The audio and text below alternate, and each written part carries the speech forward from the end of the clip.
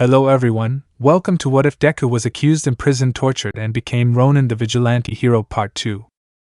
Before we start, please go support YehosuaHernandez for writing that awesome fanfic. This is the translated version I made. There will be some mistake in character's gender, but of course Deku is a male.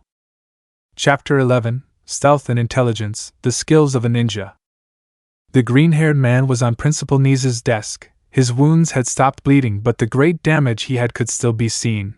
The painting was still hanging from his left arm. It was not even seen that he was breathing. The teachers who had seen what happened with Shigaraki were gathered. Almight and Midnight were obviously present. Almight, what are we going to do with him? Snipe. We'll save his life, Almight. He almost died once. I won't make him go through the same thing again. You have to understand. After all, he was like your son, right? Almight. He was a son to me, but I locked my son away. It's a mistake I'll carry with me all my life. But what came out of there is nothing like him. Endeavor, entering the office if you were locked up for a little less than a year and a half? Almight, and what do you know about that? Endeavor, I may not know about betrayal firsthand, but I do know what it's like to be seen with hatred and fear.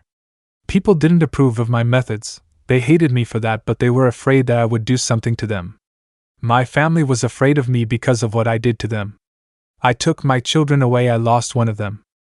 Ectoplasm. He faced me, but he never attacked with the intention of killing. His actions are violent, yes, but his intentions are good.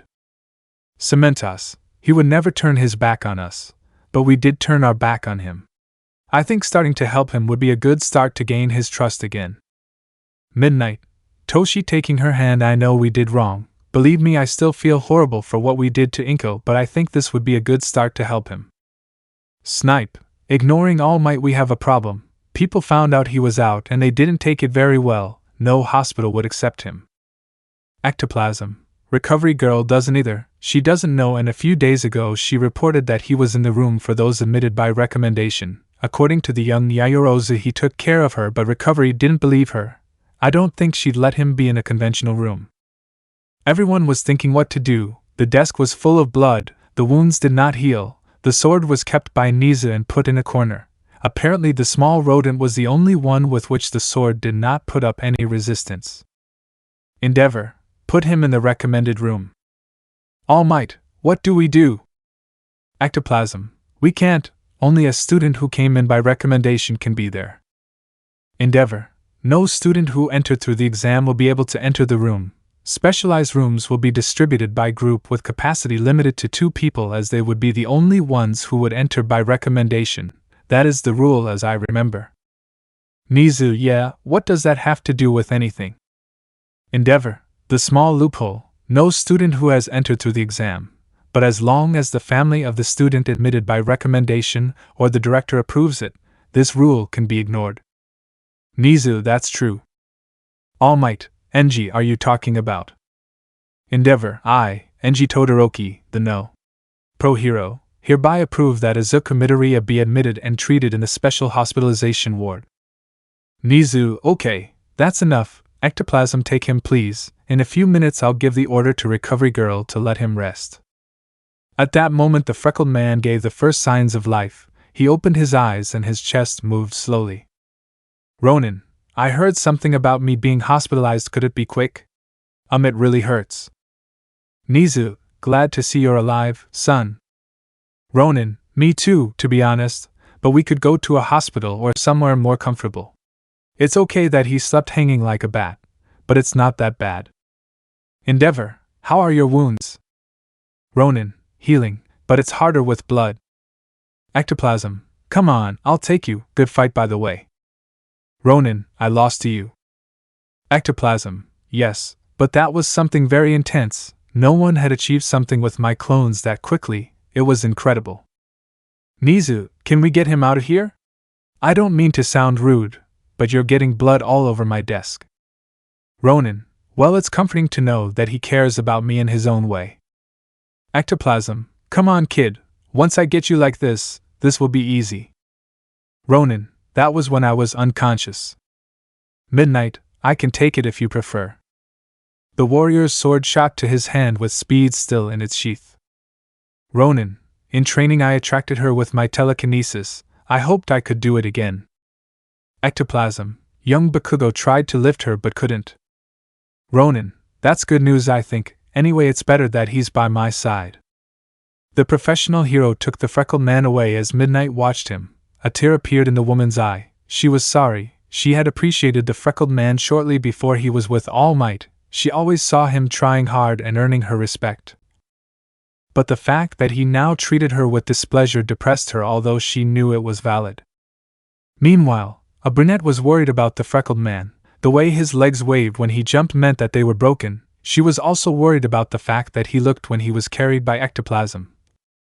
She also couldn't hide the fact that she saw how the skin hung on his left arm, so without caring about her teacher's order she left her room in the direction of the recreation room, but on the way she met the heterochromatic. Todoroki. Worried about him? Yaoyorozu. Yes, I have to make sure he's okay. Todoroki. Me too. I have an idea but I don't know how viable it is. The boys walked towards the infirmary. Ojiro for his part was walking towards the kitchen, but when he heard his classmates he decided to follow them. He didn't talk to Izuku much and obviously it hurt him, and he hated his betrayal, but when he returned he noticed certain actions on Izuku's part that made him doubt. Because at first he didn't fight with the intention of killing, he always saw him calm. Sometimes he saw him train and eat alone. But what had caught his attention the most were the times the boy had heard Izuku cry at night. Ojiro began to believe that the freckled boy hadn't really done anything he was accused of. He also remembered his words during the fight. It's hand-to-hand combat, and I respect that. Ojiro, guys, I'll go with you. I just want to know if you're okay. I think you've earned my respect. So now everyone went to the infirmary. They expected to see the green-haired man on a normal stretcher, but they found Endeavor. Endeavor, what are you doing here? Todoroki, we came to see Midoriya. Endeavor, it's not there. Todoroki, why? Yaoyorozu, in normal rooms it would be somewhat difficult because recovery does not allow it, and in a public hospital it would be very unprotected. Endeavor, we put it in the room for the recommendations. Todoroki, what? It's supposed to be impossible, although I was just coming to ask for the change.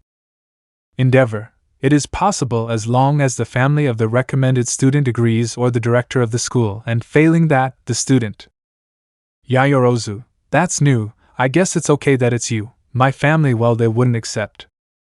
Endeavor, nobody believes you, Miss Yaoyorozu.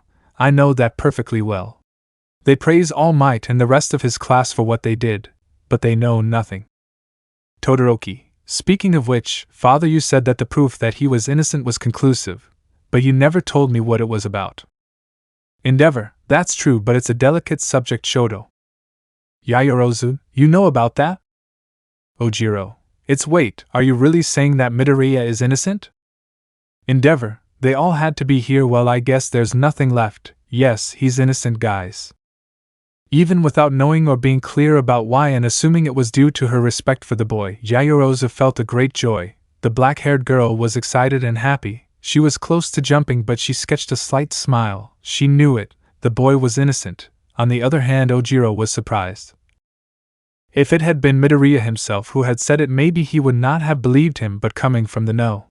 Professional hero, things changed. Ojiro, boo, but how? Endeavor, Sige, I guess there's no other choice, come with me. The man gestured and headed to a room in the recovery room. The boys went with him and also entered the room.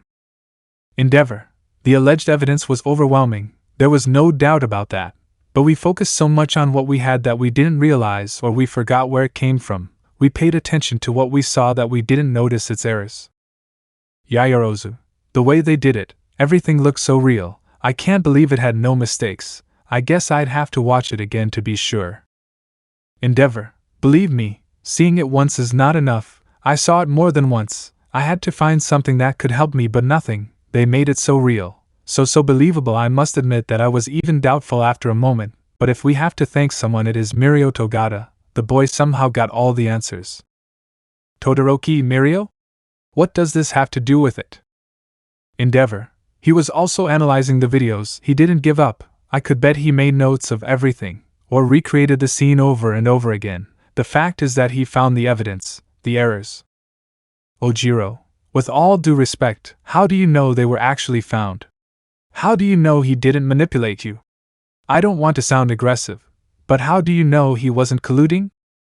Endeavor, because at that moment Shigaraki himself appeared. Everyone opened their eyes in surprise. Had he really made an appearance? Ojiro, and what happened? Endeavor, he told the truth. I still don't know why, but he did. The fire hero purposely omitted some information like that of Almight and Midnight because he knew that was none of his business. Endeavor, Midoriya had never done anything like that. They falsified it. They made a clone of Midoriya. Well, there were several in fact. Todoroki, so the one who attacked us. Endeavor, exactly, it wasn't the real one.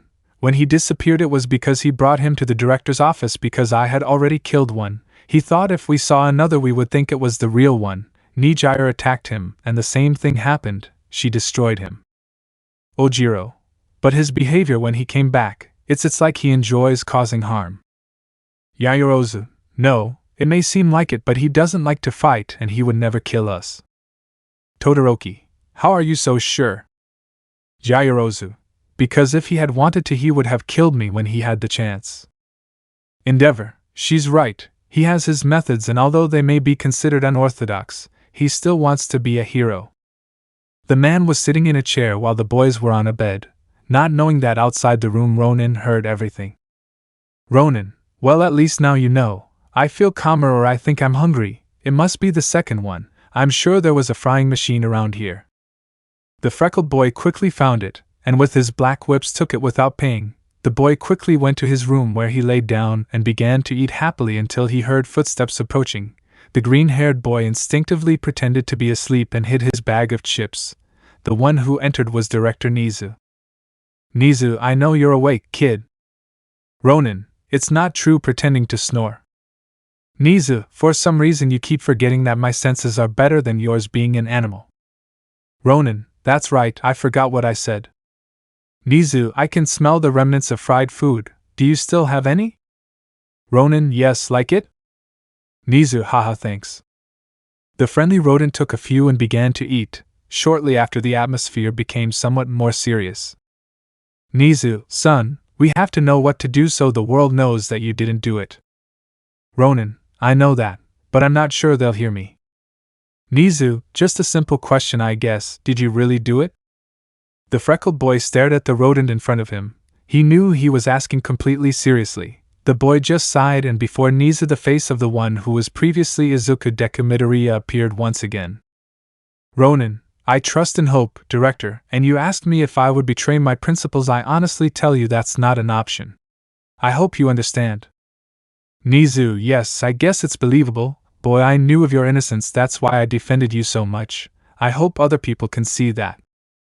Ronin, sometimes I think there's no hope for me anymore. Nizu, there's always one, kid. Now we just have to wait for the news to be announced. I know, the sports festival. Ronin, the festival? Nizu, yes, the biggest event in Japan, it's the perfect opportunity. Ronin, yes, so they boo me. Nizu, I'll put Midnight as the referee. Despite being a hex symbol, she is also a figure that commands respect.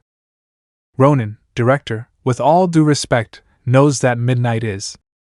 Nizu, I know, but if we want them to listen to you, we can use it only for now, the biggest event where the truth about student Izuku Midoriya will be known. Ronin, well, maybe I can wait. The biggest event, Shigaraki. Nizu, what does this have to do with? Ronin, don't believe me, but I have a strong feeling he'll be at the festival. Nizu, you think so? But wouldn't it be risky? I mean, he jumped into the lion's den when he confessed, but now not only will your teachers be there, but many of the strongest professional heroes. Ronin, if he dared to come even though he knew his office would be packed with heroes, what makes him doubt he'll come this time? Nizu, if you put it like that. Then Ronin remembered what had happened in Tartaros, the torture. But above all what Shigaraki said, he didn't want to kill him, he wanted to make him go to the other side. Ronin, Director, I need my suit for that day. Nizu, you know you can't take it. Ronin, not in your briefcase, I'll hide it and use it at the right time. Nizu, how are you so sure you'll use it? Ronin, because he didn't want to kill me, he wanted me to join him. The freckled boy's voice became cold, his pupils changed, the boy tensed up, even some rays came out of him. Nizu then connected the pieces of the puzzle. Nizu understood, you will carry your suit in a new briefcase. I don't want anyone to notice, understood? Ronin, discreet, like a shadow in the night. Nizu, okay. The director got out of bed and walked towards the door, wiping the crumbs off his suit. Nizu, good luck, kid. The rodent left and Ronin went back to eating until he heard footsteps. He hid the bag again and pretended to be asleep. Now his friends and the brand new hero came in. Endeavor, I saw the director leave here. He probably came to check on him. It's good that his wounds aren't bleeding anymore. Todoroki, hospital clothes, they took off his suit to clean his wounds, right? Endeavor, obviously the suit was left at the support department. Hatsum will repair it. Yaoyorozu, he said he didn't want his weapons to end up in her hands. I think he's afraid of what she can do to them. Endeavor, and who doesn't? His weapons are with him, all of them, well, at least the visible ones. Ojiro, do you have more? Endeavor, hidden, those don't worry him, but his sword, his bow with arrows and his replica revolver do, we leave them next to him. Ojiro, why would he be so jealous of his weapons? And why would he always have them by his side? Yaoyorozu, Bakugo tried to lift his sword when ectoplasm threw it in training. He couldn't do it. In fact, both Sato and Shoji tried. The result was the same. Todoroki, also think about it. Everyone wants him dead for his betrayal. And during his time in Tartaros he was tortured daily. It's no wonder he has generated such a vigilant attitude. Yaoyorozu, so someone should or wants to stay and take care of him? Ojiro, even if I wanted to, I can't. This is only for those recommended. I owe you an apology, but it will be later. Todoroki, I guess I could, but I don't know how he'd take it. The first time we faced each other I hit him with an ice pillar. Robin, thinking, you didn't actually hit me, I was about to. Yaoyorozu, I pierced him with my sword. I think I don't have good points with him either. Endeavor, decide soon. I have to go and I have to leave someone in charge. Yaoyorozu, I will do it. Todoroki, are you sure? Hitting isn't the same as running it through with a sword. You almost killed him, and I don't think so. Yaoyorozu, thanks for reminding me, but yes, I'm staying. He took care of me. I guess I have to return the favor.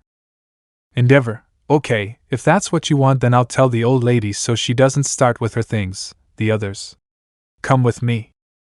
Everyone nodded and left. The brunette for her part brought a chair and sat down, trying to look tough, but every time she tried to cross her arms her breasts rose and she sank further, making her look more adorable than tough. Yaoyorozu, how can he do this?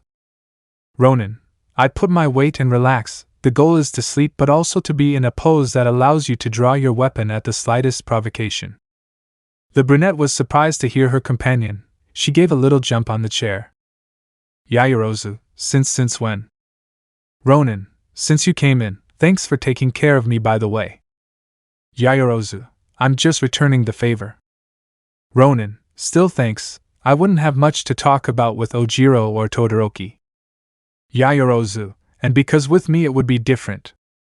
Ronin, it's not. With you I can sleep without talking, and that's better. Yaoyorozu, are you implying that I'm more boring than Ojiro or Todoroki? Ronin, is there a punishment if I say yes? Yaoyorozu, what did they do to you? Ronin, they showed me the world as it is, a society that fears even its own shadow, that if it has to drive away its heroes to feel safe and sleep soundly they will do it without blinking. They showed me that there is good and evil in this world and making the distinction is not so difficult. There are people who are good, but not all of them stay that way forever, unfortunately.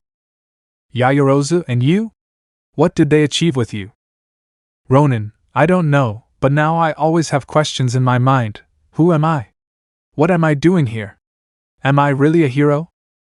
Yaoyorozu, what do you consider yourself to be? Ronin, I have the questions but still no answers. Yaoyorozu, although I have already decided something. Yaoyorozu, what did you decide? Ronin, I decided that instead of racking my brains I'll let everything happen in its own time. This time I'm going to live my life my way. I adopted the identity of Ronin to be in the shadows, correcting evil by being a ghost and thinking that I'm here to do good. Yaoyorozu, Midoriya. Ronin, maybe Deku was never real, he was just a dream of a foolish fan of Mizurufu's heroes. The boy stared at his companion. Yaoyorozu noticed that there was no lie in his words. The girl simply lowered her head. Yaoyorozu, but at least you're still a hero. Ronin, yes, I just really hope to be a hero. Yaoyorozu, you've always fought for what's right, so I do believe you're a hero. Ronin, I'd better go to sleep. All this talking only tired me out more. If you want to get a coffee, there's a machine halfway down the aisle. Yaoyorozu, thank you. Wait, how do you know? Ronin, I went out to get some food and saw it. It must be new. The freckled boy settled in better. He wasn't feeling very safe without his suit, and his weapons were far away, but he thought that for this occasion he could trust the brunette. Yaoyorozu, for her part, just settled in as her companion told her, and understood what it was like. The girl closed her eyes and began to fall asleep. Ronin, now it's you who's missing the hat, heh. The vice president only gave a slight smile and fell asleep.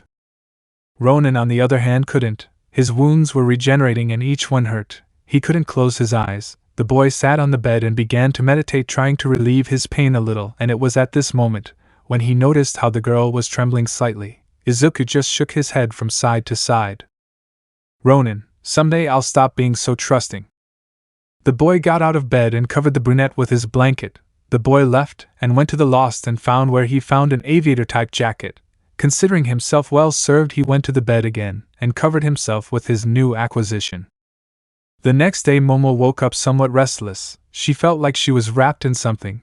The girl was surprised to see the blanket, but she was more surprised not to find the freckled man and only see a note.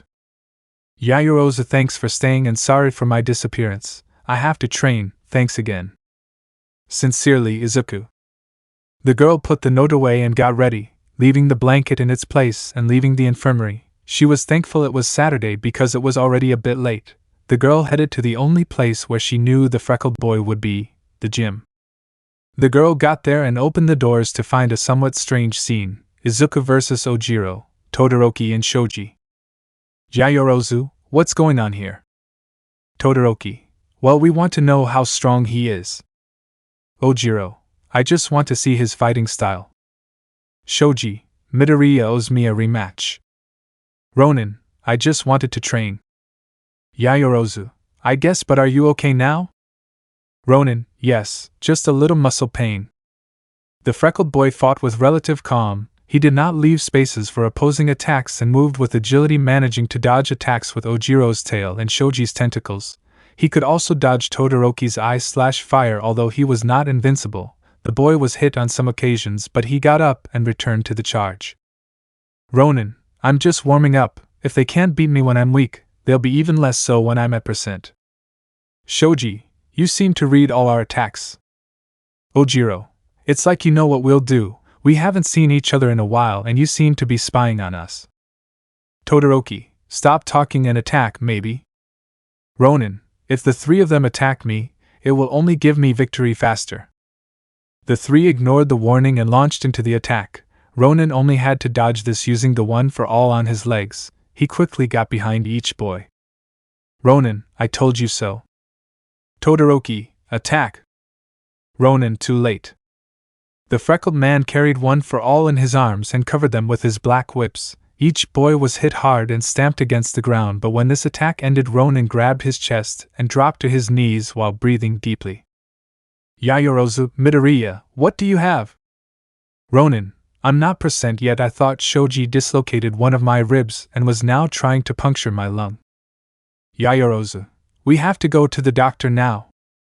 Ronin, that's not an option, or at least not for the moment. Todoroki, do you think you could shoot a small pillar on this side? The dubious bicolor obeyed. You could hear the bones cracking. Ronin was on the ground until he raised his thumb as a sign that he was okay. Yaoyorozu, are you really okay? Ronin, not even a chiropractor could have done it better, thanks Todoroki. Ojiro, how do you do it? Ronin, what? Shoji, being injured and continuing to fight, even predicting moves. Ronin, that's easy, they're predictable. The boys were upset by the comment. Shoji was the first to try to attack. Ronin, upward punch, crouching double punch, jumping in the middle of both arms, low kick, jumping headbutt. The boy dodged this, and then came Ojiro. Ronin, right tail strike, now left, right jab, left straight. The boy dodged all the attacks, but at the last moment he smiled. Ronin, and all that just for a surprise attack from Todoroki. The boy jumped back, dodging an ice pillar, fell on it, and started running against Todoroki, but the bicolor threw a flame. Shoji prepared to attack, but they didn't expect the boy to cross his arms, and when he opened them the fire would do it too, attacking Ojiro and Shoji. At the last moment Ronin took out an arrow and shot it upwards, making a smoke screen. Yayorozu couldn't see anything until a blow was heard, then she saw how Todoroki flew out, hitting the wall. Ronin won again. Shoji, I'd like to know how you do that. Ronin, concentration. When they are going to hit, they slightly move the arm or leg with which they are going to attack, as if they were loading a weapon. As for Todoroki, you can see his skin turn pale when he uses his ice and turn somewhat red when he brings out his ice side. The boy looked mockingly smiling, but his body was asking for a rest. His muscles were not yet fully recovered. Ronin sat on the ground. Ronin, although I have to admit that they know how to fight, I'm tired, ha ha ha. The boy laughed a little. The others just watched him, trying to understand the joke. Ojiro, well, I better go. I told Hagakure we were going out to eat, and besides, she doesn't know that. Ronin, go to her before she gets worried. Shoji, I have to go too, I have homework to do. Todoroki, I'll go see my family, I'm sorry. The three boys said goodbye. Ronin gave a slight bow, joining his fist and palm. Yayorozu, I would treat you to lunch, but you're grounded. Ronin, me, I'm fine here. Besides, out there everyone hates me, here too, but at least they don't come close. Yayorozu, how do you handle it? I'd be totally depressed, my social life would be ruined. Ronin, that's your problem. Your life as a princess made you always be the center of attention, so not having social interaction or having it taken away from you makes your thinking clouded. Yayorozu, I didn't have the life of a princess. Ronin, millionaire parents, only daughter, alone at home, tell me what it is if not. Yayorozu, how do you know I was home alone? Ronin, your parents are not bad, they always cared about you, that is shown by your way of being so friendly and understanding. They treated you like someone normal, and when they left you alone you had your house just for you, full of servants and maids. But your parents treating you as an equal made you treat everyone the same way, although everyone always looked out for you, so you felt out of place if someone did not pay attention to you. The same thing happens with your social interaction. The girl, without knowing why, started to cry. This was obviously noticed by Ronin, who realized his mistake. Ronin, hey yo. Yayorozu, because tell me, why Midoriya did you become like this? You would never have told me all that before. Ronin, before I didn't have to. Listen, Yayorozu, I appreciate that you believe in me, I appreciate that endeavor. Shoji, Ojiro and Todoroki believe in me, but if I came back it wasn't to make friends, I told you that, right? I came here to be a hero, I don't care about you all. Yayorozu, but why? Are we nothing to you? Ronin, companions, allies in battle, but in the end they were just idiots who believed the first thing they saw. They never asked me what happened and only hit me. The girl I loved cheated on me with the one I thought was my best friend, and the one I considered a father cheated on my mother and took away my power. Do you seriously think I forgot everything? Yayorozu, without saying anything, slapped Izuku, who just looked at her without showing any expression. Yayorozu, you are an idiot. Izuku, Midoriya. Ronin, am I? I challenge you to go through what I went through. Come on, let's see how long you can last. You would feel weird if no one talked to you. That's because you always got used to everyone adoring you. On the other hand, I always suffered. It's been so many years that now what they say doesn't matter to me. That's the difference between you and me, and in case it's not clear to you, I'll tell you. Everyone loves you but me. The only person who truly loved me is buried 3 meters underground. The green-haired man clenched his fists. The brunette continued crying. He just turned around and left. Ronin continued training hard until in one of those moments where he could rest, a figure formed in front of him, a female. Nana, don't you think you went too far, Izuku? Ronin, don't bother me now, Nana. Nana, boy, it wasn't her fault. Practically no one. Everyone saw the evidence. Ronin, which by the way was evidence that the villains gave them, who is so stupid as to believe it? Apparently they are. They hunted me like an animal, Nana. I'm not saying they adored me for everything I've done, but at least I expected them to ask me first. Nana, Izuku, I'm not saying you should forgive everyone just out of the kindness of your heart, but at least give them a chance to see that they were wrong to doubt you. Ronin, okay, I'll think about it. Nana, well, at least it's something. The figure disappeared, leaving the freckled man alone, who continued his training. The green-haired man and the brunette did not speak that day, nor the next. The tension in both was noticeable. Finally Monday arrived, hero practice, the last class of the day. Everyone was gathered in the fake city, the same place where Deku and Bakugo faced each other in their first year. Almight, okay, kids, this is a terrain you're already familiar with. In your first year, you saw an indoor hand-to-hand fight, but today, you'll see what stealth is all about. Ida, stealth?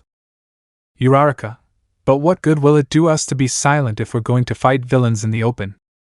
Ronin, are they stupid? The clearest example is Edgeshot. He is a silent hero, with marked stealth skills, that has helped him in his missions. Stealth is the difference between being alone and accompanied. In a large group the surprise factor is ruined, and if your enemy knows you, he will know how you will attack. On the other hand, if you are silent and invisible to his eye, the beating will be greater, and he will not know where it came from. A fight will not always be in the open field where you can show off to people. All Might, well said, young Midoriya. Thinking, that's the analytical side that sets you apart. Although Ronin earned his teacher's comment, the rest of his classmates didn't overlook it, with Bakugo being the most annoying.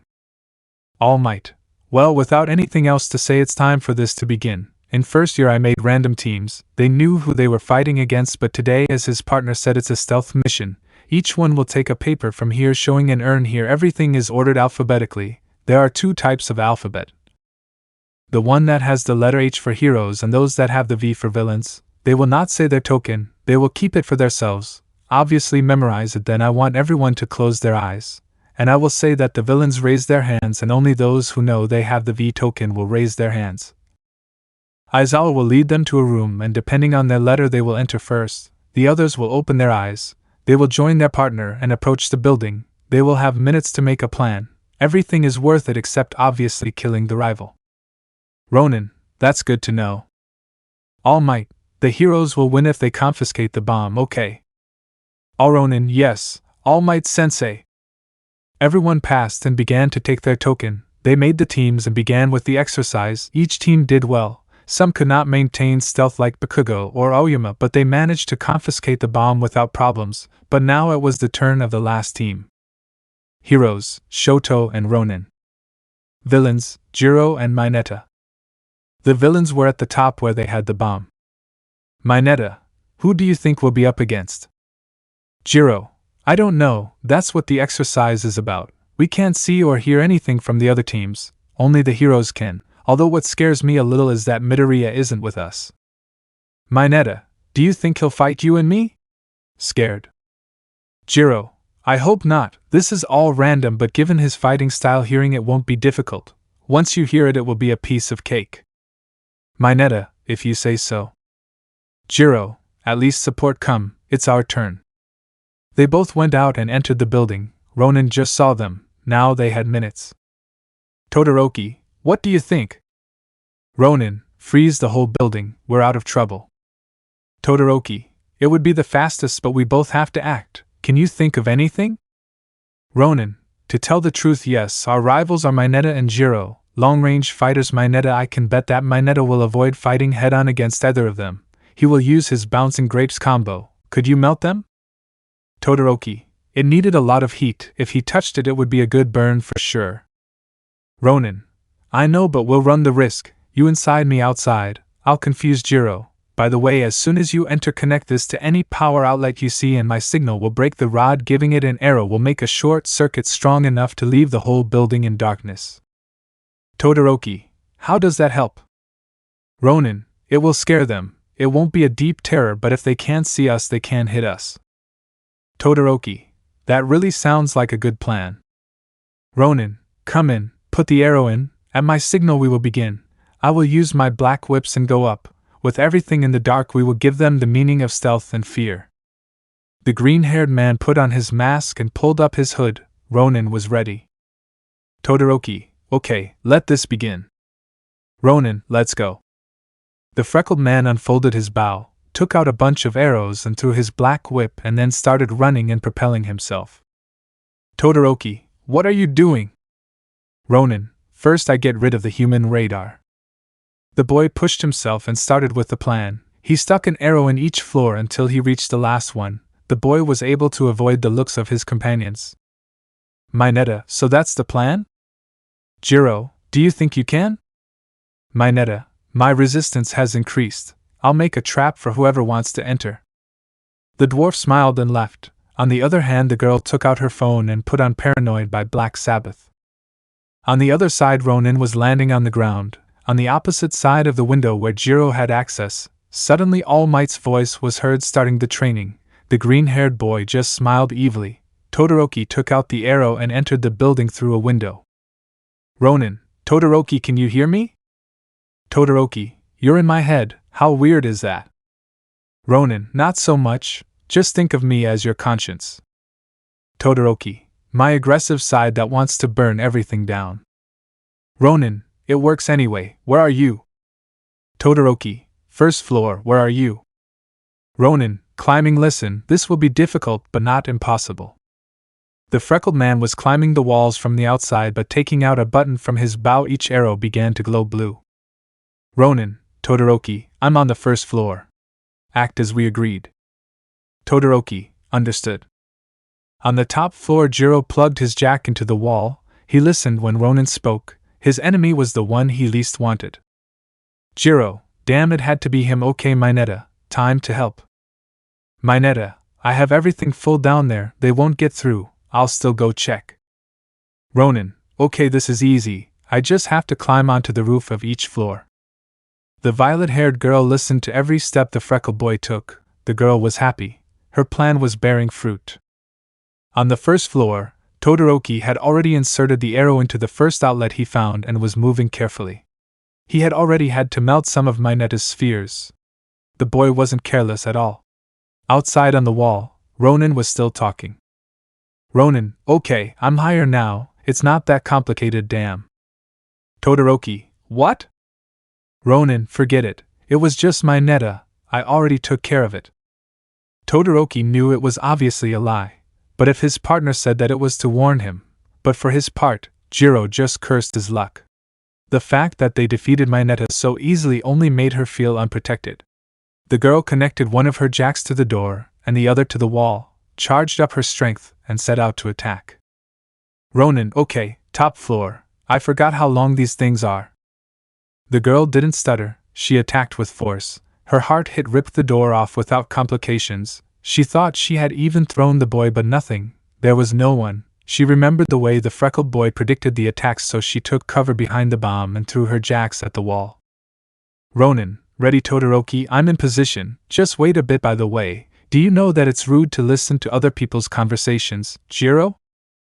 Jiro, what? Ronin, I got you. The boy pressed a button and then all the arrows he shot began to make a sound at a frequency that only the violet-haired girl could hear. The sound was sharp and explosive enough for Jiro to feel immense pain. It seemed as if her entire body was being compressed. The girl wanted to remove her jacks, but it was as if she couldn't. The pain made her paralyzed. The auditory torture finally ended. Ronin, now Todoroki. The bicolor broke the arrow and the whole building went dark. Jiro with difficulty stood up, staggering a little. In front of her fell an arrow. The girl did not react in time. The object made a small explosion that blinded her momentarily. Turned around only to see that another arrow landed in her position. Again another explosion. The girl was scared. She did not know where she was or where she would attack from. She looked everywhere but nothing. With pain and fear she connected her jacks again to the wall. She heard the bow tense to her left, weakly smiled. At least it had not been unusable. The girl threw her jack like a whip to the side she wanted, but nothing. There was nobody there. Then the hammer of a gun put behind her head. Ronin, how easy. The boy hit her on the back of the head, and Kyuka Jiro fainted. The green-haired man just took off his mask and took the girl's cell phone. The player paused with AC/DC. The song? Shoot to Thrill. Ronin ironic. Todoroki for his part was bored. As soon as the light went out he turned on his fireside. He only heard Minetta's screech and knew where to aim. The bicolor only shot at the dwarf, and then trapped him in ice. He quickly went to Izuku hoping that he hadn't defeated Jiro yet so they could have a fight at least, but when he arrived the green-haired man was alone, Jiro tied up with her own jacks. Todoroki, for some reason I feel like you only did it to confront Jiro. Ronin, Mineta would have been very easy. Todoroki, I won't say you're wrong. Ronin, well we won touching the bomb. Almight, the heroes win. Todoroki unfroze Mineta and they took him away. Jiro was taken on stretchers. With Todoroki and Izuku they had finished the exercises. Now they just had to wait for what All Might had to point out to them. Ronin for his part was leaning against the wall watching the huge ball of students. All Might, well done young people, everyone was excellent today. You've seen how stealth can be key to a fight. It's not always about coming to blows like pizza delivery men. Izuku, what's next? Aizawa, the normal thing would be to tell them what they failed at, but seeing that many of their classmates are not there, we decided that we will print and distribute some sheets with their evaluation as well as some tips so they can see what they failed at. Everyone bowed their heads in acceptance except Ronin, who only wanted to see the leaf. It wasn't bad to see your mistakes. That way you would know how to improve them. Finally they began to distribute them. The first was Bakugo. The boy had changed perhaps in teamwork because now he was more accessible to this, but his aggressiveness when attacking had no limits. The blonde did not know how to limit himself. The structure had several damages. The blonde snatched the leaf from Aizawa because in his mind he thought that surpassing Izuku in that test had been a piece of cake. Serious mistake. You won the fight but failed the exercise. You fear that you will recover the bomb and arrest the villain silently. Your way of entering by exploding the door could hurt the hostages, and who would say who you are despite even wearing a stealth suit? You don't measure your attacks and you use them at full power without caring who you attack. And the list went on and on. The blonde didn't believe it. Did he fail? Furious, he approached Bakugo, pushing everyone in front of him, even Yayorozu, who looked annoyed. Yayorozu, be careful, idiot. The comment didn't go unnoticed by Ronin. Since when did the girl get upset easily? Or at least not be afraid to respond to someone like Bakugo? Although what did alert him was seeing how Bakugo used a small explosion against her. Using his pyrokinesis he discreetly deflected the fire with his hand. The surprised and grateful girl turned in Todoroki's direction, but he denied having done the action. Bakugo, hey All Might! All Might, what's up young Bakugo? Bakugo, how is it possible that I won the fight but failed the exercise? Besides, what the hell are these crappy grades? I should be on top of all these extras. Aizawa, I'll take care of it. Listen Bakugo, no matter how strong you've become, that power also became a danger to everyone. Learn to control yourself. It was a stealth mission, almost like a secret. What would happen if you dared to enter like that and they have civilians nearby? Either you hurt them or you kill them. What would happen if they are in a negotiation and because of your arrival they kill everyone? Whose fault would it be? The blonde just looked away. All Might, young Bakugo understands that it's not a scolding, it's advice for you to improve. What if there's a villain with a quirk like Aizawa's or one with a gas quirk? What if you face him? Ronin opened his eyes slightly and looked at the blondes. All Might told him the story of All for One. Bakugo, him? Pfft, he's just a villain. Idiot, I'd kill him like a dog.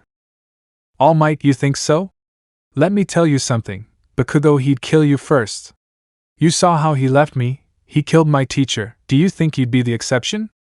If you get too confident you're dead. The blonde had become exalted. The way he raised his words made everyone turn to look at him. All Might just sighed annoyed and adjusted his suit. All Might, think carefully young Bakugo. Ronin, imbecile. Midnight, that was something new, don't you think, son? The brunette had approached the boy rather timidly, and he reached for his gun when Ed shot. Boy, here's your result. Ronin, sensei, what are you doing here? Bowing slightly. The green-haired boy had adopted that custom. With Nizu's snipe, edge shot or endeavor he bowed, they were his teachers and he respected them. Edge shot, they invited me, they told me it's a stealth mission so you know, maybe I'll become a master, they have many deficiencies. Ronin, haha. Edge shot, don't celebrate you too, boy. Ronin, I know, today's mistake is tomorrow's victory. Edge shot, that's the good thing about you, kid, you take anything. The freckled man bowed and took the document. Todoroki, what does it say? Ronin, too much violence for a stealth mission, I have to be sure there is no one to hurt or hurt people, also that a sonic explosion could weaken the structure. Todoroki, you disagree with that? Ronin, you're right, this time I shot at Jiro's sides because there were no civilians there, but I would have to fine-tune my aim so as not to hurt anyone. Todoroki, though I'm surprised you didn't give it to her. Ronin, I used my pyrokinesis on my eyes, so I can see in the dark, but since it was stealth I had to be low so he wouldn't see me. Todoroki, how did you know where he would stick his jacks? Ronin, I didn't know that, I'm skilled but I don't read minds, I'm not a magician. Todoroki, so? Ronin, I stuck an arrow into every wall that turned, she'd think it was me coming up, but I stuck 2 pairs into the walls that faced the street so it would hurt her anyway. Todoroki, you just wanted to hurt her? Ronin, she may be strong but she only focuses on using her quirk even though if she keeps moving it would be more lethal but she doesn't like it, she prefers to stay as a ranged fighter that limits her. Todoroki, you're cruel. Ronin, if you listen to me better that way you will learn, if you want to be useful you better make an effort. The freckled man folded the sheet of paper and put it inside his suit jacket. Almight, young Midoriya may have been too violent, but other than that, very good work. Ronin, whatever you say. Midnight, oh hey Izuku, do you think you want to go eat with Toshi and me later? You know, family time? Ronin, it would be an honor, Miss Midnight. The black-haired woman felt joy run through her body but... Ronin, but my family is dead, maybe I'll go see them at the cemetery later. The green-haired boy put his hood back on and left the place without realizing that a certain brunette was following him with her eyes. The freckled boy went to his room and put his suit in his briefcase but he heard someone knocking on his door. The boy put on a black t-shirt with the phrase, "The end of the villains." When he opened it he saw that it was Yaoyorozu who was knocking. Ronin, what do you need? Yaoyorozu, well I saw you leave the place very quickly, not to say annoyed. Besides we still have classes. Ronin, I'm not stupid Yaoyorozu, I know it was the last one, what I don't know is why you're here. Yaoyorozu, well I thought you'd be upset after seeing your performance report. Ronin, not at all, I understand and comprehend, violence generates violence, it was satisfying but I went a little too far, I must consider that this was an exercise but in real life they won't be so stupid as to not have hostages. Yaoyorozu, yes. Ronin, well, since you saw that I'm fine, why don't you pointing to the exit also, when did you come in? Yaoyorozu, that doesn't matter seeing the lack of scars how do you know it's you? Ronin, excuse me? Yaoyorozu, Endeavor mentioned that the Izuku who attacked us was a clone, you don't have your arm scars and you wear short-sleeved clothing when you didn't before, how do we know if it's really you? Ronin, if it's me, how else would I know that you came with us to rescue Bakugo? Or that you were the one who fought alongside Todoroki in the camp exam? Would a clone know that's why you like him? Yaoyorozu, wait, what did you say? Ronin, I'm not stupid and I think almost everyone knows that. Yaoyorozu, no, not that well, I forget it. The girl, completely blushing, left the freckled man's room. He just smiled and closed the door. For her part, the brunette was walking. Her expression looked annoyed and irritated. She had discovered a long time ago that yes, she had feelings for the boy, but they were not what everyone thought. She felt a deep admiration for the heterochromatic because she considered his tenacity and his will to continue being a hero admirable, but gods were wrong to think that they were feelings of love. The girl just walked aimlessly until she discovered that she had arrived at the gym. Yaoyorozu took out her note. You lack more strength. You doubt your actions a lot, you depend on the plan of others even though it is not a good one, you have a great strategic mind but you lack confidence in yourself. The girl began to tear up, so he wanted to be a hero. Being weak? Todoroki just needed to freeze the building to win. Ida would make a lot of noise, but using his reciprocal extend he could reach the villains. The same thing happened with Bakugo. He may be very aggressive, but he had the confidence of who would win. The girl thought about her green-haired partner. Midoriya used to be good at making plans. He compensated for his lack of strength with intelligence. He knew how to stand out from any situation. Now, although he was still intelligent, he did not lose his analytical touch despite having the strength.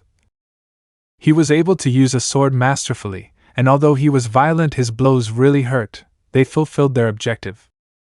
The girl was angry, and without realizing it, she created a sword. The girl continued to shed tears, but now with a face of annoyance and sadness she began to launch attacks. Since she was a child she had been taught defense, but as far as the sword was concerned she only practiced fencing. Yaoyorozu was furious. A poor trunk was the victim of the merciless attacks of the brunette. Yaoyorozu, damn it, why couldn't he have been that strong? Ronin, well done, I'm sure that log deserved it. Now the beavers are safe from the cursed log. Yaoyorozu turned around surprised to see the freckled man there. Yaoyorozu, since when? Ronin, it doesn't have much, I decided to follow you. Yaoyorozu, and why? Putting on guard. Ronin, don't make this difficult, taking out his sword. Yaoyorozu, you're always ready to fight, why the buck are you so strong? What's your bucking problem with showing how strong you are? Ronin, if it were up to me, believe me, I wouldn't be here, but I'm innocent and I want to be a hero. Yue is the most viable option. Yaoyorozu, that wasn't my question. Ronin, I don't know what made you angry, but if you think fighting me will solve everything, then go ahead, princess. Yaoyorozu, stop calling me that. Ronin, come and force me. A new fight began, green against black. The brunette fought furiously, but that made the job easier for the freckled man who had already broken his rival's sword on occasions, but the girl created a new one. Ronin, what's wrong with you? Yaoyorozu, stop pretending you don't know. Ronin, hitting with his sword, if I'm here it's because I don't know, genius. Yaoyorozu, shut up already. Hitting hard. Ronin, I'll beat the answer out of you if necessary, Momo Yaoyorozu. The boys fought furiously. Ronin's weapon was burning, but his attacks were all directed towards his opponent's sword. Yaoyorozu, seeing herself lost, surreptitiously created a flash grenade and it exploded, blinding Ronin. Ronin, that's cheating, idiot. Yaoyorozu, I only get time, the villains will not be fair. Ronin, then I won't be either. The freckled man breathed and closed his eyes, concentrated his predatory sense to the maximum to guide him, and activated One for All, increasing its effectiveness, but not only that. Ronin, breathing, Makiri. The freckled boy barely finished saying that, and had to dodge a bullet courtesy of Momo. Ronin, what the hell? Yaoyorozu, it's better to finish you off first, your attacks are lethal. Ronin, first of all that was offensive, and secondly it's pure skill. The green-haired boy quickly launched himself to attack, but the girl shot without thinking. Ronin, using watchdog man movements, deflected the bullets even though he was blind. His predatory sense guided him. The boy ran until he approached the girl, but she headbutted him. Ronin recovered quickly but could not avoid 2 bullets that hit his shoulders. Yaoyorozu, you let your guard down, little greenie. The girl smiled mockingly, but there was something she didn't know. Ronin hated that nickname. Toga had teased him with that for a long time. Without thinking, he threw his sword and managed to make a cut on the brunette's cheek, who now understood her mistake. Insert Hades' instrumental theme from Ripping History. Even though he couldn't see well, he threw himself forward and gave a strong punch that hit Yaoyorozu's nose. The girl moved away and, covering her nose, threw herself at the Ronin. Ronin, did that hurt? I think so. Blocking and counterattacking.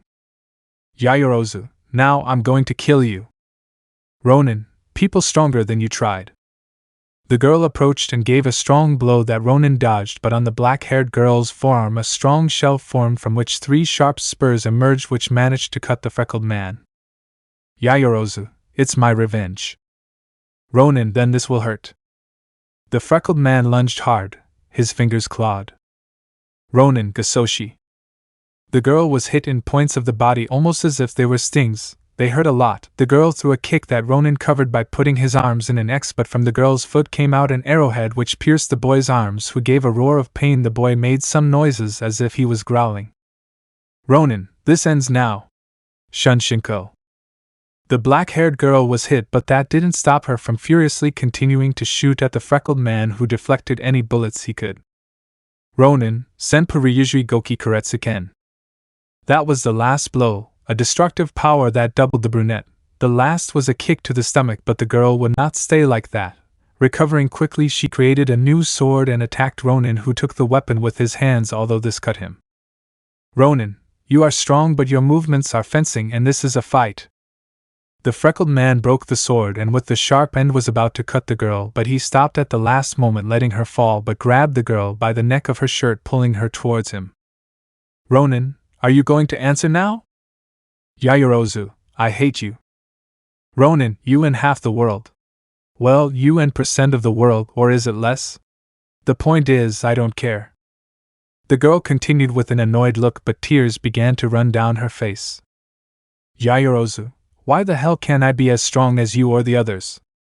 Ronin just stared at her, remembering his insecurity complex. The boy snorted and jumped on her. The girl fell on her back on the ground. Yaoyorozu, that hurt. Ronin, and you still have that characteristic insecurity complex. Yaoyorozu, what? Ronin, I thought you were over it. What things don't you believe? Yaoyorozu, what I have or don't have is none of your business. Ronin, I thought Todoroki had helped you get over it, that's where your crush came from. Well, I guess I can be wrong sometimes. Yaoyorozu, listen, I didn't fall in love with him. I never did, okay? I just had a severe case of admiration. He's incredible, that's all. He's strong and overcame his fears just to do the right thing. Ronin, you really love him. Yaoyorozu, of course not. Ronin, you admire his qualities, but they are qualities that everyone has, with or without a quirk. No matter where they come from, there really is a superhero in all of us. We just need the courage to put the cape on our backs. Yaoyorozu, you said you didn't care about people. Ronin, I think what I said was that I didn't care what they thought. Besides, I know something. You're angry because you can't be as strong as us. You feel weak. You think we're on a different level. Yaoyorozu, shut up. Ronin, that's what I mean, although I think your anger or hatred is more towards me, for some reason. But look, I know something that you may ignore or don't want to see. Yaoyorozu, really? And what is it that you know? Ronin, you don't need to be as brutal as me or Bakugo to be better, nor do you need to be the most experienced or have a tortuous past like Todoroki to spread your wings like a phoenix and shine. The only thing you need is to do what you do best, what you've always done. The green-haired boy approached the black-haired girl and helped her get up. The girl just looked at him strangely, those emerald eyes. The first time she saw him again after his arrest, the boy had no shine in his eyes, but now she could see it. Yaoyorozu, and what have I done? Ronin, don't play with me, Momo, you know it. Doing good to others, being an ideal to aspire to and admire. Only with that anyone could be a Superman. Yaoyorozu, I don't know if I can, I'm not like you. Ronin, not everything is easy in life, Momo, but that's why you have to be better. There it goes again, the boy called the brunette by her name once more. Of course, at that moment neither of them noticed, much less took it seriously, but perhaps it was a sign of something more. Yaoyorozu, oh hey, but what I did to you, those wounds, I'm really sorry. No, I don't know what happened to me. Ronin, you stopped thinking about the consequences, you focused on winning. There's nothing wrong with that. You can also moderate yourself a little. Brutality is not bad as long as you don't get carried away by it. Remember, we are heroes. Our job is to protect others, not harm them. The brunette recorded those words in her mind, then saw how the wounds on Izuku's hand closed quickly. Yaoyorozu, is that a quirk? Ronin, this? Haha, no, it's an ability that my quirk gives me. Every quirk gives you an ability to compensate for the negative part.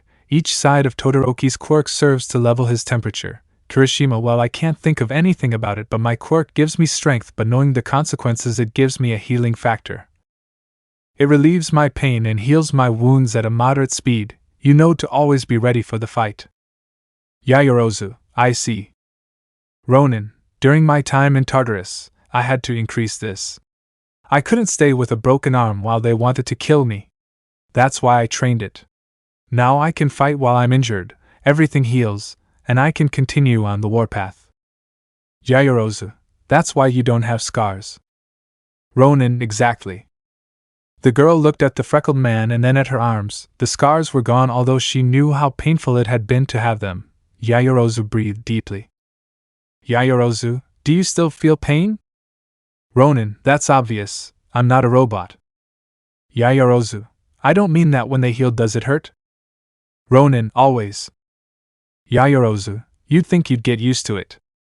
Ronin, I can't. I can mitigate it so it doesn't interrupt my fight, but it hurts. It always hurts. Obviously it depends on the wound, but for example, when you pierced me with your sword the first time, it hurt like hell. Yaoyorozu, did you have to remember? Ronin, I guess so.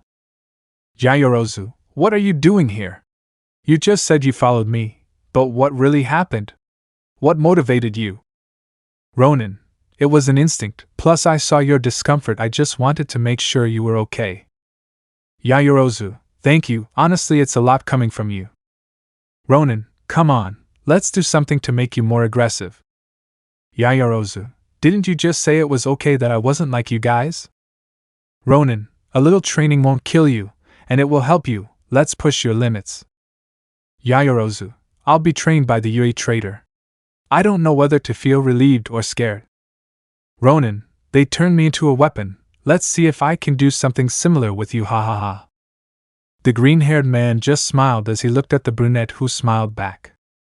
Yaoyorozu, I'm counting on you, Ronin. Chapter 12, Momo Yaoyorozu's Training. The boys had sealed their deal and began their training the next day after school. The boy, thanks to this, noticed the deficiencies of the brunette as well as her fear, which was to kill or be killed by being weak. The boy, thanks to this, had an idea. More training happened. Therefore the days became weeks. Ronin decided to put his plan into action. Ronin, how do you feel? Yaoyorozu, a little tired, although I can keep up with you now, with a triumphant smile. Ronin, really? You saw my power, and you think you can keep up with me? Yaoyorozu, you really like to bother me, right? Ronin, you're the only one who can stand me. Yaoyorozu, sometimes I want to strangle you. Ronin, come and try, princess. Yaoyorozu, okay, that bothered me. The girl created her sword and launched herself at the freckled man, but he only hit her once, and the sword broke. Yaoyorozu, but what?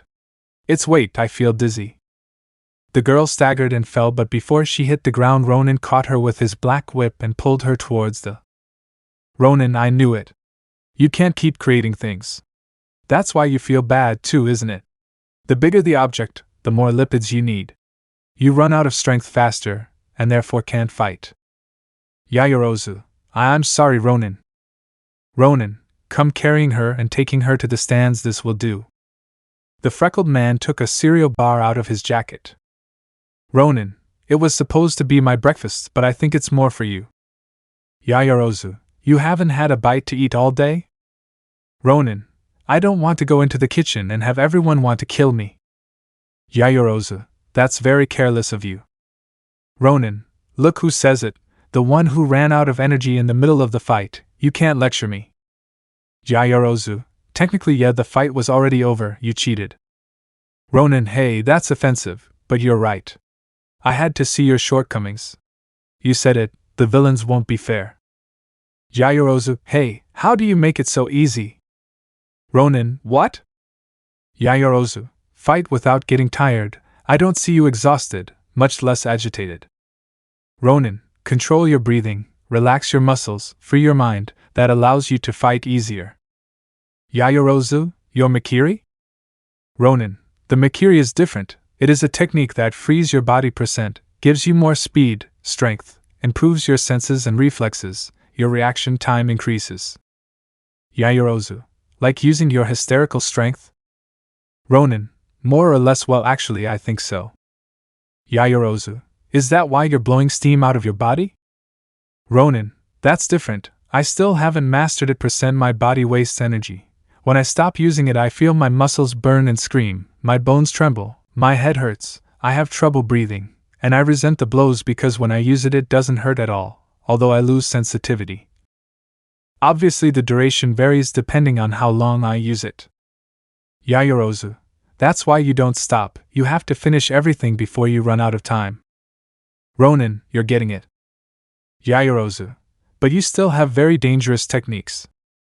Ronin, but many of them are not complete or have their disadvantages. Of course I won't tell you.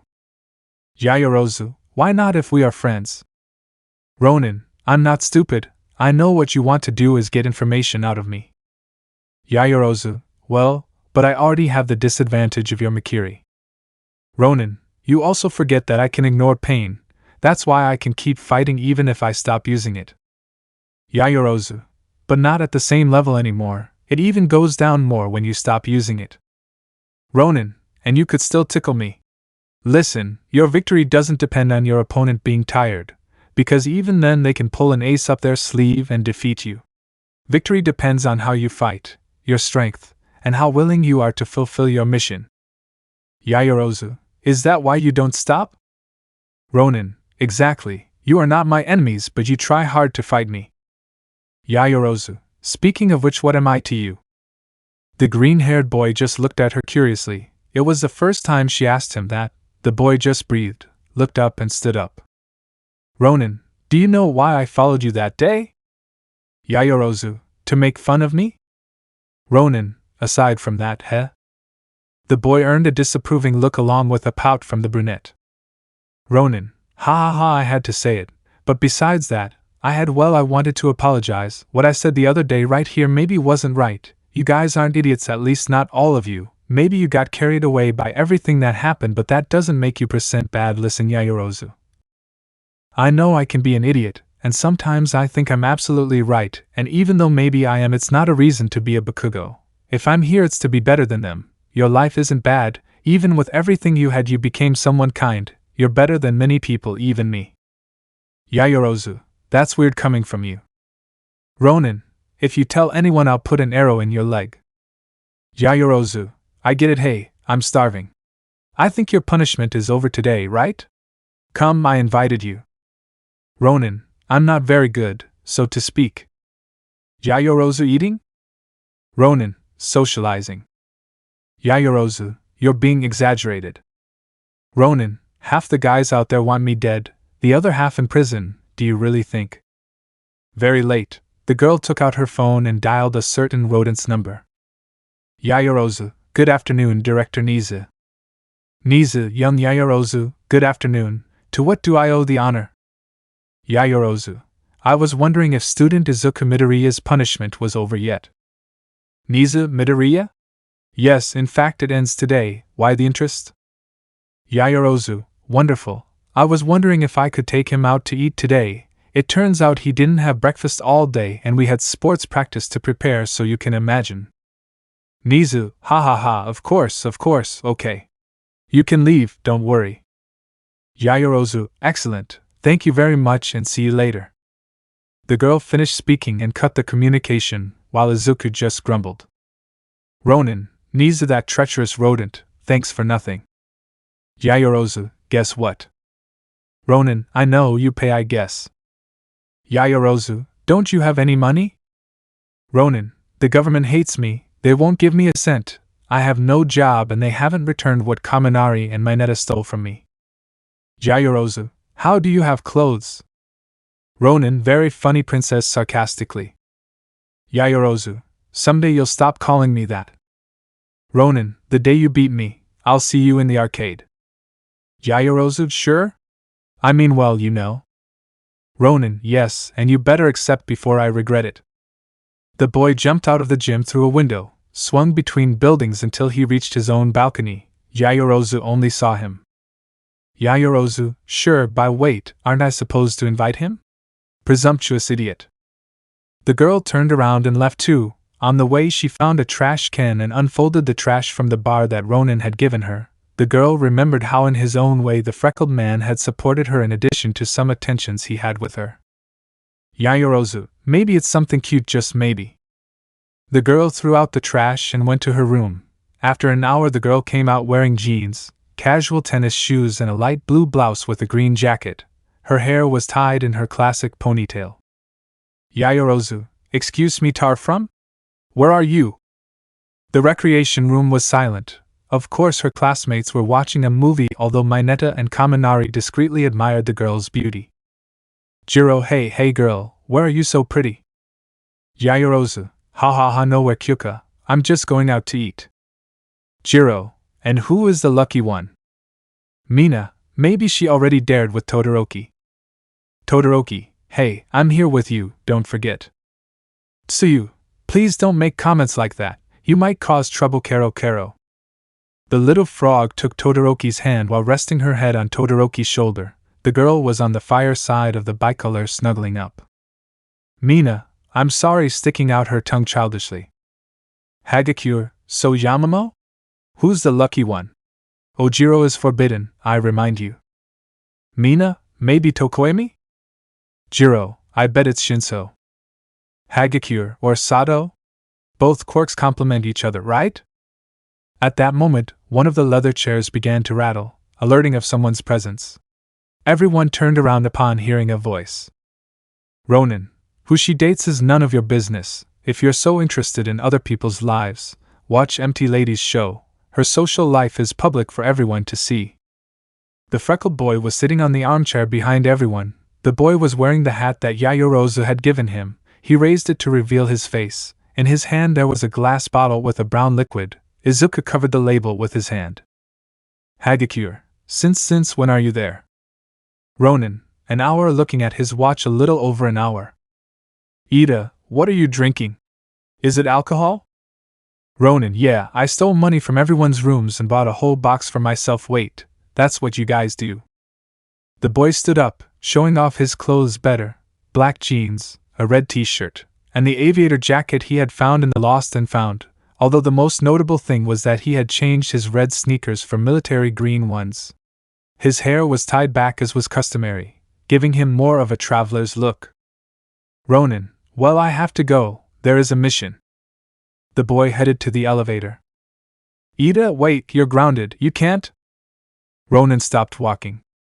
Ronin, punishment that ends today, President, besides it's not like he had a choice, by the way, catch.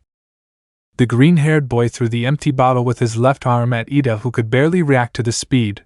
The blue-haired boy turned the bottle over to see slight cracks as well as the label which said that the contents were only apple soda. Ronin, we need to get more variety, that was the last bottle. The freckled man opened the window and jumped, although no one saw that when he grabbed the edge he stuck his black whips in, which cushioned his fall. Ronin, that was fun, now wait for it to come down.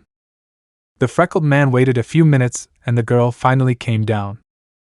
Ronin, you took too long. Yayorozu, how can you be invisible? Ronin, I'm not invisible, I just have strength. What you saw is a somewhat easy trick, I just kept silent and that's it. It helps that it's the chair that no one pays attention to. Yayorozu, show off, but where do you want to go? Ronin, I haven't had much contact with reality in a while, so you decide this time. Yayorozu, I have an idea. They are acquaintances, so there will be no problem. Ronin, I hope it's not anything fancy. Yayorozu, come on, don't be bitter leaving. Ronin, wait, Yayorozu. Damn it. Yayorozu just smiled while the freckled boy tried to explain why it wasn't a good idea. The boy was completely ignored by the brunette, so they reached their destination, a small restaurant that was in a shopping plaza. The boy sweated cold because he knew what would happen when he entered, but trusting Yayorozu he entered the place but didn't take off his hat. At least that way he hid his hair. The freckled boy was grateful that no one looked him in the eyes and much less in detail. They received them as if nothing had happened. The men who owned the place interrogated Yayorozu about the stranger who came with her, but she remained silent, saying that he was a good friend from the academy. The boys sat down. Ronin for a moment who would be safe even with the intention of taking off his hat, but Owner, Miss Yayorozu, tell me, how do you stand it? Yayorozu, endure what? Owner, you are so good, but now you study with that villain, are your parents sure you are safe? Yayorozu, well, things are not as everyone paints them. Before finding out everything I admired my partner, although you never know, right? The freckled man stood up. Was that really what the brunette thought? Ronin, excuse me, I have to go. Yaoyorozu, what? Why? Owner, do you feel very young? Ronin, great, I just wouldn't want my presence to disturb such a pleasant conversation. Owner, did you know him? Ronin, him? Yes, he always gave his life for others without asking for anything in return. I feel that judging him without knowing him, or speaking ill of him, is disrespectful. Looking at Yaoyorozu. The brunette understood, and then realized her mistake. Yaoyorozu, no wait, I didn't mean to. Owner, but the evidence was clear, I think you are very lenient with it. Ronin, he didn't create it, so it was evidence that a villain sent. Its veracity was doubtful as I want to believe, although well, how would I know, right? After all, as Miss Yaoyorozu said, you never know. The green-haired boy was about to leave, but Yaoyorozu tried to stop him. Yaoyorozu, it's wait, sorry, you know I don't. The girl, in an attempt to reach him, stretched out her arm but removed the hat, revealing her green hair. The girl had made a mistake. Now everyone saw the face of Izuku Midoriya. Ronin, this is great. Owner, it's you. People became tense, others wanted to run away. Being next to a villain was not a very good idea. Yaoyorozu, we should go, Izuku. Owner, what did you do to Miss Yaoyorozu? You've kidnapped her, right? Miss, please come, she's safe now. That's why she didn't speak. She wanted to avoid being discovered. Don't worry. The man pulled out a phone as Ronin headed for the door. Yaoyorozu, please Izuku, wait. Ronin, wait for Yaoyorozu? For the heroes to come and take me to Tartarus again? No thanks, if that's what you wanted my trust for, then you're a hero, you arrested the bad guy. Yaoyorozu, sorry Izuku, I didn't mean to. Ronin, what did you want? To expose me? Did you have to wait until we were in public to do it? Why are you afraid of me? I've already trained you, now you know how to defend yourself from the ugly villain who might attack you. The boy just pushed forward and Yaoyorozu immediately created a sword without realizing it. Seeing what he did, she only saw the green-haired boy who looked at her seriously. Ronin, yeah, I thought so, and just when I thought I'd finally found someone who would trust me after them. The boy turned his back and walked out. The hat was left lying there on the ground. Owner, young Yaoyorozu, are you okay? She used her quirk, did he attack her? Yaoyorozu, what? No, he's a... Owner, please come quickly, heroes. He just left and had Miss Yaoyorozu under threat. We believe he will now go after her family. Yaoyorozu, my family, wait, no! The girl ran out of the restaurant after picking up the boy's hat. Everyone thought that she was alert for her family, but she didn't care about that. Because she knew that her family didn't like him, she was worried about him. Ronin, perfect, this is wonderful. Give them a chance, Izuku. Coma. You have to be good, Izuku. I hope you've seen everything, Nana. I hope it lets you know why I don't trust them. The boy was moving forward until he heard music. It was not necessary to be a genius to know what song it was. The boy approached slowly and stayed listening for a while. On the other hand, the brunette continued looking for the boy. Yes, she had made a mistake, and she knew it, but she wanted to remedy it and prevent the boy from doing something stupid. Ronin, well, at least this calms me down. Yaoyorozu, I guess it would stress me out more. The green-haired boy turned around and saw Yaoyorozu next to him. The boy was surprised because his predatory sense didn't warn him about the girl, but he controlled himself. Ronin, what are you doing here? Yaoyorozu, your hat fell off, and you know what they say, no hat, no cowbell.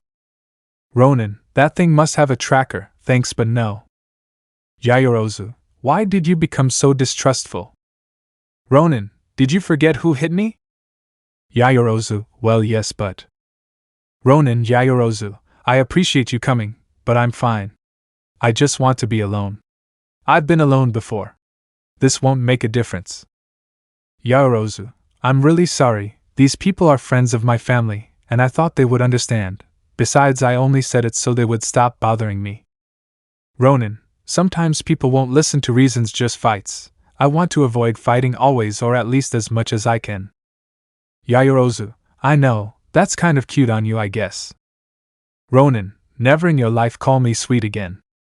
Yaoyorozu, okay, I understand also, Sorry about the sword thing, you caught me off guard and I acted on instinct.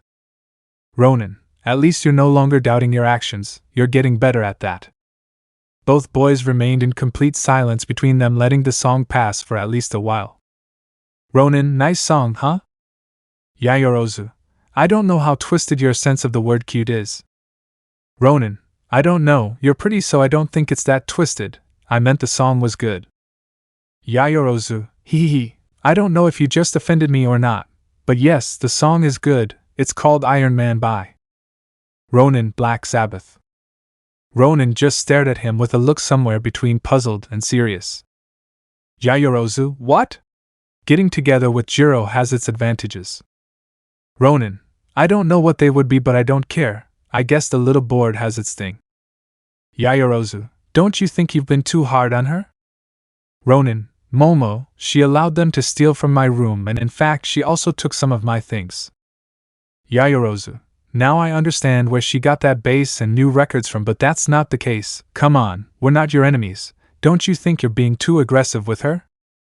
Ronin, you have no idea, besides, you say they are not my enemies but they try hard to be so.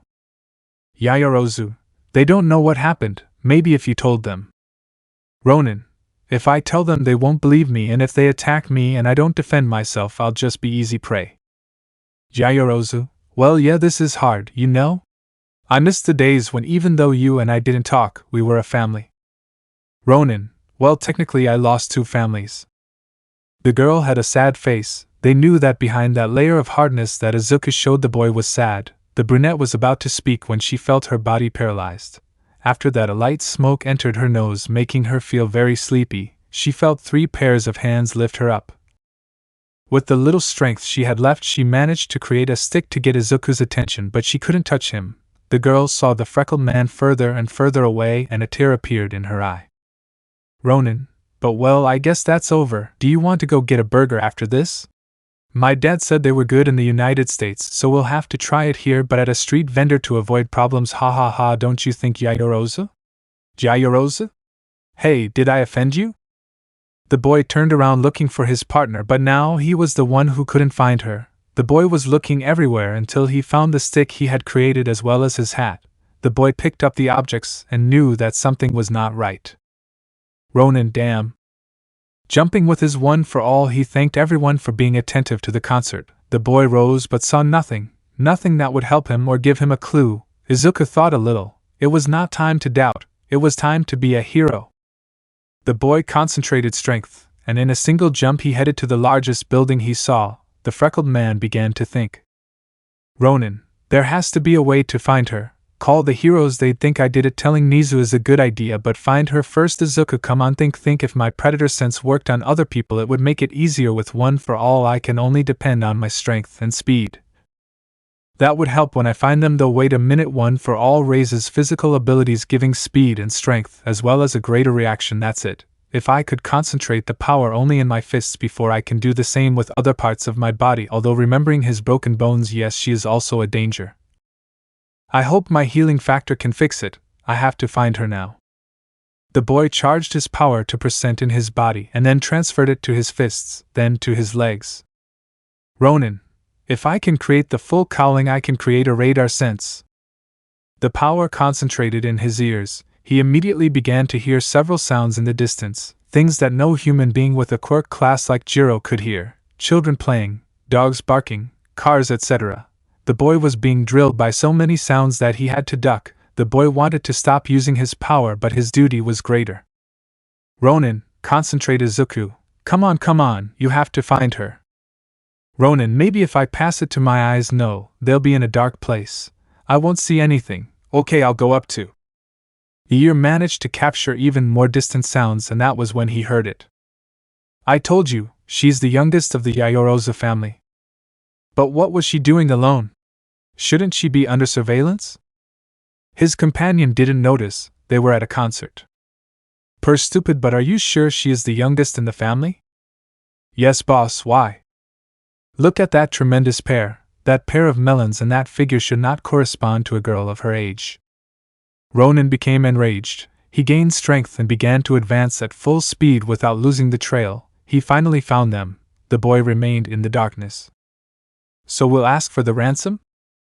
I have a better idea. Let's torture the parents. What they will feel when they see their daughter approaching the brunette's blouse covered in R. The brunette, although half unconscious, could hear. She heard everything her captors said. She felt angry, frustrated, but above all terrified. The girl shed tears, and with the strength she had left she called her hero in a whisper, throwing a prayer to the sky so that the green-haired man would come to her aid. The man was about to touch her when something fell, hitting two henchmen. They all turned around, illuminating the stranger. Ronin had fallen on their heads. Ronin, I'm here, hitches. The two henchmen were unconscious. Ronin was furious. The leader pointed at him, moving away from the girl. And who the hell are you? Ronin, just a guy who was passing through the neighborhood castrating assholes like you guys. Stupid kid, we're 6 against 1, do you really think you can? Ronin didn't let him speak. He threw his black whip, hitting him in the face, pushing him away from Yayorozu and hitting him against the wall. The villain who left Yayorozu unconscious threw his gas, but Ronin covered his hands with his whips and charging the one for all he clapped, dispersing the smoke. Ronin easy. At full speed he launched himself, grabbed the villain by the face and slammed him against the ground. The blow was so great that the poor guy bounced a little, enough for Ronin to lift him with his foot and hit him in the back twice with both fists. Ronin, approaching Yayorozu, hey princess, wake up, it's not time to sleep. You won't achieve anything with that, he has to suffer a strong shock to wake up. Ronin, thanks for the information. The boy charged his right hand with fire and grabbed the girl's arm. Upon feeling the burning, she stood up suddenly. The gas was still in her system, but now she had a resistance. Yayorozu, I'm ready, staggering. Ronin, you're crazy.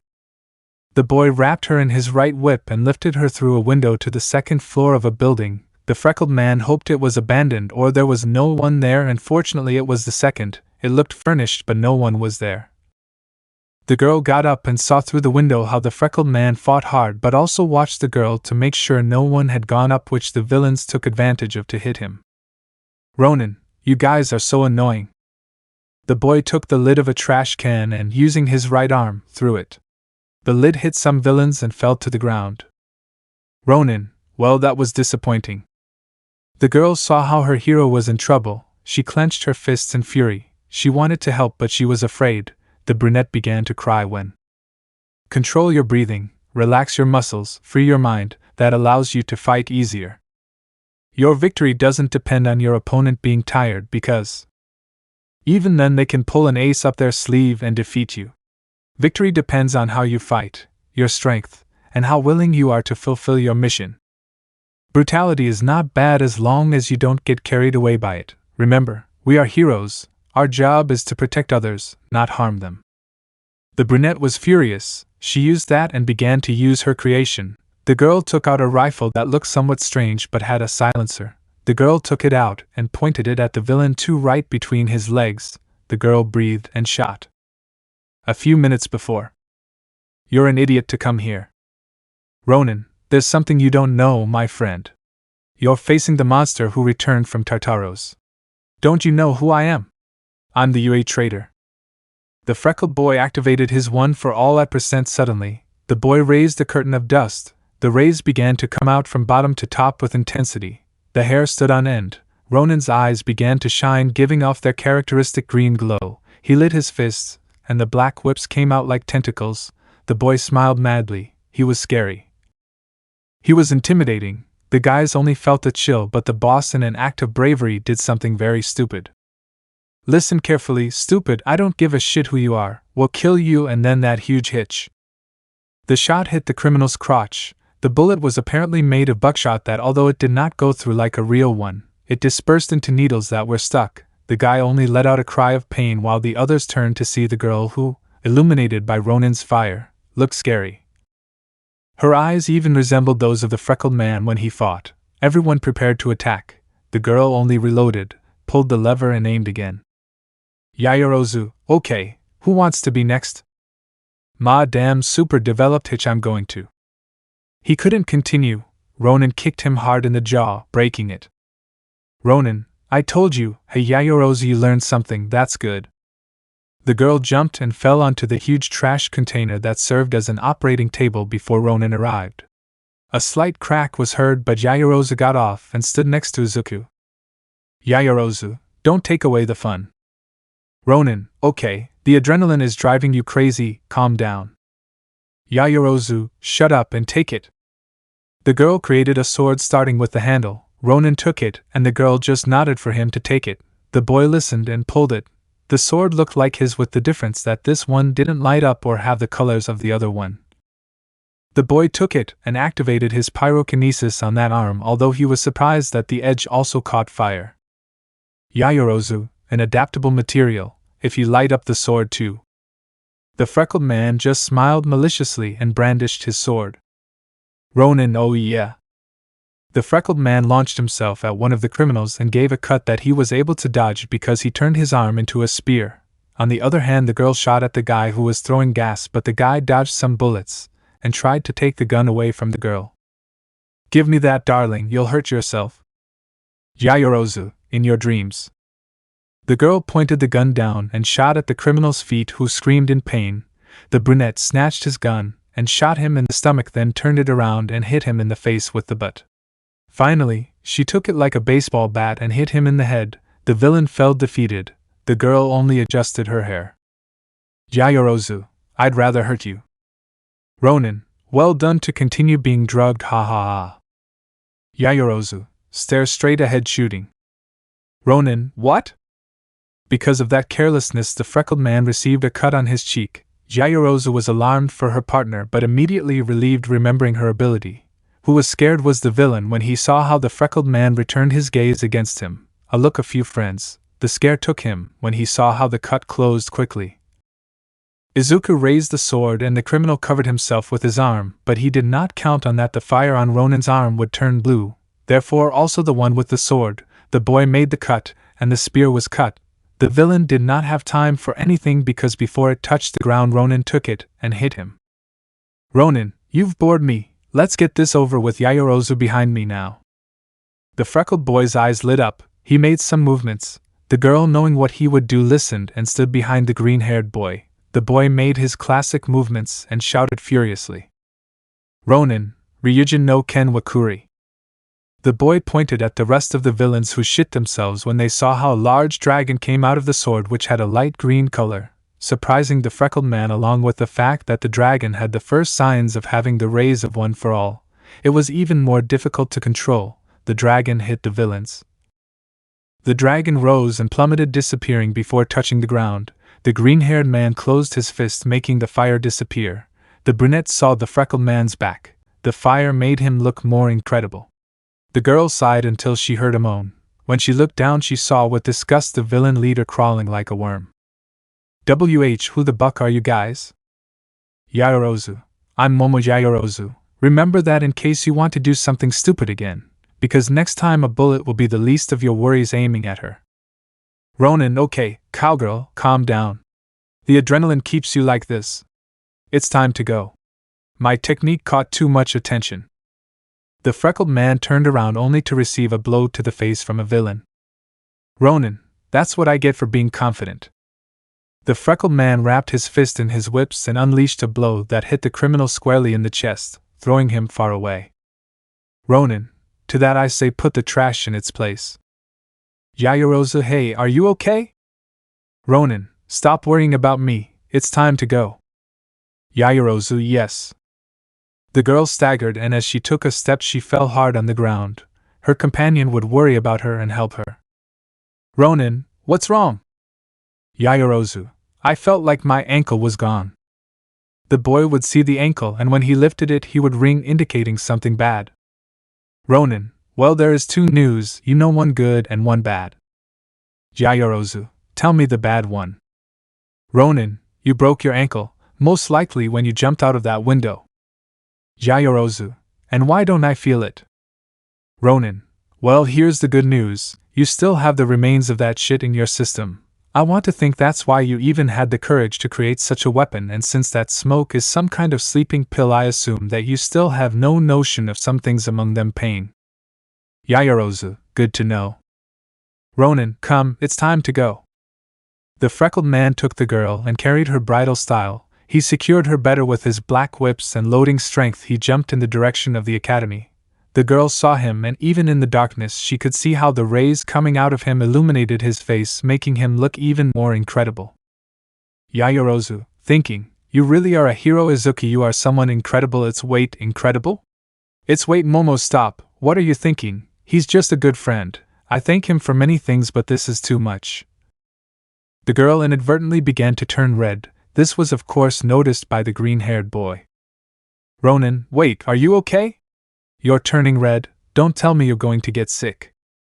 The girl started to tear up a little. Ronin thought he had said something wrong. Ronin, hey, how are you feeling? Calm. Don't tell me. Are you saying you're feeling weak? We already talked about that, and you just kicked some villains' asses back there. Yaoyorozu, no, it's not that. Ronin, so? Yaoyorozu, my ankle is already starting to hurt. That comment made Izuku start laughing, a little annoyed at the brunette. Yaoyorozu, what's so funny?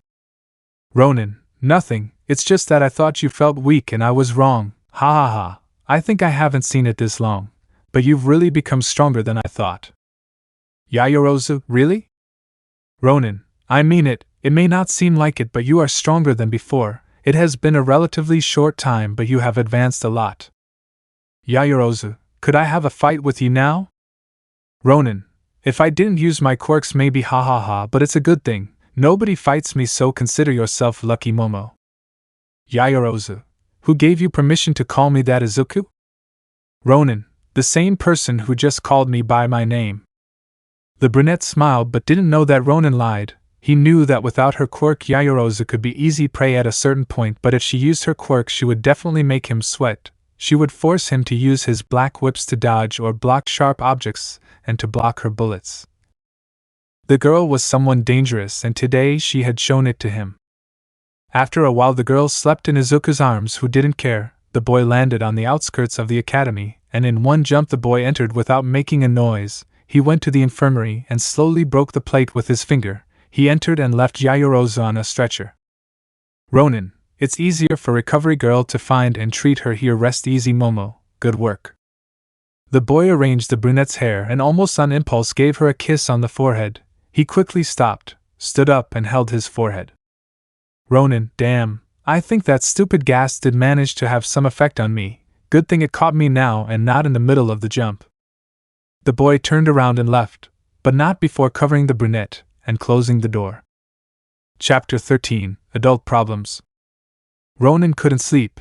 Now he knew better what people thought of him. It didn't bother him, but he had one fear, which was that little Arie would also doubt him. The girl was the only anchor to reality he had left. The girl was even part of his family. He had pictures of her having dinner with Almight and Inko. The boy decided that after seeing the brunette he would see the albino. The boy had no floor. He decided that he would face that lack of sleep with exercise. He left his room and started training, although this time nobody saw him. The day arrived. Ronin went to classes as always and was surprised to see the brunette walking calmly. Ronin, hey these. Yaoyorozu, very well indeed. Recovery treated me wonderfully last night, because I don't know who made a mess last night when they arrived. Ronin, it was that or wait for you to die from a broken ankle. Seriously, who breaks an ankle having hero training? Yaoyorozu, being able to care about me, you make fun of me? Ronin, it's my way of caring for you. Yaoyorozu, of course, you better come in. The freckled boy and the brunette entered, seeing Ida and Bakugo fighting. Ronin, wasn't Ida supposed to be the peaceful one? Yaoyorozu, since he and Uraraka started their well. Ronin, you can say it, honestly I don't care. Yaoyorozu, well, but I'll leave it out. Since, cut, with Mei, he became more aggressive. Obviously, he hid it with you. Well, he didn't hide it, he minimized it, but since you left, now he can't control himself. He fights when provoked. Ronin, Todoroki, can you stop him? Yaoyorozu, at what time? Todoroki, behind you, don't worry, I didn't hear your fascinating conversation. Ronin, can you stop them? We don't want them killing each other here. It would tarnish the UA. On the other hand, I would be the subject to ignore and take a backseat. Let them kill each other. Todoroki, bloodthirsty. Ronin, honestly it's them or me, so I'm going with the most viable and logical outcome. Yaoyorozu, Todoroki, separate them. Todoroki, you are the vice president. The bicolor launched a mini ice wall separating both. Bakugo, what's wrong with you, idiot? Don't get involved in this, stupid. Ida, tear down this wall, Todoroki, that's an order. Todoroki, you are not my father, Ida. Ronin, you don't even listen to your father.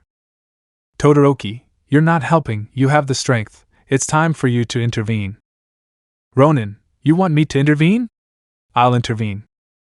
The green-haired boy threw his whips at his companions, whipping them against the wall.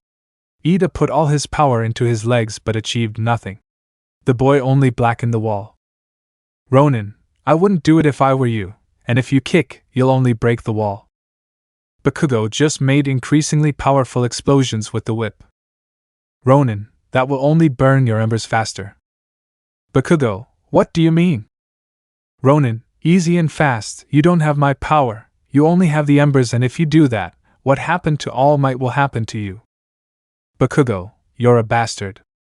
The whip only climbed up to cover his mouth. Ronin, I have to say it because you won't do it now, please shut up. The blonde just moved like a fish out of water. Finally, due to lack of air, he fainted. Ronin, well, it took longer than I expected. Now, Ida, I'll give you two options. Either you calm down and go to your seat quietly and without attacking from behind, as is your specialty, or I'll cover your nose and you'll faint immediately.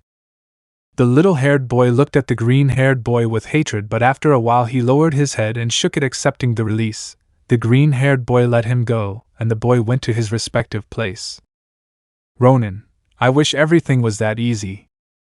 Yaoyorozu, now how do we get rid of all this ice? It would have been easier if it were fire. Todoroki, you wanted me to separate them quickly, right? Ronin, I'll take care of it. Todoroki, please make some fire. Todoroki, that much is little for you. Ronin, burn this place down. Mina, stopping suddenly, you can't do that, you'll burn us. Uraraka, someone talk to Aizawa-sensei. Ronin, they're all very noisy. The bicolor listened and generated a small barrier of fire. Ronin manipulated it and made it bigger with his pyrokinesis and wrapped the wall of ice. Ronin, it will take a while. At that moment Aizawa entered and noticed the scene. The black-haired man just sighed between tired and annoyed. Aizawa, it's these kinds of things that make me regret being a teacher. Okay, Todoroki, what happened and why did you do that? Todoroki, with all due respect, sensei, between me and Bakugo I was fighting with Ida. I had to separate them somehow. Aizawa, Ida, aren't you supposed to be the president? You should avoid such behavior. Ida, it's not my fault that idiot Bakugo has a big ego. Bakugo, if I wanted you would be dead already, stupid. Ida, that behavior is not worthy of this school. Uraraka, taking Ida's hand, calm down Icon, please. Ida, I'm sorry, beautiful, but he's just very stupid. At that moment Ronin sneezed. Everyone turned to look at him. The boy rubbed his nose and stared at everyone. Ronin, sorry, I'm allergic to nonsense. Please keep doing your thing. Everyone looked at the freckled man with some hatred, although Shoji, Todoroki, Tokoimi and Ojiro made a small smile, as well as Yaoyorozu. Aizawa, I'm glad this bores you because you're called to the principal's office along with Yaoyorozu. Yaoyorozu, me? What happened? Aizawa, the consequences of trusting someone like him. Now go.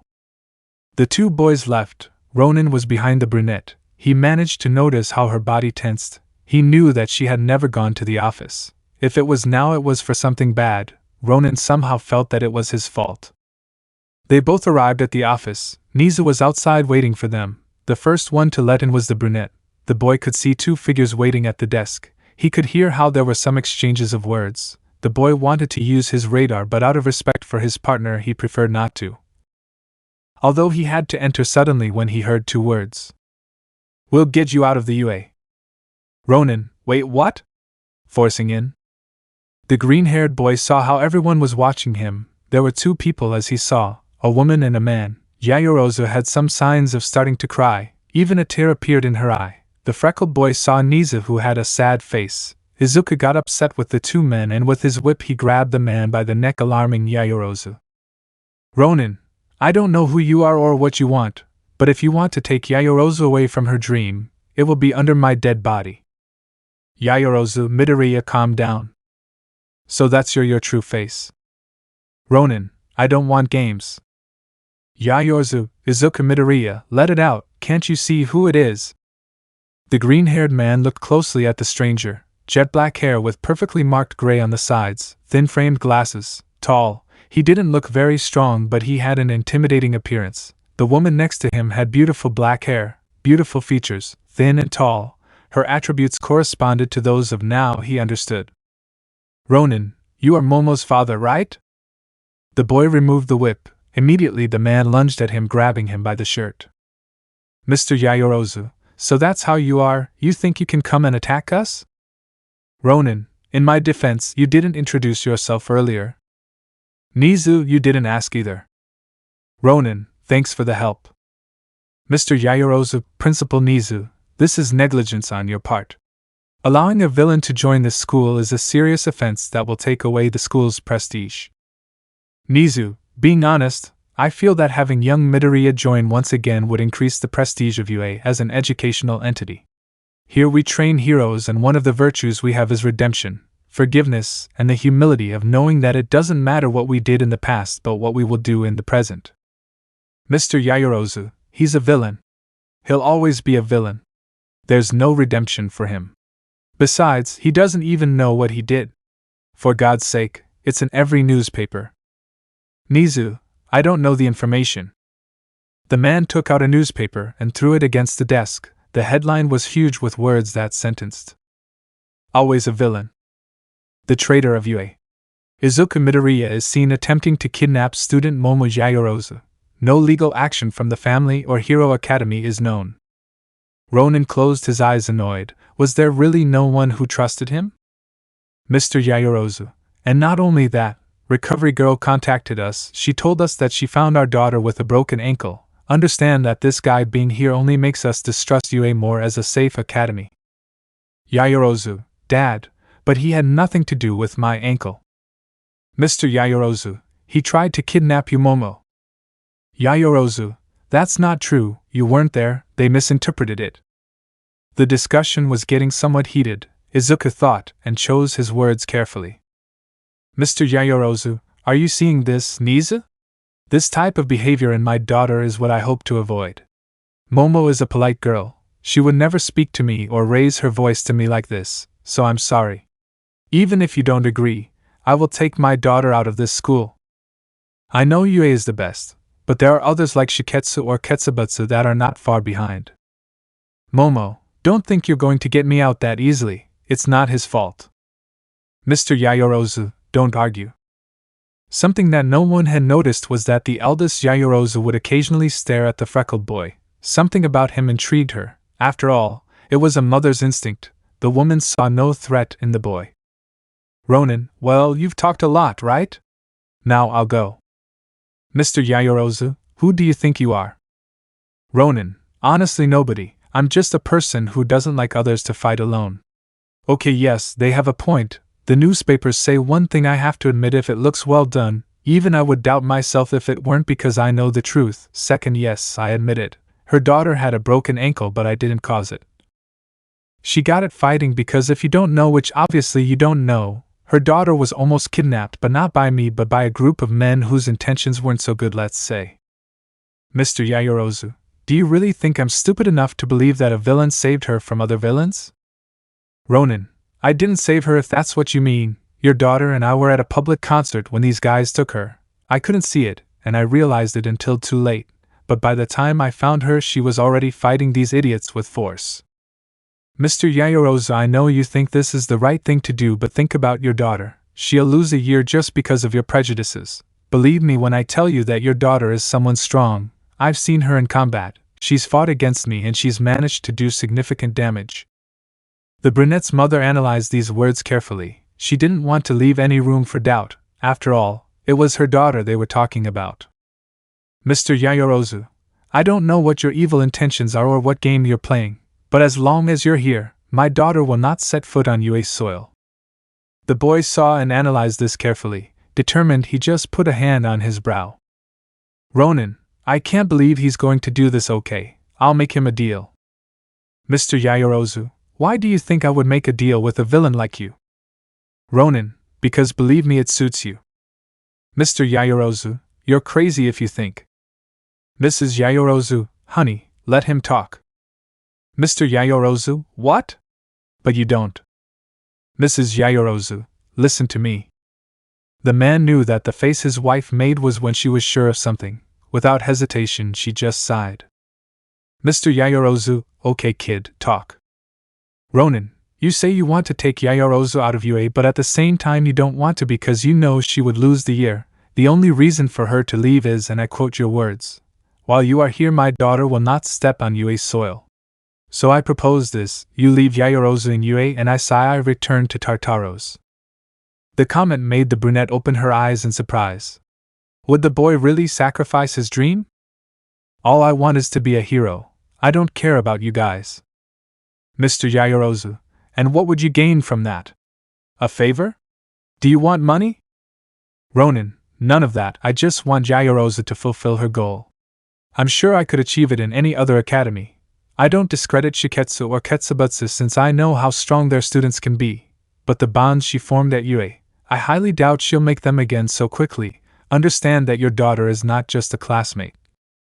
She's our vice president, she's the one everyone trusts when something is wrong. Doubt her actions, yes, but that's what we're here for at UA, right? To correct and be better. Understand that what I'm proposing is not intended to benefit me but your daughter. I lost everything, honestly. But Yaoyorozu, the world needs her. I already lost, but the world will win Kriati. The brunette stared at the freckled boy. She wanted to tell him not to do it, not to risk his future, but she couldn't say anything because there was that look that reminded her of the izuku from before, the Hero Deku, the one who was willing to sacrifice himself for others without asking for anything in return. Niza, for his part, also looked at the freckled boy fixedly. He wanted to know what exactly he had in mind. Mrs. Yaoyorozu approached him elegantly. Ronin then saw where Momo got that way of walking or addressing others from. Ms. Yaoyorozu, young man, are you sure about the deal you are proposing? Ronin, so sure I'm capable of signing my resignation right here. Mrs. Yaoyorozu, why? As far as I understand, my daughter and you were never friends. You rarely spoke. She gets along better with Endeavor's son. Ronin, because trust is something that is earned. Her daughter earned it, and I know that even if I can't be a hero, she will be one and will become someone incredible, because that is what a hero does, risking himself for others, giving everything he has to save people no matter the cost, facing the obstacles that come ahead. The woman analyzed the green-haired boy again with her gaze. Something in her told her that the boy was nothing more than that, a boy with powers in a world of heroes. Slowly the woman changed her expression to a calmer one. Mrs. Yaoyorozu, well, in that case, daughter, you can stay at UA. Yaoyorozu, really? Ms. Yaoyorozu, yes, your progress here is impressive and there is no doubt that you have become stronger. The brunette started to tear up, but then she remembered that if she stayed. Ronin, okay, matter settled. Now if you excuse me, I'm going to get my things. I don't want them to be stolen again. I missed eating 3 times a day in Tartaros. Cat food, here I come. The only bad thing is that there was no internet, but I can manage. The green-haired boy was about to leave when the brunette's mother stopped him. Mrs. Yaoyorozu, listen, let's make a deal, shall we? Ronin, what kind of deal? Mrs. Yaoyorozu is staying, and so are you. But you have to become a hero. You said trust is earned, right? Then prove that you can be trusted, boy. Ronin, are you challenging me? Mr. Yaoyorozu, listen, this isn't a silly game. Keep your promise or expulsion will be the last of your worries. The 2 adults headed for the exit, but Mr. Yaoyorozu, same goes for you, Nizu. You'll know what happens if you trust a criminal. Now if both parents left, the tension also slowly decreased. Ronin, you can get attached to the fast one, don't you think? Yaoyorozu, Izuku Midoriya, you are an idiot. Ronin, I know, they tell me that often. Yaoyorozu, You bet your future like it was nothing, Yue, Shiketsu or Ketsubutsu. I could continue studying, but you? They'd send you back to Tartaros. Ronin, if I could get out once, I would do it again. I appreciate that you care, but you do have a bright future loved by the people. I don't. The people lost Deku, they killed him. But that doesn't mean I will let them lose Kriati too. The girl just clenched her fists and pouted, turning her gaze away. Yaoyorozu, idiot. Ronin, well, I would like to continue this great conversation, but I remind you that we still have class. I would like to see the punishment that Aizawa will give to Ida and Bakugo, but I have to talk to the director about some things. Can you record it for me? The girl was about to reply but saw that although the green-haired man was smiling, his words showed great seriousness. The girl resigned herself. Yaoyorozu, sigh, okay, but you better get there, okay? Ronin, yes, calm down. After all, I promised to be a hero, and that's what I will be.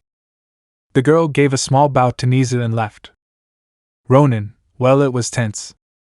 Nizu boy, I think the same as your partner. You risked a lot. You were lucky. Father Yaoyorozu is not someone who threatens, much less after what you did.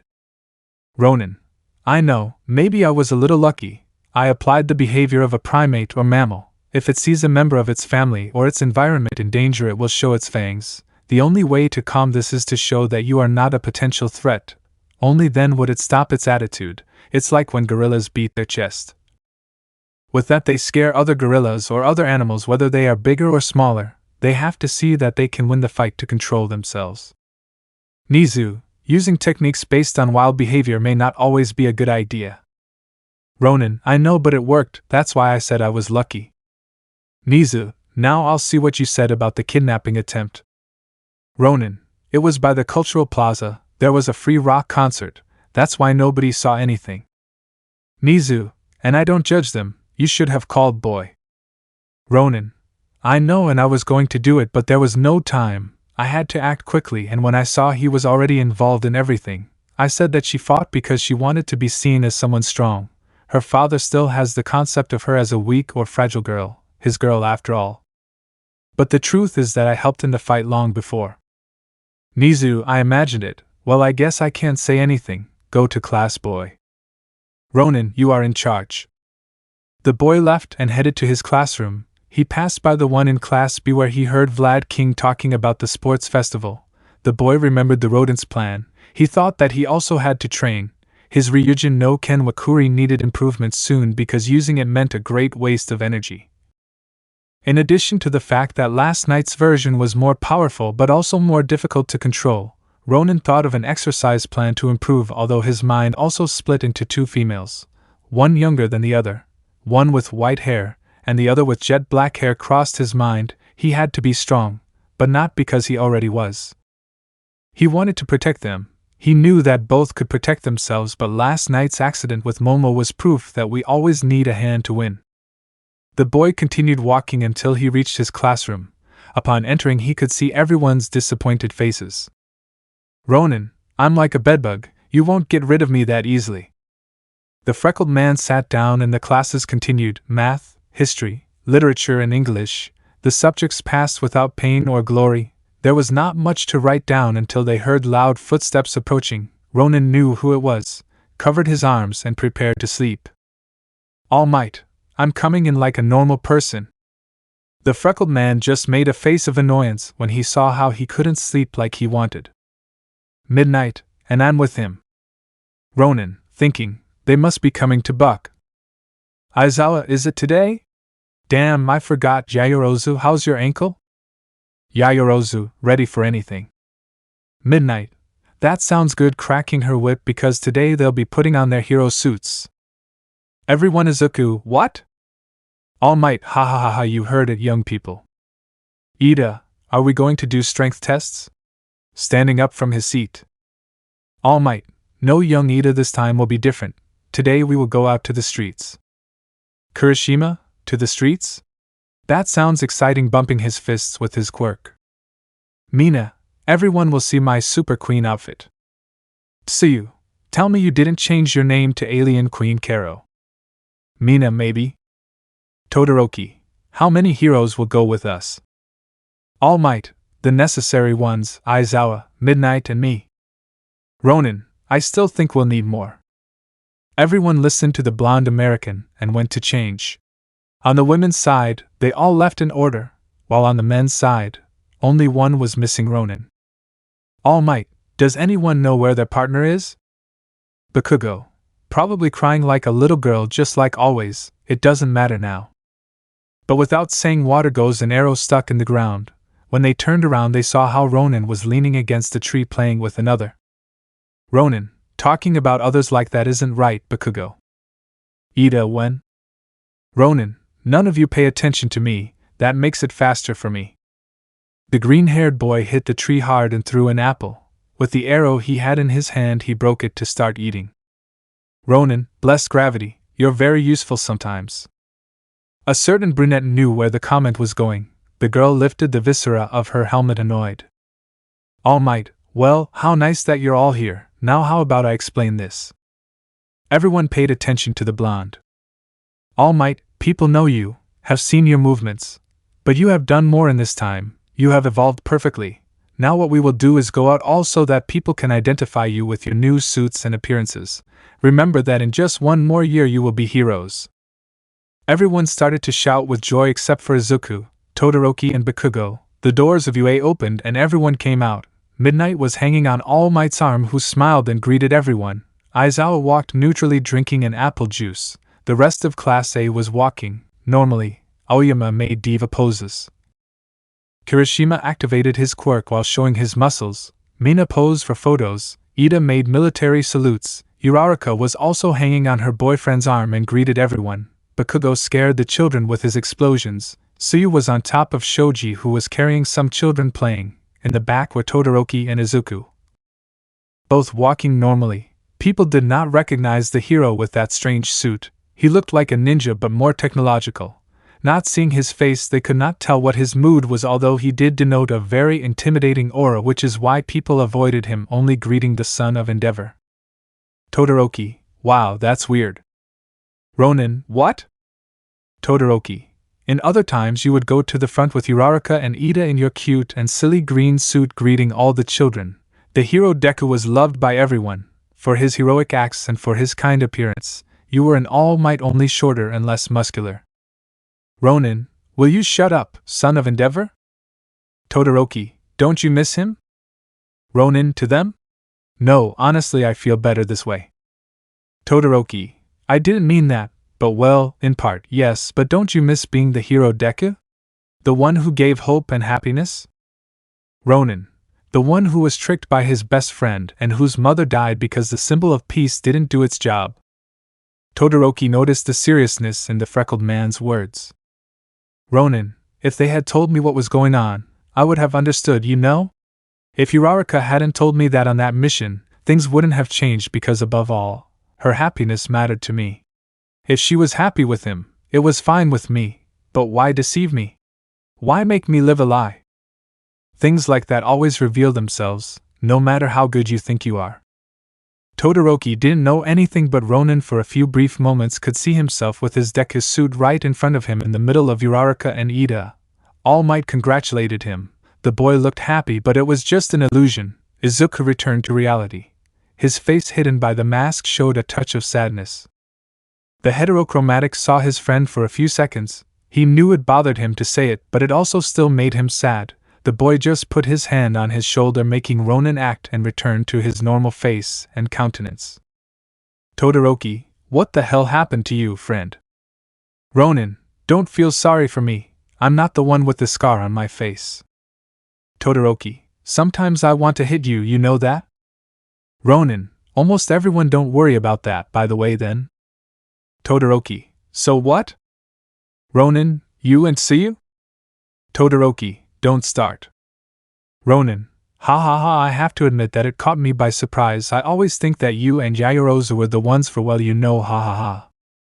Todoroki, everyone thought the same thing, but no, she's a good friend. Suyu's was something new. Todoroki, and you can say that, but well, I guess it's not my business. As long as you're happy, that's enough. Just don't let it happen to you like it did to me.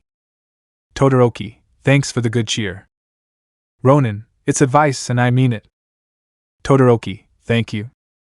The boys advanced for a while until Ronin's predatory sense alerted him. The boy quickly took his friend by the shoulder. Ronin, Todoroki down. Quickly the two of them fell to the ground as they watched Kirishima fly off, propelled by a fiery rock. Ronin, what the buck? Hey, only I can hurt you. The green-haired man noticed that many of those rocks were heading towards them. His body tensed, and he prepared to attack. Ronin, Todoroki. Todoroki, I know. The bicolor created a wall of ice where the rocks hit, but it was wearing away. Ronin watched as Yaoyorozu was about to be hit by one, so he didn't think and threw himself to her aid because the girl wasn't moving. The green-haired man attributed it to shock. Ronin, move Yaoyorozu. The boy was about to reach her when he saw her take out a grenade launcher and shoot, destroying the huge object. Yaoyorozu, reloading. Excuse me, do you need anything? With a smile. Ronin, just don't get in my way, princess. The green-haired boy smiled under his mask and began to help with the approaching missiles until he saw a child who was about to be hit. The child was in shock, but no one helped him. The freckled boy ran at full speed, arriving a few seconds before the rock. Ronin, what's up? Okay, whatever you do, don't go far away, stay behind me, understood? The boy just nodded, paralyzed. Ronin charged his strength. Ronin, 1 for all %. Big bang punch. The strong punch broke its target into multiple pieces. Its pieces were tiny, so there was no problem. The boy felt a strong gust of wind, but listening to the hero, he did not move away. Ronin, who is causing? The green-haired boy turned in the direction where more rocks were coming from, but only saw a cordon of police officers and some minor heroes. Ronin, behind them are okay, but what's their shit? The boys retreated to Almight, who approached the police chief. Almight, what's the situation? Boss, Almight, good that you're here. They are villains as you can see, but there are several. One group is inside and the other is here preventing us from passing. There are 10 in total, 5 outside, 5 inside. Almight, villains, and what do you ask for? Boss, they are not stupid, in case you thought so. They know what they are doing and they seem foreign. Their demands are excessive. Or they are too stupid to know that we will not give them, or they just want to buy time. Almight, time for what? Ronin then realized, if their demands are ridiculously excessive, it's because they have a plan B and they are in a bank. Without wasting time, he went to the back of the bank. That's where the loading door was. He knew that if he had a minimal chance of getting in, then he could save them. Todoroki, this is wrong, don't you think? Midoriya? Midoriya? Where? Yaoyorozu, hey Todoroki, have you seen izuku? Todoroki, he was by my side just now, except wretch. Yaoyorozu, please can't be so careless. Todoroki, I would say so. The green-haired boy was in front of the loading door. He knew they were hermetically sealed or something like that to prevent theft. The boy took out his sword and buried it in the line that was seen. Ronin, I hope you don't break. He activated his pyrokinesis. The sword began to burn more than normal. He put a little force and made 2 cuts at an incredible speed and then kicked with 1 for all, opening the door. Without wasting time, he got in and saw how the door closed and repaired itself. Ronin, that's what I call technology. The freckled man went in and saw how all the money was there. They still hadn't entered. Ronin, well, right now I'm poor. A little help wouldn't hurt, but I'm a hero. Maybe I'm an idiot, but I'm a hero. I'd better take care of the guys outside. The boy walked through the great vault. Finding so much money was a powerful temptation, but he knew how to face it. The boy reached the door and felt like there was a vibration caused by a lock. Ronin, a chainsaw quirk, or what does that have to do with it? That's great. How bad is it that he's a villain, and also that I'm the one here, and there's only one of them? Really? How boring.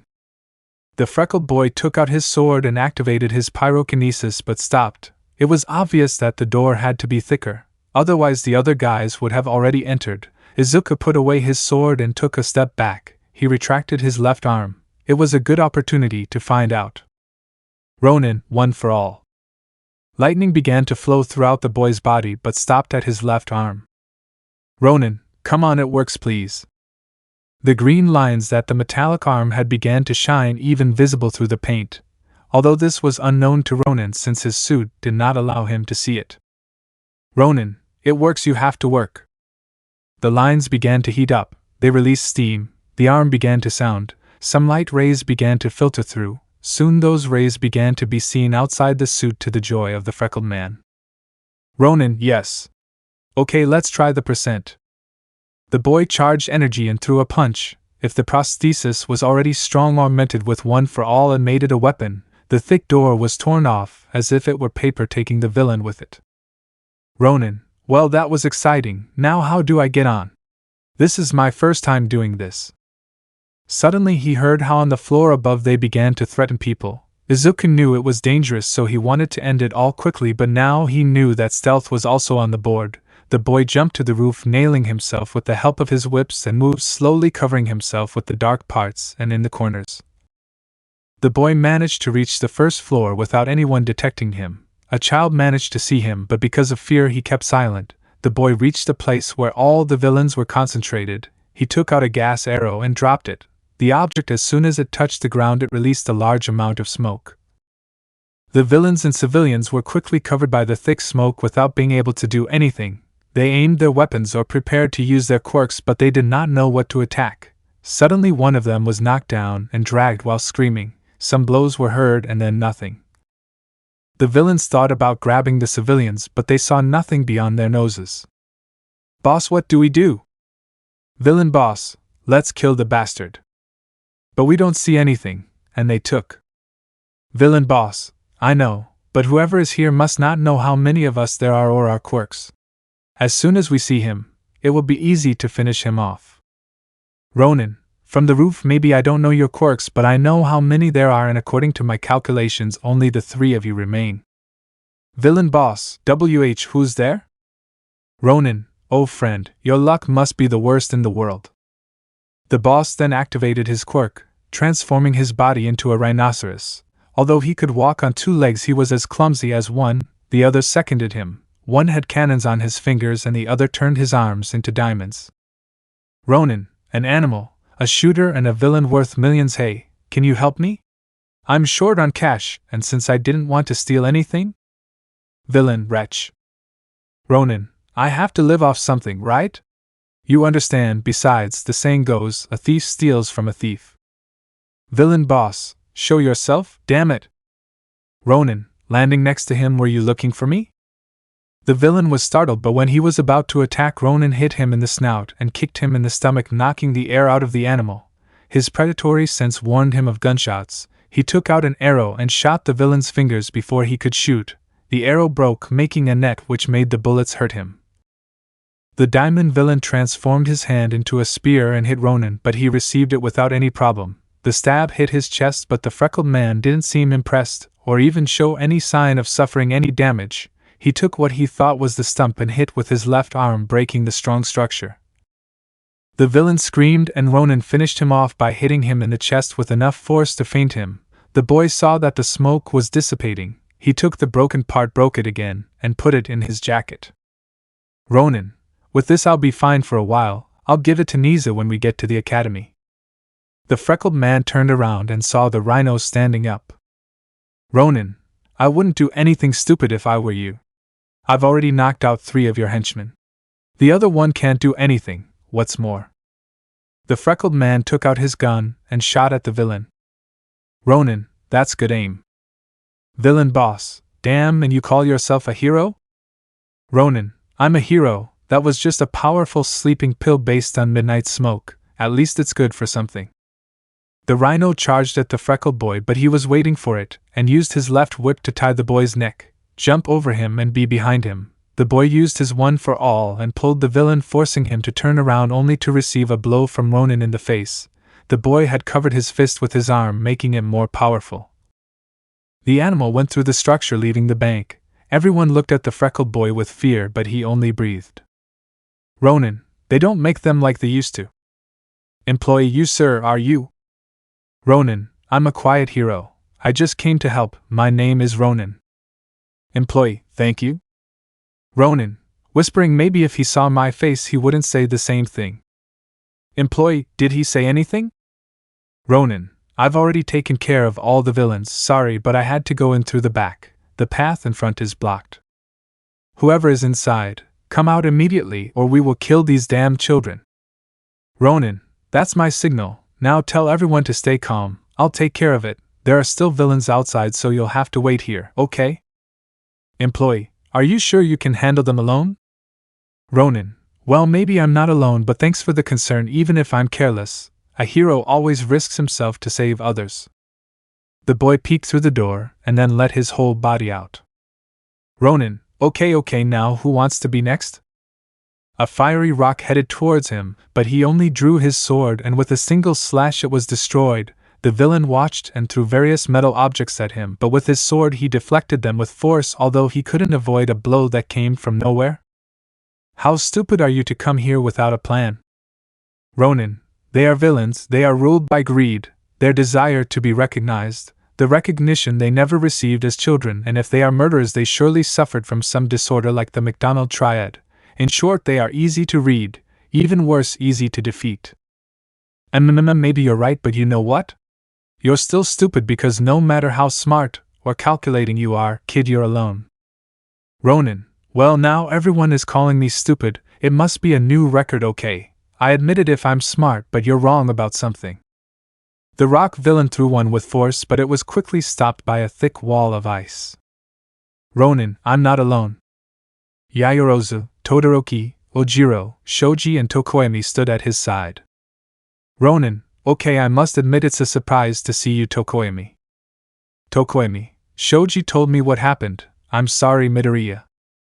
Ronin, I don't know if you've participated in fights, but one doesn't usually converse in them. Tokoemi, sorry. Ronin, focus on. On the ground there were two villains knocked out. Ronin just kicked them confused. Ronin, and when did they fall there? Todoroki, when you weren't looking, we defeated them. Ronin, okay? Well, thanks, I guess. Yaoyorozu, you can't keep the fun to yourself. Ronin, then fight. Almight, Class AB heroes. 3 villains against 20 heroes. Ida kicked hard and strong. Bakugo made explosions so powerful that they dazzled the civilians. Todoroki used both sides of his body simultaneously. But there was a problem. The air villain. No one could touch him anymore, and slowly Bakugo's explosions lost power. They were still impressive, but it was obvious that they were losing strength, and the golden rays had stopped coming out. Bakugo then remembered. You don't have my power, you only have the embers, and if you do that, what happened to All Might will happen to you. The blonde gritted his teeth in fury. He couldn't control his strength. His arrogance made him show off. Now he was paying the price. Bakugo was furious with All Might because he thought the muscular blonde had tricked him. Give up, kid, you can't win. Ronin, who is the only one of the two who has not lost his companions? You might be right on that point, but tell me, how can you defeat the wind? Ronin, thinking, there is no quirk that powerful. He must have remembering Kurogiri, a part of his body. Okay, we have to clear the air, Kriati. Yaoyorozu, what's going on? Ronin, he needed a sword.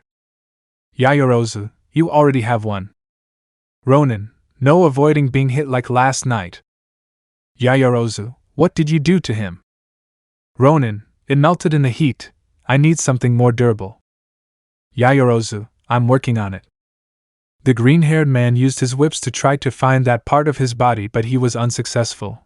After some guessing he managed to find it, but there was a problem. The villain moved that part with all his quirk, preventing him from taking it. But fortunately for Ronin Yaoyorozu, the object ended. Yaoyorozu, catch it! Throwing the sword. The green-haired man took it, and immediately lit his arm. The sword also lit up. He put it against the ground, grabbing it with both hands. Todoroki's flames and the fire on the villain's rocks disappeared. Ronin, move aside because this is going to get hot.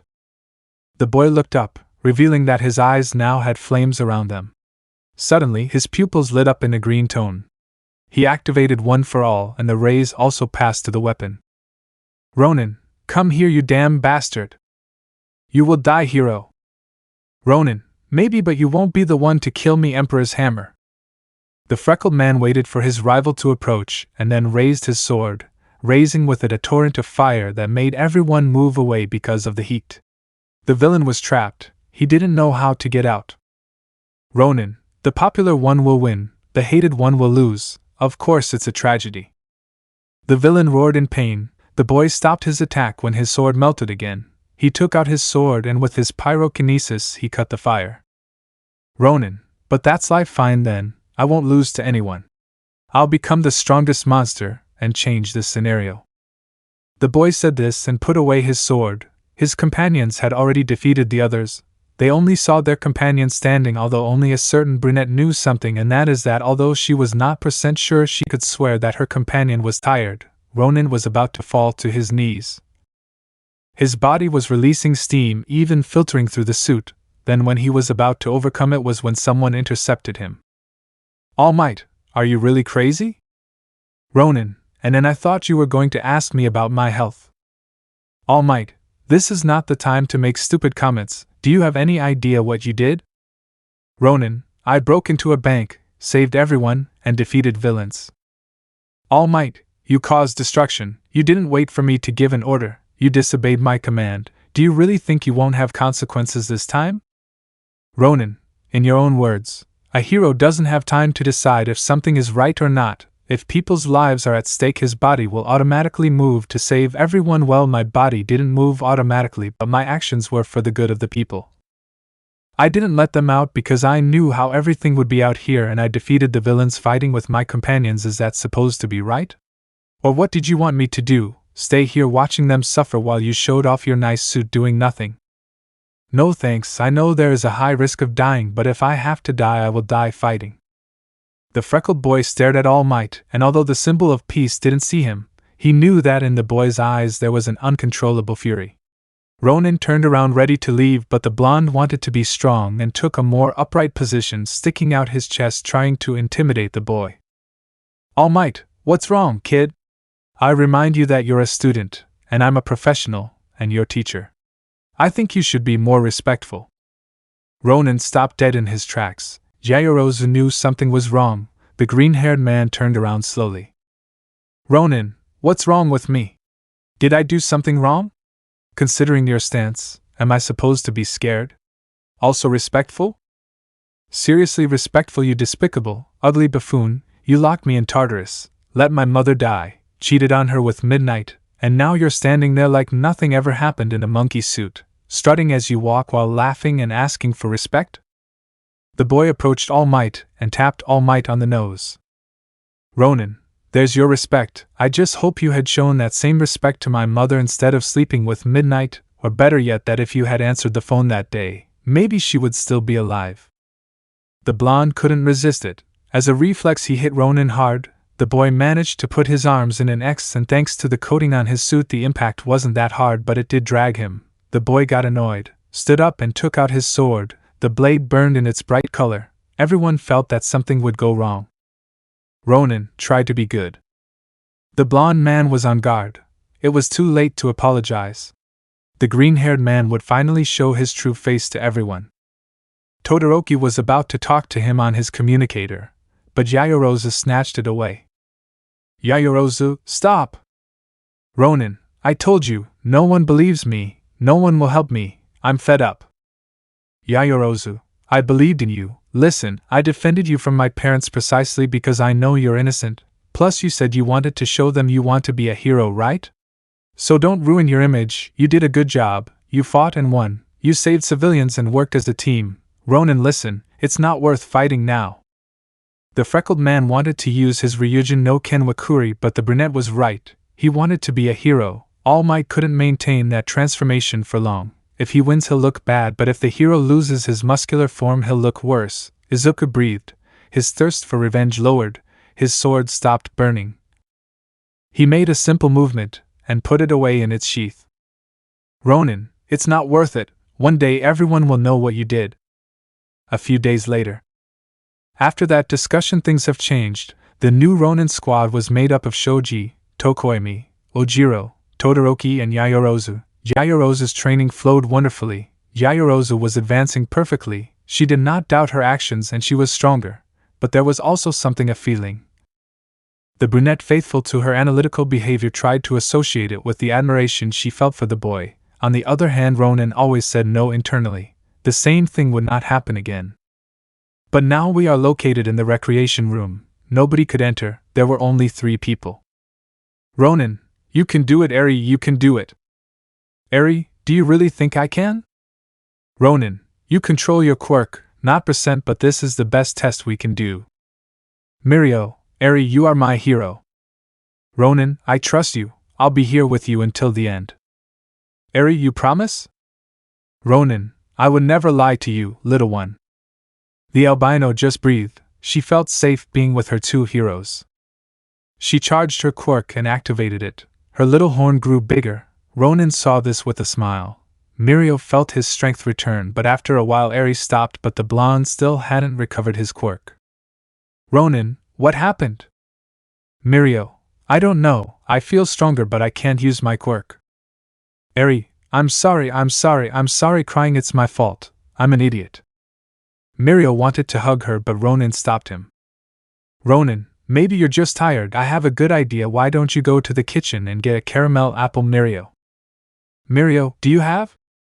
Ronin, I knew Arie would come, what better than to give her what she liked the most? Mirio, that's right, I'm going for her. The blonde left and Ronin slowly removed Arie's little hands that were covering her face. Ronin, so you were there, look how well you hid. Arie, is Mr. Mirio angry? Ronin, why? Arie, I thought I could give him back his quirks since he's gotten better at controlling mine, but I'm afraid of. Ronin, about Mirio disappearing? Arie, how do you know? Ronin, you and I have great quirks. A misuse of our abilities causes harm, but we are not bad, we are good people who went through bad things, you with Chisaki and I. Arie, here. Ronin, yes. The girl never doubted Izuku, how could she? He saved her life without hesitation, he put his own life at risk so that Arie could be saved. Arie tried to be convinced by the others but every attempt they made managed to make the albino hate them, because she was no longer a little girl of years easily manipulated. As soon as she saw the green-haired man appear she jumped into his arms excited to see him free. Needless to say, the girl has a deep hatred for Ida, Uraraka, Almight and Midnight because the green-haired man always spoke well of them and of the heroine, plus she had good references as a teacher. The little girl had memories of how Izuku idolized Ida's abilities and spoke with pride, almost bragging to Uraraka. The girl did not believe what they did to her as well as what the muscular blonde had done to her grandmother Inko, but above all she would never forgive the fact that they had beaten him and imprisoned. Ronin saw that the girl tensed her hand a little, but he caressed her fatherly. Ronin, but those things do not say who we are. Everyone believed that I was a villain. They beat me and locked me up and I think that the fair thing would be for me to become one, I think, but I did not do it. Because my ideals are so great and are strongly nailed in me that being a villain would never be an option. The same happens to you, Arie. Chisaki used your quirk for evil, but that does not say that you are bad. Even now you have the opportunity to repair the damage that he did. Arie, but what if I can't? Ronin, if you can, I will always be with you. Arie, you promise? Ronin, promise. Mirio, hey, here I have an apple for a very special girl. Arie, thanks. But first I want to try again. Mirio, are you sure? Ronin, I think it can. Arie, yes, because I'm going to be a hero. And a hero can do anything. Mirio, that's good cheer. Okay, Arie trusted you. Ronin, before you start, Mirio tries to use your quirk all the time. Mirio, okay. Giving thumbs up. The girl took the blonde shoulders again and activated her quirk. Her little horn grew back. Mirio was covered in an aura as he closed his eyes. Ronin, you can do it, Arie, if you can. Arie, I know I can. Ronin, I trust you. Mirio looked at his hands. The boy tried to use his power with force. Suddenly he felt an energy running through his body. Instinctively he closed his eyes. Arie was about to give up. Arie, I can't, I'm weak. Ronin, of course not, you are strong, you are a hero, you are doing it, Arie. Arie, but... Ronin, Arie, you are much stronger than you think and imagine. The only way to know how much is to continue testing your limits. The girl was inspired by these words, took a breath, and decided to let her quirk flow. It was almost like an explosion of power. Mirio felt his strength and more returning to him, but within this, something flowed through his blood as fast as the sea. He tried again, and then he saw it slowly disappear, sinking into the ground. It was working. Ronin, never give up, Arie. The girl made her last effort, and then a slight explosion of power pushed aside the chairs, interrupted the electrical fault, and made the room shake. Arie fell on her back, but Ronin helped her up. Ronin, are you okay? Arie, now I want that apple. Ronin, I think you won, or not, Mirio? The blonde was nowhere to be found, but to Arie's fright only his clothes were lying there. The girl thought about her parents. She was about to have a panic attack, but... Ronin, Arie, cover your eyes and duck at my signal. Arie, what? Ronin, now! The girl didn't have time to react. She just ducked and saw how the green-haired boy kicked. She blurrily saw an exchange of blows. She closed her eyes, half scared, until someone lifted her up. In front of her was Mirio, smiling and with tears. Mirio, crying. Arie, you did it! The blonde hugged her tightly while crying. Arie looked at Izuku, confused, until something clicked. Her eyes opened and Ronin just nodded, confirming the news. The girl also started to cry and hugged the boy. Izuku saw this with a smile. Everyone would soon know that the hero Lemillion was finally back. Chapter 14, Class A List? The hero Lemillion is back. Lemillion was back, there was no doubt. The boy had fought a little with Izuku to check if he really wasn't dreaming, but no, the blonde had his quirk back. He also checked a little of the green-haired boy's strength firsthand. Now he was crying on the white-haired girl's shoulder. Ronin, I think you're really back. Mirio, yeah, I think so. Izuku, I don't know what to say. Honestly, this is incredible. Ronin, I saw, Nijire and Tamaki already knew you were coming? Mirio, that's true. I have to tell you, God, Tamaki is going to die, and Nijire, well, that's unthinkable. She's unpredictable, Ronin, yes, that's very true. Well, it would be great to have a fight against the big three again, but now together, the result might be the same as before. Mirio, well, maybe not, you are stronger than before. Ronin, yes, but it would be a fight against the symbol of peace. That would be impossible to win. Mirio, are you already titling yourself? Ronin, no, I'm not the one who will take that title, but you. The blonde opened his eyes. Izuku was no longer thinking about being like Almight. Ronin, but anyway, I'll leave you. I have to see the director. Tell him the good news. Standing up. Arie, can I go with you, Dad? One simple word was enough for the green-haired boy to freeze. If someone had pushed him, he would have surely fallen. Mirio was also surprised, but it was obvious that the one who was also very surprised was Arie. The albino had said it by accident. It had slipped out. Obviously she loved the green-haired boy very much and saw him as a father figure because he always looked out for her no matter what, but thinking it was very different than saying it. The little girl looked at the freckled boy seriously and became very sad. She thought she had ruined him. Arie, I'm sorry. Well, I always saw you as and sorry, I didn't mean to. Ronin, hey, crouching down with the girl, you never have to apologize. If you want to tell me that, or Izuku or Ronin, you can do it. You are my anchor of reality, the only person for whom I did not go crazy, and if I am a father to you, then thank you. It is an honor, daughter. The girl began to cry and hugged the body of her now father. Mirio, well, you may not be his blood father, but a father isn't the one who raises you, he's the one who advises you and teaches you, Izuku. Ronin, thanks, but well, it's time to go. I have to tell Nisa everything that happened. The hero Lemillion returned, ladies and gentlemen, Arie, I'll go with you. Mirio, I would go, but you know how it is. Ronin, don't worry, I'll inform you of everything. Mirio, thanks. Izuku, by the way, tell me I'm back, but what about you? When will Hero Deku return? Izuku stopped, his body completely tensed, but he breathed. He had to tell the truth. Ronin, I didn't think I would say this, but I have to do it. Listen, Mirio, he won't come back. Deku was a hero, he never asked for anything in return, but they instead beat him. They put him on trial, and even though I don't like it, he died in Tartaros. He stayed, but I left. I only honor his memory, and I hope to do it well. Mirio, yeah, that's what I thought. Well, I guess there isn't much left to do. The hero Lemillion. It will be a pleasure to work with you, Ronin. Ronin, the pleasure will be mine, Lemillion. Now it's time to go. Let's go, Arie. Arie, yes. Mirio, by the way, what about that diamond arm?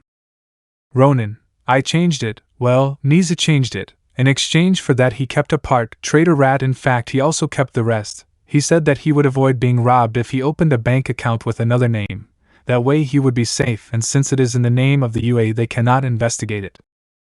Mirio, clever. But he'll give you the money, right? Ronin, yes, he will always give me enough to live on each month. He will also give me exactly what Jiro, Bakugo, Mineta and Kaminari's parents give me for what they stole. Arie, idiots. Ronin, miss language. Arie, sorry, well, halfway. Ronin, I think the change of my hero name affected you a little. Mirio, ha ha ha, if you know what Ronin means then yes. Arie, but Ronin is better, it sounds cooler, it's better than someone telling you. Useless means try hard. Ronin, okay, I think you're getting excited, time to go. Arie, okay, pouting. Mirio, well, I'll leave you, I have to make the call. The three of them left together, but downstairs Mirio went somewhere else. Ronin, for his part, took the little girl. Arie told him about her adventures at school. Izuku wanted to tell her what happened, but it seemed the girl knew. A short time later she would know that it was because Mirio told her everything that happened or what he saw besides watching the news. It was obvious that she never believed that he tried to kidnap Yaoyorozu, which calmed Izuku. The boys walked through the halls of the academy in search of the principal's office until they met a certain black-haired girl. The boy knew it. There was a certain whirlwind inside him that he tried to suppress. He didn't want that bothering him or hindering him once again. On the other hand, the brunette had that same whirlwind. But he didn't know how to feel in return. He was the first to cause so much in her. But the girl, always serious and focused, attributed it to a great and immense admiration but couldn't help but always blush slightly when she saw him.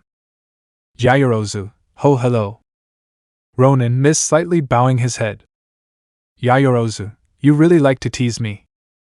Ronin, one of my best skills I think. Arie, Miss Momo. Yaoyorozu, hey little one, what are you doing here? Don't tell me this ugly and evil villain kidnapped you. Arie, no, Mr. Ronin asked me to accompany him to Director Nizu's office. Ronin, wait, because when she calls you miss it's okay, and when I do it it's not. Yaoyorozu, because she is a child and she doesn't do it with bad intentions. Ronin, well that's true. Yaoyorozu, so you're going to see the director? Ronin, yes, you know we have, or rather I have to report some things that just happened. Yaoyorozu, may I know what things? Ronin, no, you know, classified information. Yaoyorozu, well, I guess I can accompany you in that case. Ronin, I'm sorry, princess, but I have to deny your request, you know, direct orders. The brunette lowered her gaze somewhat sadly, but her small salvation would come. Arie, but she's the vice president, she has to come with us, she's better than Ida and Uraraka, with displeasure at the end. Yaoyorozu smiled triumphantly at Ronin's serious and somewhat annoyed look. Ronin, little traitor, fine, you can come, but you better not say anything, okay? Yaoyorozu, it's a deal, thanks. Ronin, well, Arie is right, it's better if it's you or Ida. The three of them started walking calmly, but Yaoyorozu noticed how Arie was staring at her. They let Izuku walk ahead a little. Yaoyorozu, what's wrong, little one? Arie, nothing, miss, but you better not be like her. The girl walked forward until she reached her father figure. The girl on her side wondered what the little girl meant. Then the heat in her chest grew bigger. The brunette looked at the green-haired boy and that heat increased. Suddenly Izuku turned to look at her. Ronin, hey princess, are you okay? Yaoyorozu, what? This yes. Ronin, then come, you're falling behind and I won't come for you. Yaoyorozu, running to his side, you could be a little nicer, don't you think? Ronin, I waited for you, right? Go ahead if you want to know what happened. It's good news, or at least it is for me. Yaoyorozu, well, that doesn't tell me much, but come on.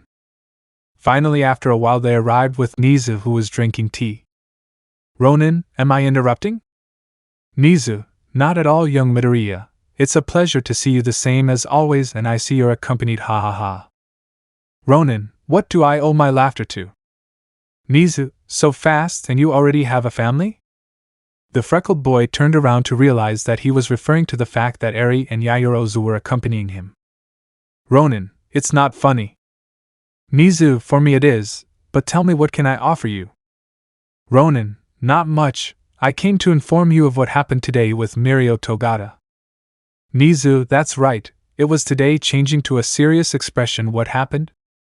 Ronin, I am pleased to report that in addition to witnessing with my own eyes how Arie was able to use her quirk correctly. At that moment the girl puffed out her chest with pride, bringing a smile to Izuku and Yayorozu's face. Ronin, I also have to say that student Mirio Togata will be able to rejoin the academy as a regular student since Lemillion will be his hero name. Yayorozu, wait, you're saying that the… Nizu, he got his quirk back, smiling. What a wonder, ha ha ha, yes. Finally luck gives us a place. Ronin, ha ha ha, he even fought me a little. Nizu, any damage? Ronin, no, we fought in close combat so as not to hurt anything or anyone, and by your orders no one was present except obviously for me. Nizu, in that case and without wanting to offend, why is Miss Yayorozu here? Ronin, we found her in the hallways, and since she's the vice president, I figured she'd know.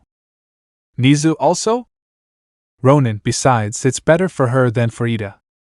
Nizu, did you do it for your own benefit?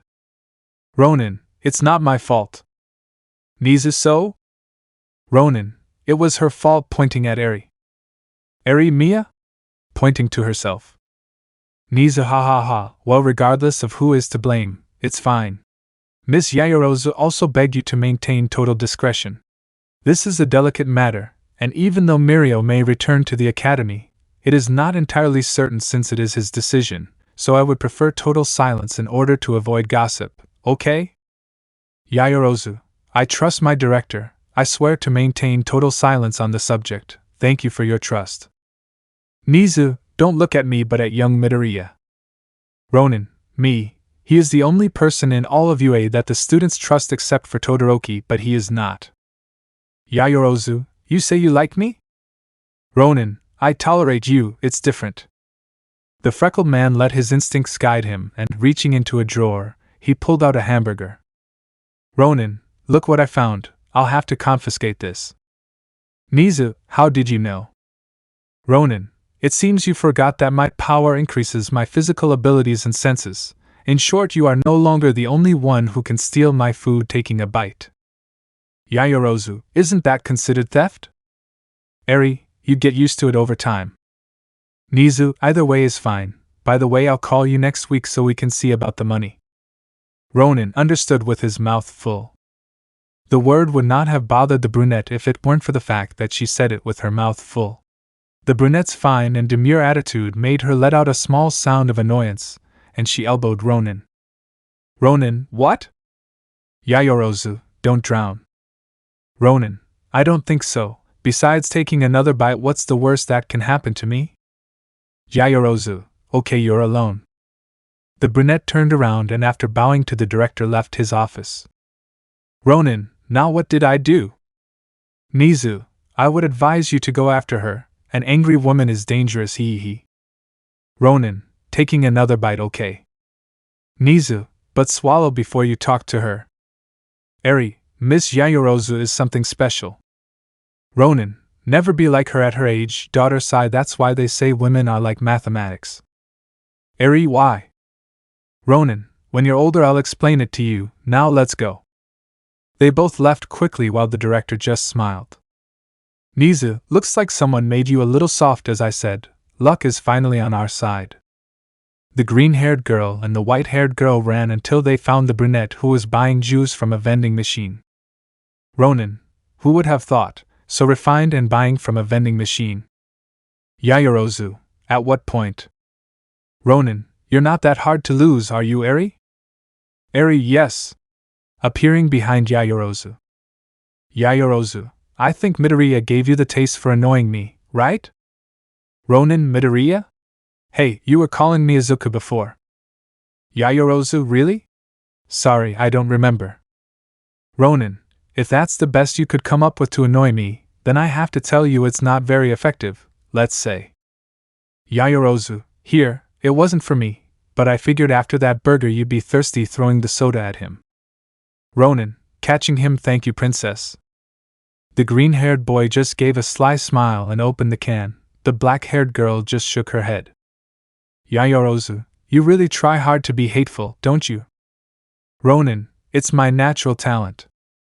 Yaoyorozu, hey, I'm a little hungry. I'll go to the dorms to prepare something. Are you coming? Ronin, he was planning to train a little but accepted the invitation. Yaoyorozu, because I have a feeling that one is coming.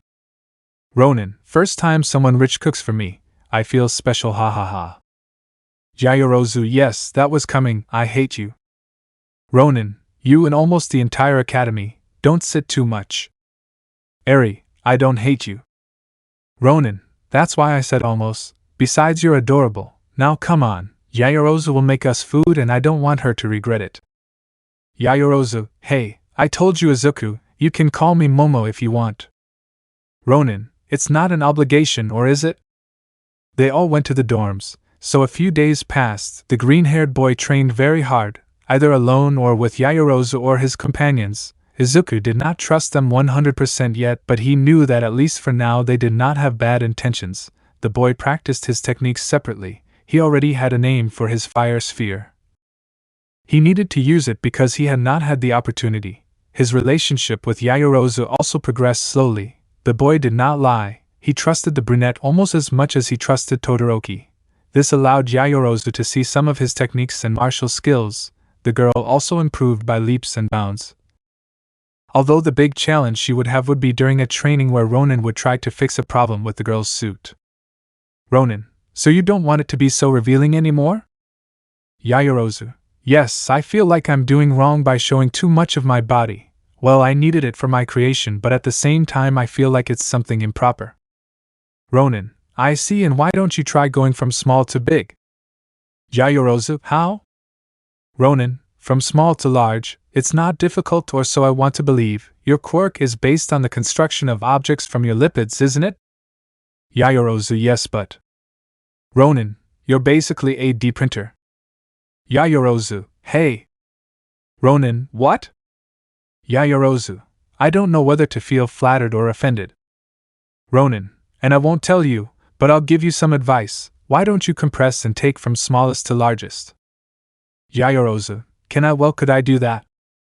Ronin, it's your quirk, not mine. Imagine, you can put your fingers together, pull something out from the tips and end up with your palm open, like a gun. Yaoyorozu, very complex to practice. There are too many things. Ronin, how about a sword? Yaoyorozu, right, I forgot you want a new one. Why do you always have to melt them? Ronin, it's not my fault. Well, in part yes, but now it's not because of me. You can practice with that. Or how about a knife, a card, and once you have achieved that you can continue with other parts of your body that are not obviously the ones you want to avoid showing, like your thighs, knees, legs, calves, feet, shoulders, arms. Part of the sternum, and you can leave a large space on your back for objects that you cannot handle so easily with the smaller parts, like a cannon, missiles. Yaoyorozu, weapons of mass destruction. Ronin, it's up to you how dangerous to make it. Remember, only man can make something so small so deadly. Yaoyorozu, that's good advice. At least you didn't offend me this time. Ronin, well, I don't find a way. Although what I can tell you is that every quirk can be deadly, it just depends on the use that is given to it. Yaoyorozu, are you calling me dangerous? Ronin, if you wanted you could blow this whole place into 1,000 pieces. I feel like you still need to exploit your quirk. Just think about it. You can create as many weapons as you want until you reach your limit, but it's just a matter of a rest, and then you're back in action. Honestly, it's good that you're on our side. Yaoyorozu, really? But changing her tone of voice, who assures you that I will always be. The brunette stood up and threatened to attack. Ronin stood on guard and they began to fight. The girl pulled out the swords from her legs as well as other weapons. Suddenly she took out a pair of sticks that could be joined together, making a bigger one. The girl fought hard, but her rival was no fool. The boy defended himself well. Several times the girl was forced to almost create a shield or a cannon, but she didn't do it. The green-haired man was dangerous and his movements confirmed it. After a while they both fell to the ground tired. Ronin, well, that was fun. Yaoyorozu, I feel a little offended that you don't use all your techniques against me. Ronin, my pyrokinesis skills should only be used against enemies I hate hehe or against really strong rivals. Yaoyorozu, so I'm weak? Ronin, no, it means I don't want to kill you. You're the only person in any class at the academy I can stand. Yaoyorozu, can you stand me? With a mocking smile, does that mean you like me? Ronin, oh no, not even in your dreams. The girl changed that smile for an annoyed face and quickly hit Izuku on the head, although the boy was surprised because his predatory sense did not warn him. With his attacks in fight, even if it was training, he did it, but usually with anyone except Arie, Nizu, Endeavor, Snipe. Edge shot and ectoplasm, he always felt a slight tingling from his danger radar, but whenever he saw Yaoyorozu this tingling did not appear. The boy attributed it to the trust he had in her, but now? He quickly did not stop to think and attributed it to tiredness, although. Yaoyorozu, how strange. Ronin, what? Yaoyorozu, you didn't dodge that blow. You can dodge bullets and knives, but that doesn't work? Doesn't it work on me? With a triumphant smile, after all, that blow was much slower than a bullet. Ronin, don't get excited, princess. I left and didn't want you to feel bad. The brunette was tempted to hit the freckled man again, but for fear that her attack would be dodged this time, she decided that it was better to do nothing. Yaoyorozu, and what do you think we'll do tomorrow? Ronin, could you focus on the now? Yaoyorozu, I can't, because if I ask you what you're doing today, you'll say. Ronin, eat and meditate.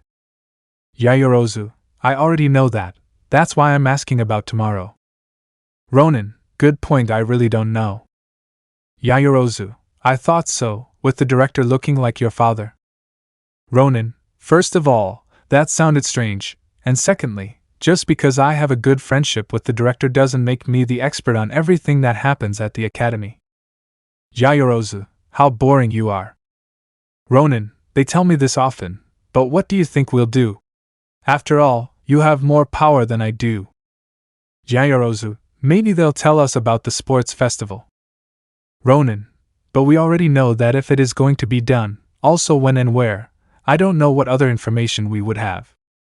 Yaoyorozu, right, maybe they'll send us to practice again.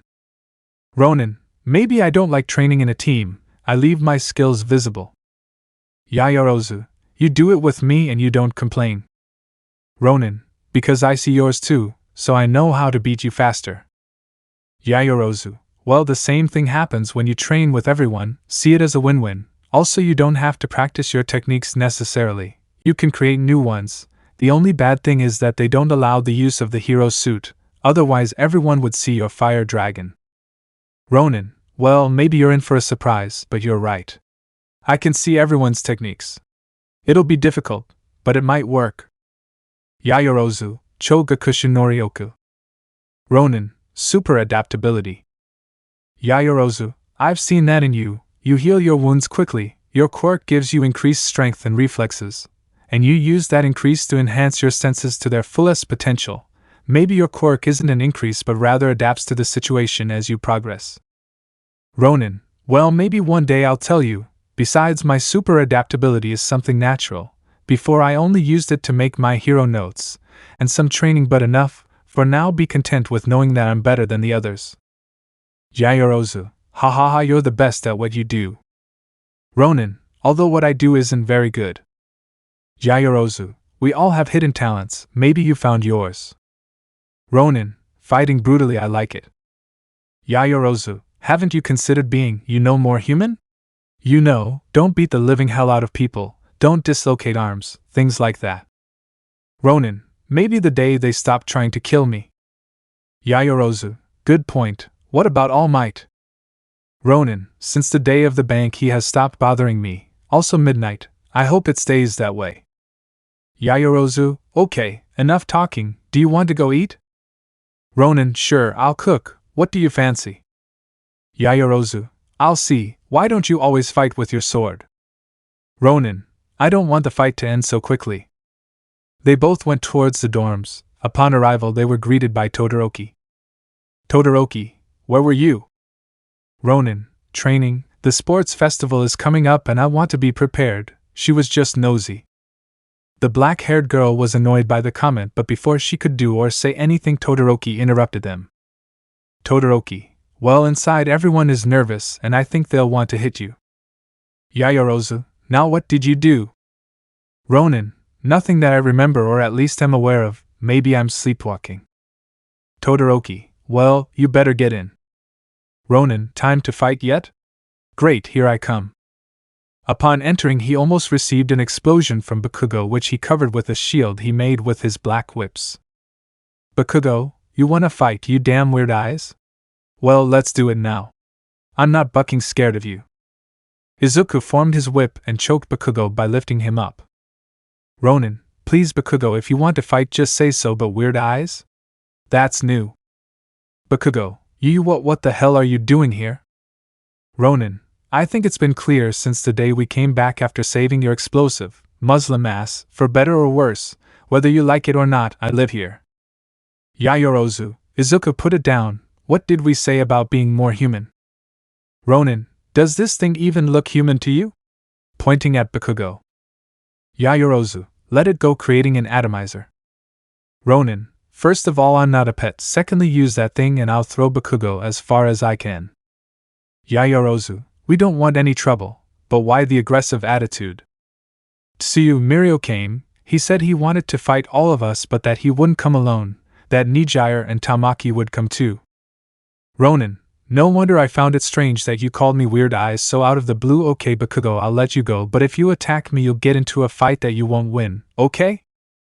The blonde didn't respond, he just made slight explosions, but Ronin choked him a little harder.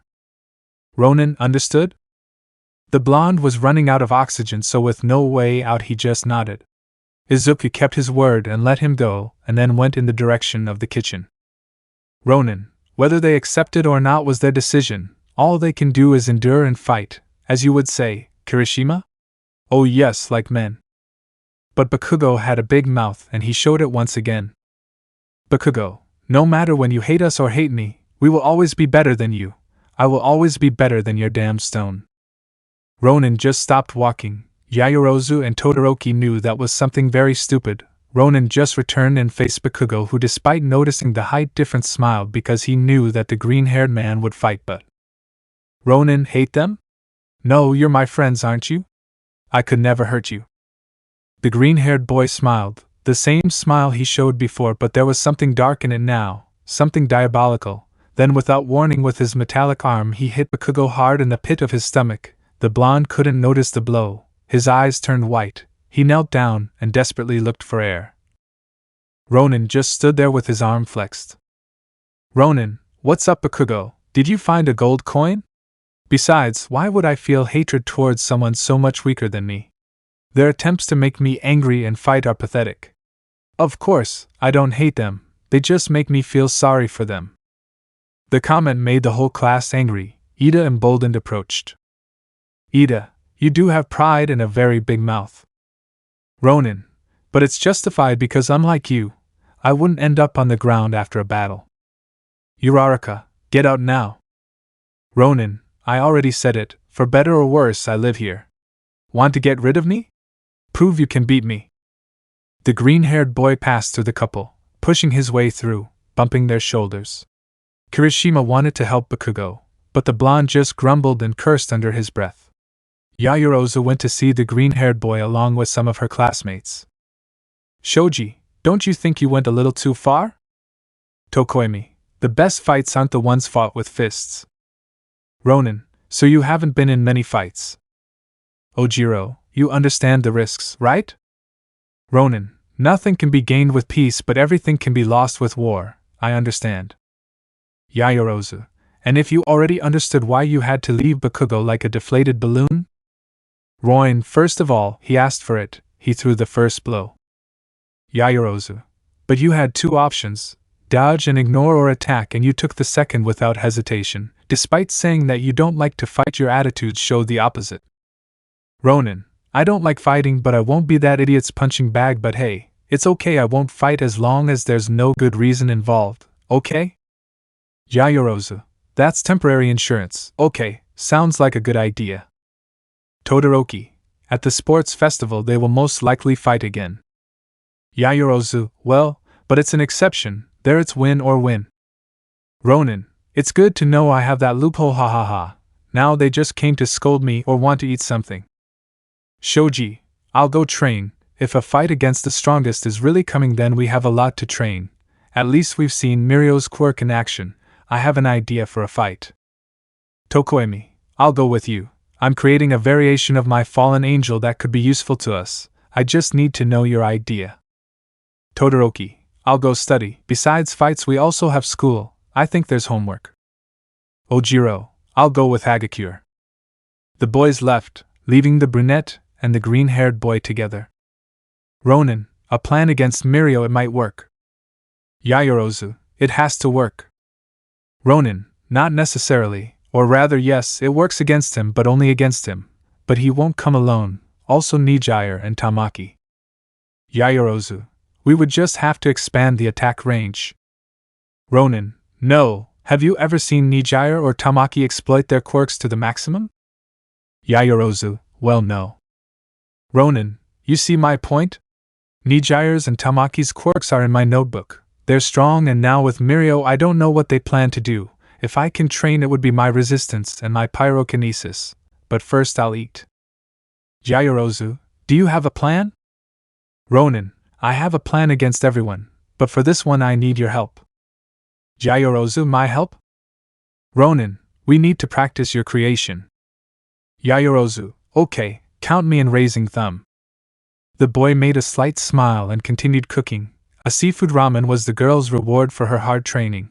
After that they went to the freckled boy's room where she looked for his notebook. The green-haired boy left the brunette outside to avoid taking too long. The girl made a tender pout because despite what the boy said, she did not feel any economic difference.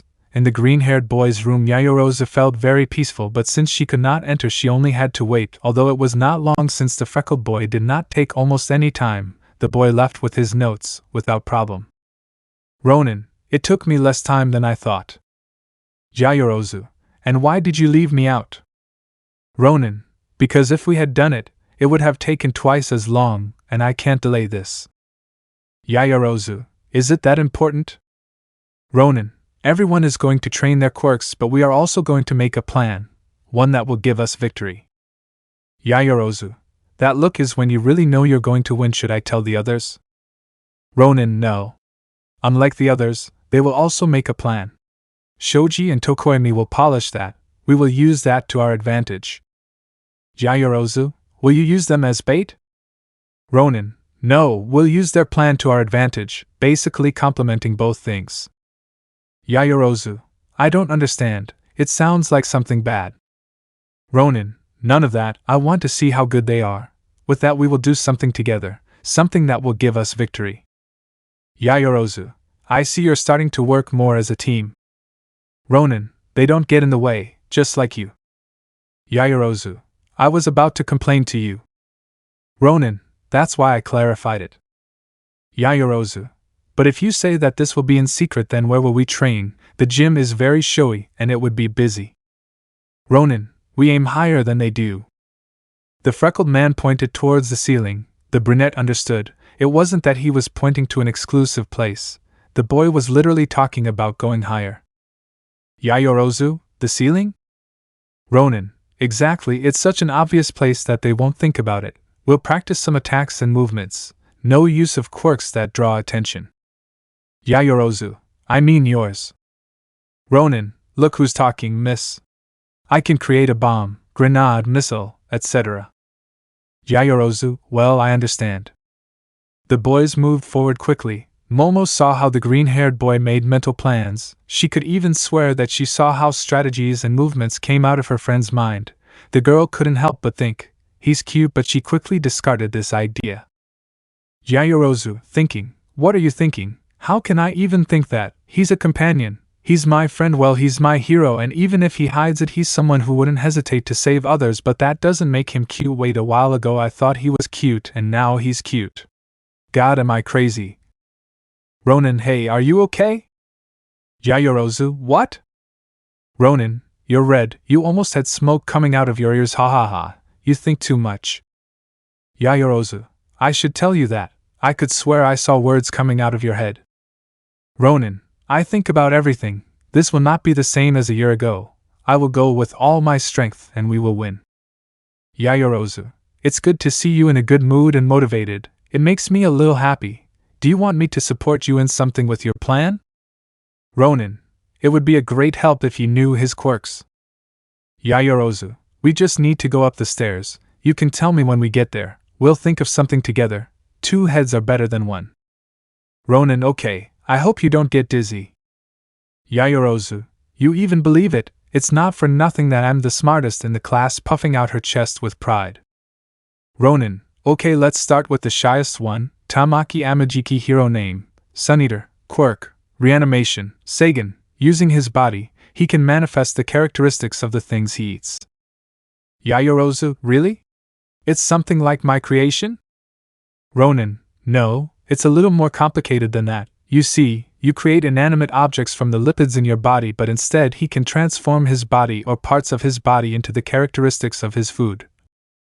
He can also perform multiple transformations at once, and from what I know his quirk is not limited to animals or plants but also other materials, according to information from Mirio. And Kirishima was also able to adapt crystals, so I think he can manifest the characteristics of anything he eats as long as he can eat it, although his limit should be time. I don't think he can make an octopus arm all the time. I assume the duration of his abilities depends on how much he eats. And from what I saw from the videos of Arie's rescue, he is also capable of combining his manifestations, and this is mere assumption, but I assume that any damage or removal of his animal or edible limbs does not inflict real damage on his body. Yaoyorozu, how do you know all that? Ronin, not for nothing I worked with them. Now what do you think about going with the most hyperactive, Nijier Hado? Yaoyorozu, sounds good, it shouldn't be that complicated after hearing about Tamaki. Ronin, you don't know me, okay, here we go, Nijier Hado. Hero name, Nijier-chan. Yaoyorozu, tell me you're joking. Ronin, I would like to, but no, I'll look, it's easier than Tamaki. Hihi. Well, as I was saying, quirk, energy wave, Hado, Nijier's quirk gives her the ability to manipulate and generate shock waves from her vitality. Yaoyorozu, that's easy, but wouldn't it be dangerous for her?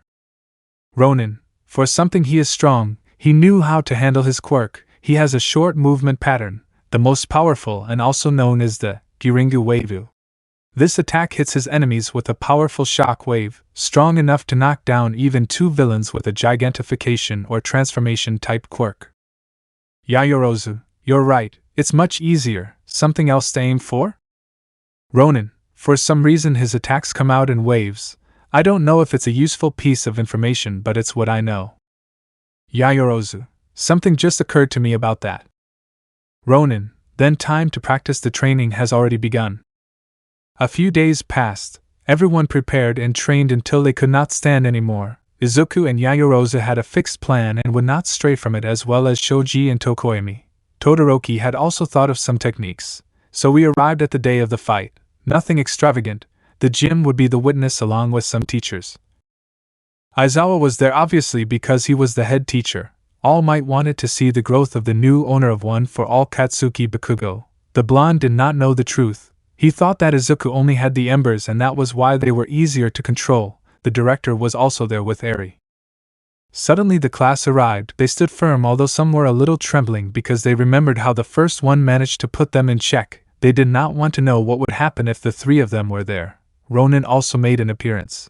The green-haired man stood up next to Yaoyorozu and Todoroki. Ida did not agree with this, but before he could reply anything they heard footsteps. The big 3 were there.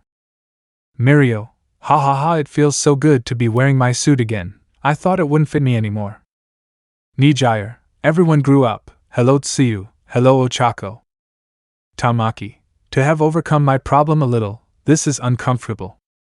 Mirio, haha, I see you guys have your outfits too. Everyone wore their hero suits without exception. Izuku only had the suit hood, the mask was stored.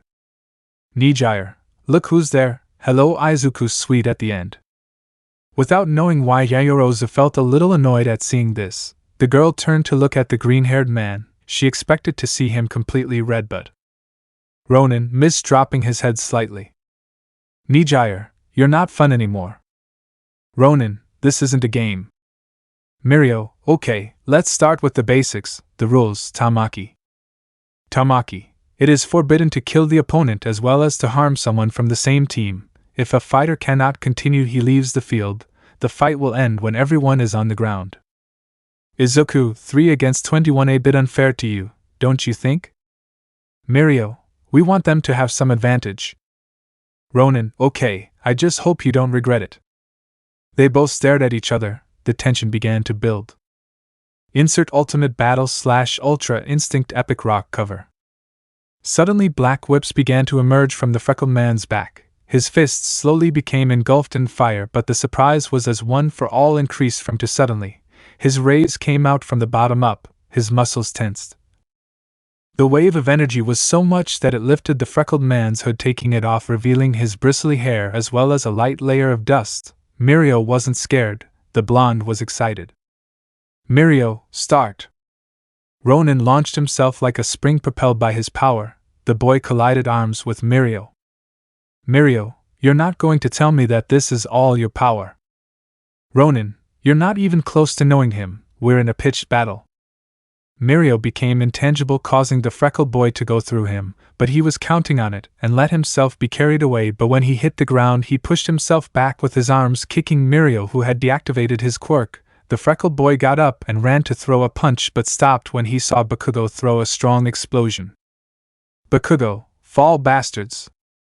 Ectoplasm, entering the gym, call me crazy, but according to the rules, isn't it forbidden to attack a teammate? Aizawa, yes, but that wasn't an attack on Midoriya. Almight, young Bakugo attacked well, Midoriya being in his way is not his problem. Ectoplasm, and shouldn't you be more impartial? Nizu, let the fight continue. Ectoplasm. Ronin, Bakugo being Bakugo, I guess. Hey idiot, I remind you that I'm here. Bakugo, too bad I didn't give it to you. Mirio, I'll get rid of the slow ones. Todoroki, if we let you. Throwing an ice spike, don't break formation. Nijire, break formation imitating the bicolor, and launching an attack in the middle, dispersing everyone. Uraraka, we will defeat you, senpai. The girl removed gravity from herself and was thrown by Tsuyu towards the blue-haired girl who, upon seeing her, shot but missed by centimeters. Uraraka thought she would win, she just had to touch her and that was all, but she didn't know that Nijire had missed on purpose. When Uraraka was close, the blue-haired girl stopped flying and Uraraka flew over her. Uraraka, damn, I forgot I could. Nijire, Uraraka, I never thought I'd be disappointed in you, but what you did to Midoriya is unforgivable. The girl rose again, and when Uraraka was about to land, she was hit by a strong wave from the blue-haired girl. Ida, Oka-chan. Preparing their engines. The blue-haired boy rushed to help the brunette, but some tentacles got tangled around his legs. Tamaki, focus on the fight. If you were heartless enough to look out for your own interests by turning your back on your best friend, I don't see why you can't do it again. The black-haired boy threw Ida against his companions, using him as a whip. Oyama and Koda were the first to fall. Sato launched himself against the boy, but before arriving he was hit by an oyster. Tamaki, they are a good defense and a good weapon at the same time. The brunette tried to hit Tamaki, but the boy used a combination technique using his oyster and Ida as an attack, but Mineta managed to slip away and using his spheres hit Tamaki's tentacle, although this meant whipping Ida. Sato took advantage of that and launched himself to hit the boy, but he generated thorns from his hand and hit the sugary, who felt how his body was paralyzed. Tamaki, that'll keep you busy for a while. Ronin, thinking, octopus tentacle, oyster shell, takoyakis and seafood cocktail, but the bones. Tamaki has a taste for seafood then. Mirio, don't get distracted. The blonde threw a punch and Izuku jumped away from him. Ronin, let me think. Mirio, it's not time to think, it's time to fight. Ronin, sorry, I was thinking of the fastest way to beat you. The blonde smiled and launched himself back into the blows.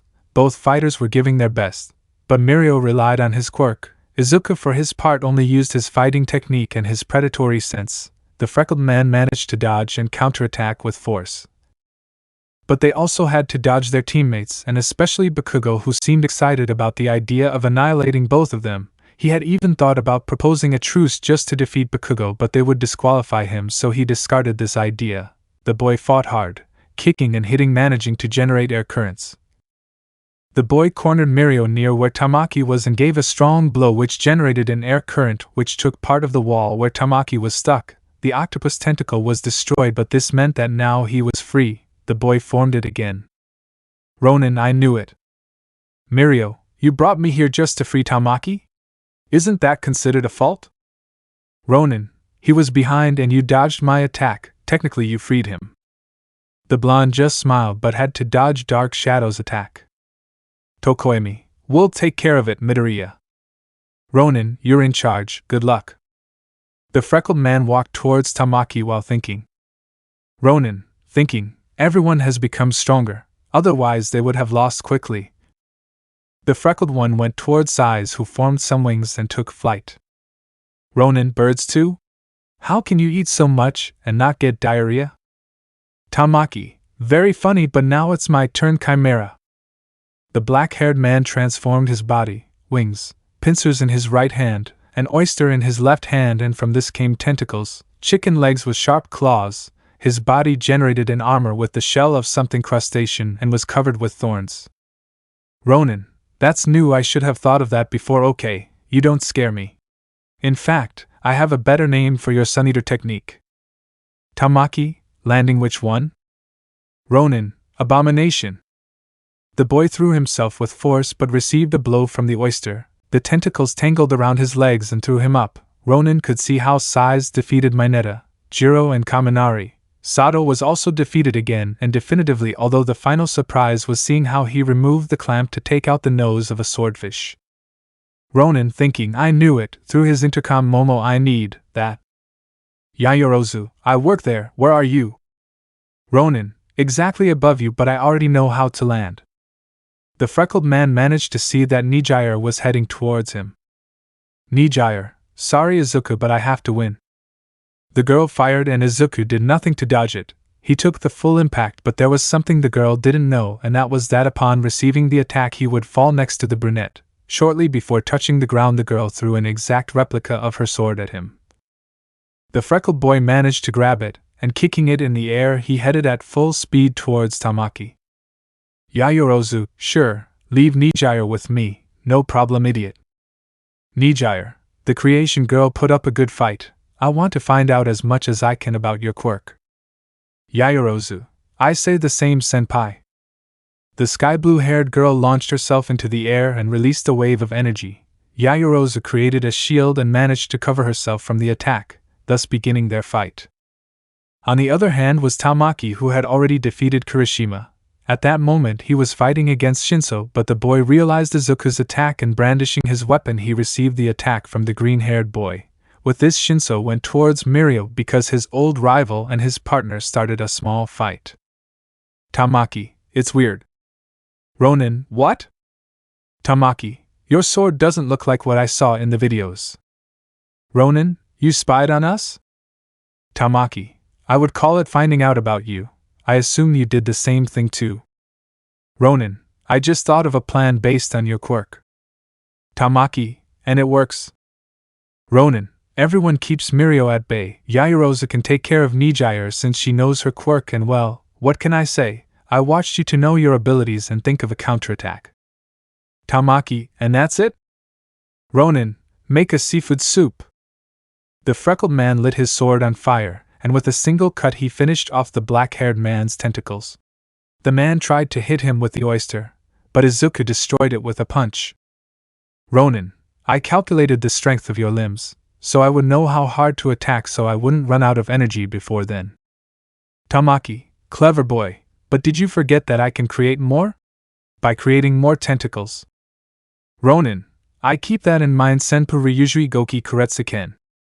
Brutal and accurate blows were enough to destroy the tentacles and make several cracks in Tamaki's armor. The boy just smiled. It had been a good fight. Ronin, are you tired yet? Tamaki, ha ha ha, no. It's the first time someone has managed to do such significant damage to me. It's exciting. Ronin, and to think you were the shy one. On the other side, Tokoemi and Shoji fought together against Mirio. Apparently their plan was succeeding. The blonde had managed to connect blows, but so had they. That motivated them because it gave them the pride of saying that they had advanced a lot. No one was left behind.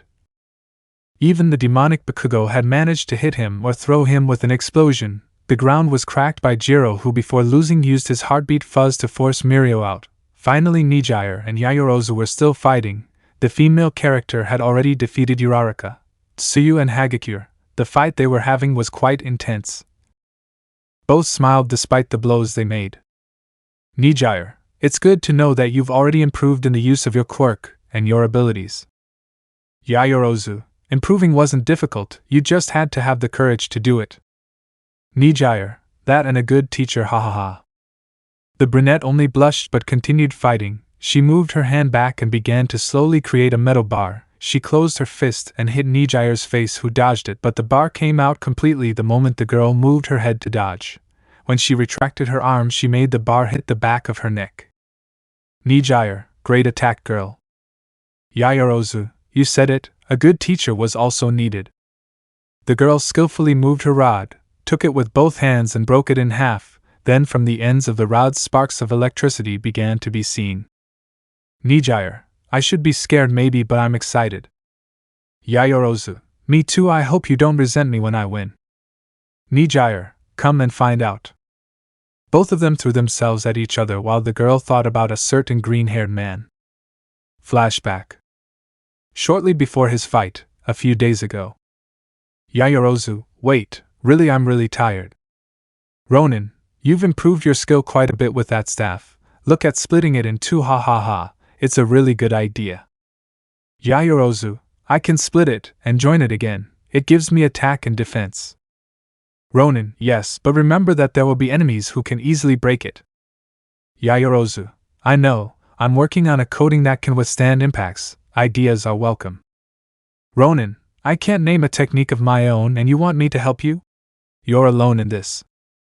Yayorozu, what a great friend you are. Ronin, I know, why don't you help me with my technique? Yayorozu, what do I get in return? Ronin, mercenary to help you with your technique. I can think of an accessory now. Yayorozu, I'm all ears, but how much will you charge me?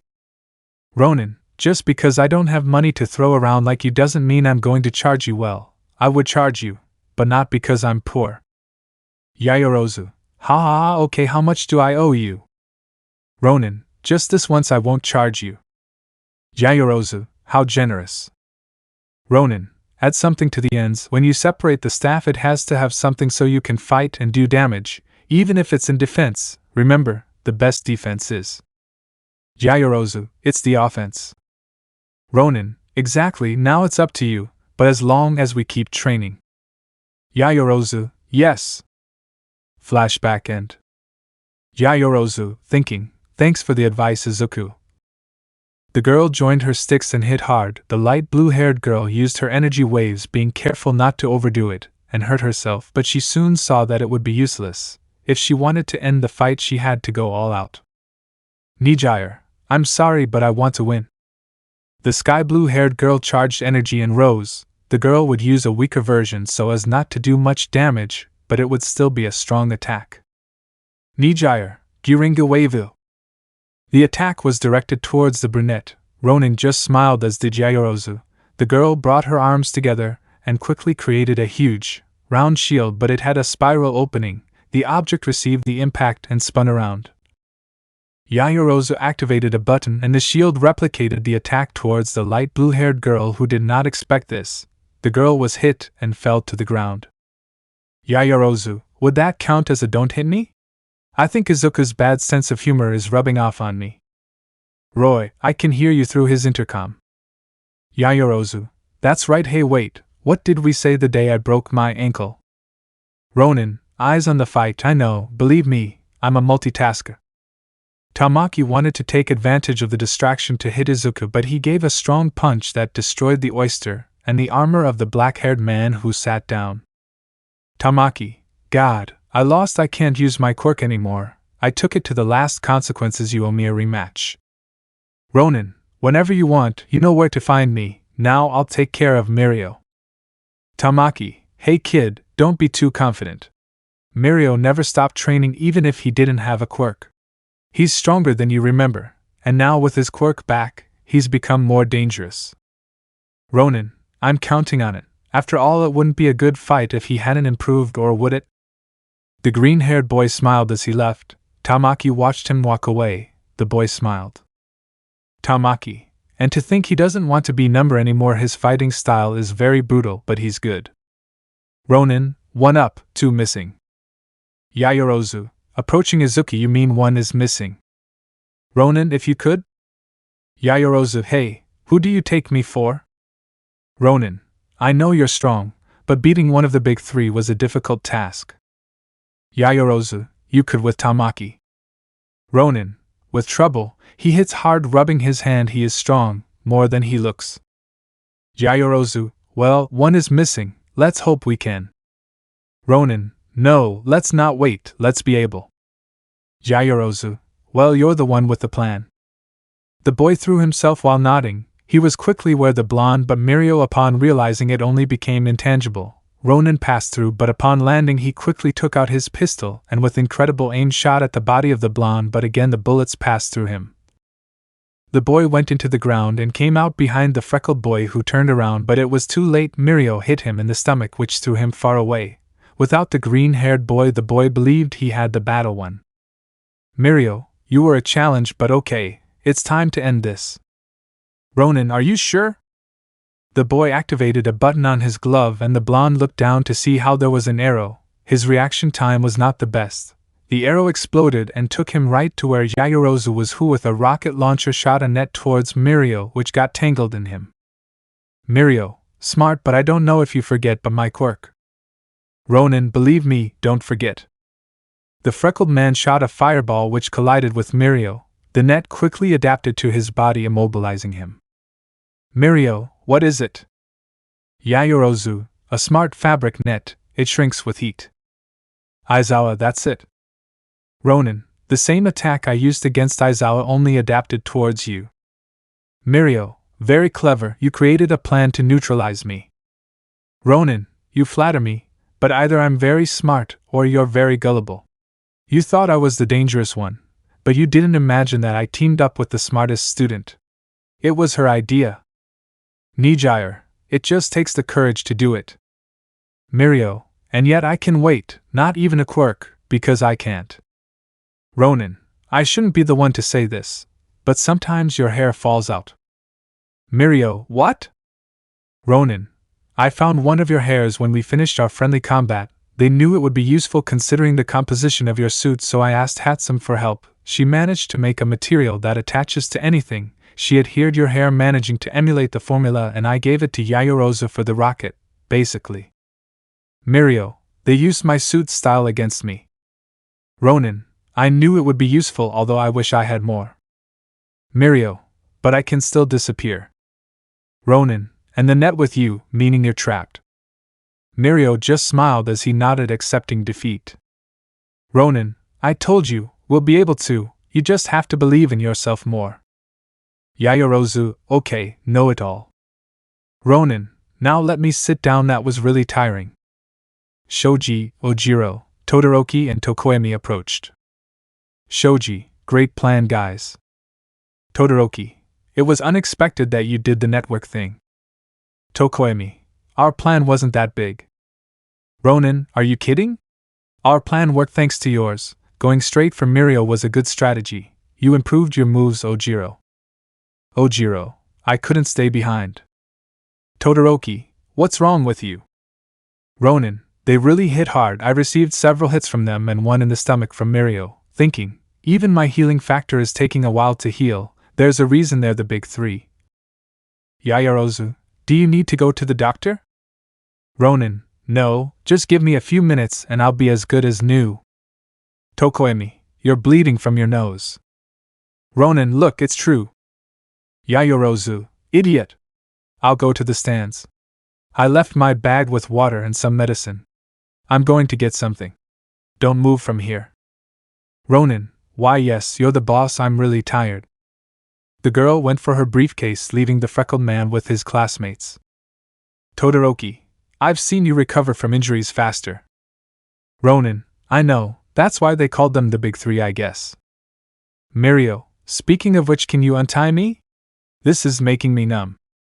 Tamaki, I would do it, but I have trouble moving. Nijire, that makes 2 of us, I'm sorry, Mirio. Endeavor, arriving, why do I always have to be late? Nizu, your son won, Class A won the match. Endeavor, that's good news for a change, although now it seems I have 2 children, both of whom control fire. Nizu, ha ha ha, I see, but tell me, getting serious, what's going on? Endeavor, there is nothing of Shigaraki, director, it seems that the earth swallowed him up. Nizu, that only means trouble, so young Midoriya was right. Endeavor, should we cancel the festival? Nizu, no, that will only tell him that we know, it is better to continue with what was agreed. Endeavor, if it doesn't work, it will continue. Nizu, I have a plan for that too, but calm down. On the other hand, Bakugo was frustrated, his face reflected hatred. Who did the green-haired boy think he was to come and take the glory? Now he even awakened his quirk. Before he was just a piece of shit with luck, but now he's the strongest. Bakugo didn't believe it. There was only one who would be called the strongest, and it would be him. Then he remembered All Might's words when he gave him one for all. Your tenacity, perseverance, and courage make you the perfect candidate. No more mistakes in giving this to villains. Young Bakugo, you can be the no hero. It's your right and something you've earned. Now it wasn't even that? Because the freckled man had the true one for all, he only had the embers, Izuku will always be ahead of him? Is it his destiny to always be second place? Bakugo lost his mind. The ash blonde charged an explosion, saw Yayorozu and aimed at her. Bakugo, first the millionaire hitch. The explosion was strong, percent of the one for all. The girl received it with force. Thanks to the distance, it was not fatal, but it did not prevent it from hurting like hell. The girl gave a heartbreaking scream. Everything rumbled. Ronin, what was that? Standing up and seeing Bakugo, God, Bakugo being Bakugo, I have to go. Todoroki, you're in no condition to. Ronin, someone has to lower his sumos. The freckled boy charged his energy, jumped, and when he was on the roof he propelled himself down, falling behind Bakugo, who turned around somewhat surprised because he had never felt an impact like that. Ronin, you didn't think you could leave so peacefully, did you? The freckled boy opened his eyes when he saw the girl fainted with her suit torn and burned. He advanced towards her, but Bakugo grabbed him by the hood and pulled him. The blonde smiled devilishly, but the moment he turned around, Ronin hit him with great force that moved him away several meters. Insert YouTuber Neil Stenson Spider-Man black suit theme.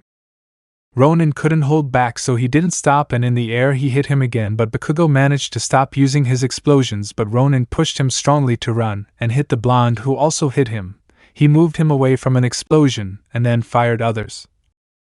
The freckled man got into the rubble, and using all his strength he lifted the piece where Bakugo was standing, but the blonde wasn't intimidated and exploded the huge rubble.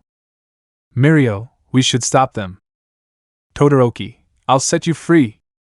Ronin didn't stay there. He furiously threw himself at Bakugo, and mixing all his combat movements he began to hit the blonde. He even lit his fists on fire and hit him. Ronin, wanna feel a burn like Yayorozu? Fine, I'd rather have it. The boy kept hitting him until Bakugo found a gap in his defense, and using an explosion he pushed the boy away, but if he thought that with that he would free himself from Izuku, he was very wrong. The green-haired man returned to the fight. Bakugo tried to give martial arts blows, but they were blocked without problems. A hook to the liver. One to the face. Izuku blocked them. Instead he gave one to the chest, put his hand on the blonde's neck and kicked him away, and then threw the sword that the brunette had made him, digging into the blonde's clothes and the ground. Bakugo moved furiously, but Ronin put a foot on his chest, immobilizing him. Then lifted him up and threw him, stamping him into the wall. Ronin, get out of my sight or you won't get out alive. The last thing he said with a voice that scared his companions. Aizawa and All Might wanted to intervene, but then Nizu stopped them. Nizu, hey, I remind you that we saw how the boy you just beat up attacked his classmates, and also directly one of them, and you didn't intervene? All Might, director, listen. Nizu, you just want to see the boy fail because of your stupid prejudice. You'll be there the day everything is known, but today you're not going to attack the student who did the right thing. Arie, I'll take care of it.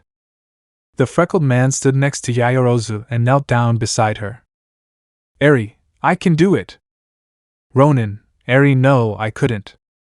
Arie, she fought and was attacked from behind. That's not fair. I'll save her like you said. The world can't lose Kriati. The girl used her quirk and Izuku saw how the wounds regenerated quickly. The boy clenched his fists hoping it would work. Ronin, Vano's works, wake up Momo. After a few seconds the brunette opened her eyes. Arie deactivated her quirk. Yaoyorozu, what happened? Ronin, you tripped. Look at you making such a mess just because of an accident, you really are a case. Yaoyorozu, don't lie to me Izuku. Ronin, that's right, you tripped over an ice cube from the fridge that was in the fridge? Yaoyorozu, I'm not stupid. Ronin, I know, but I didn't want your inferiority complex right now. Yaoyorozu, where is it? Ronin, far away if he knows what's good for him. Yaoyorozu, did you hit him? Ronin, it's not so bad if you look at it from a subjective point of view. I mean, he attacked you first. Yaoyorozu, what did we say about breaking up a fight? Ronin, Momo won't hurt you again, or so I hope. Yaoyorozu, thanks for now, but next time I try I'll be able to fix it.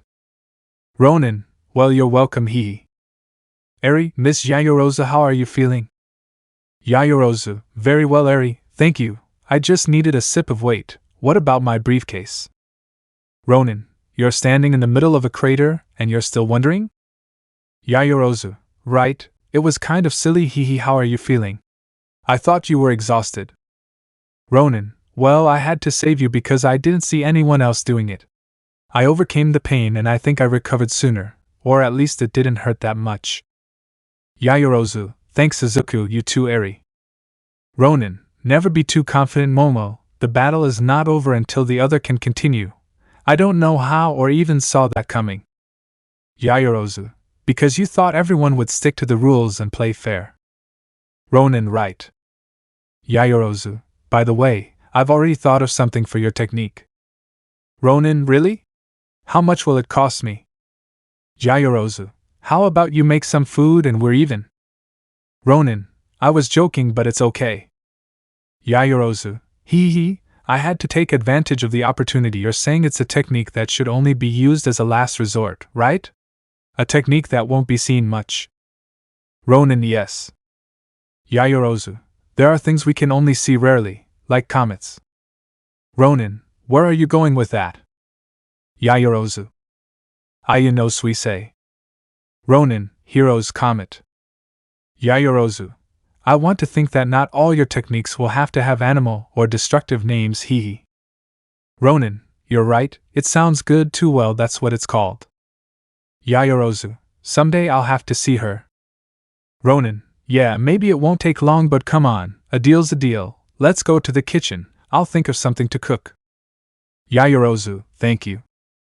Ronin, are you coming, Arie? Arie, yes. So the three left the gym, their teammates followed them. Todoroki released Mirio.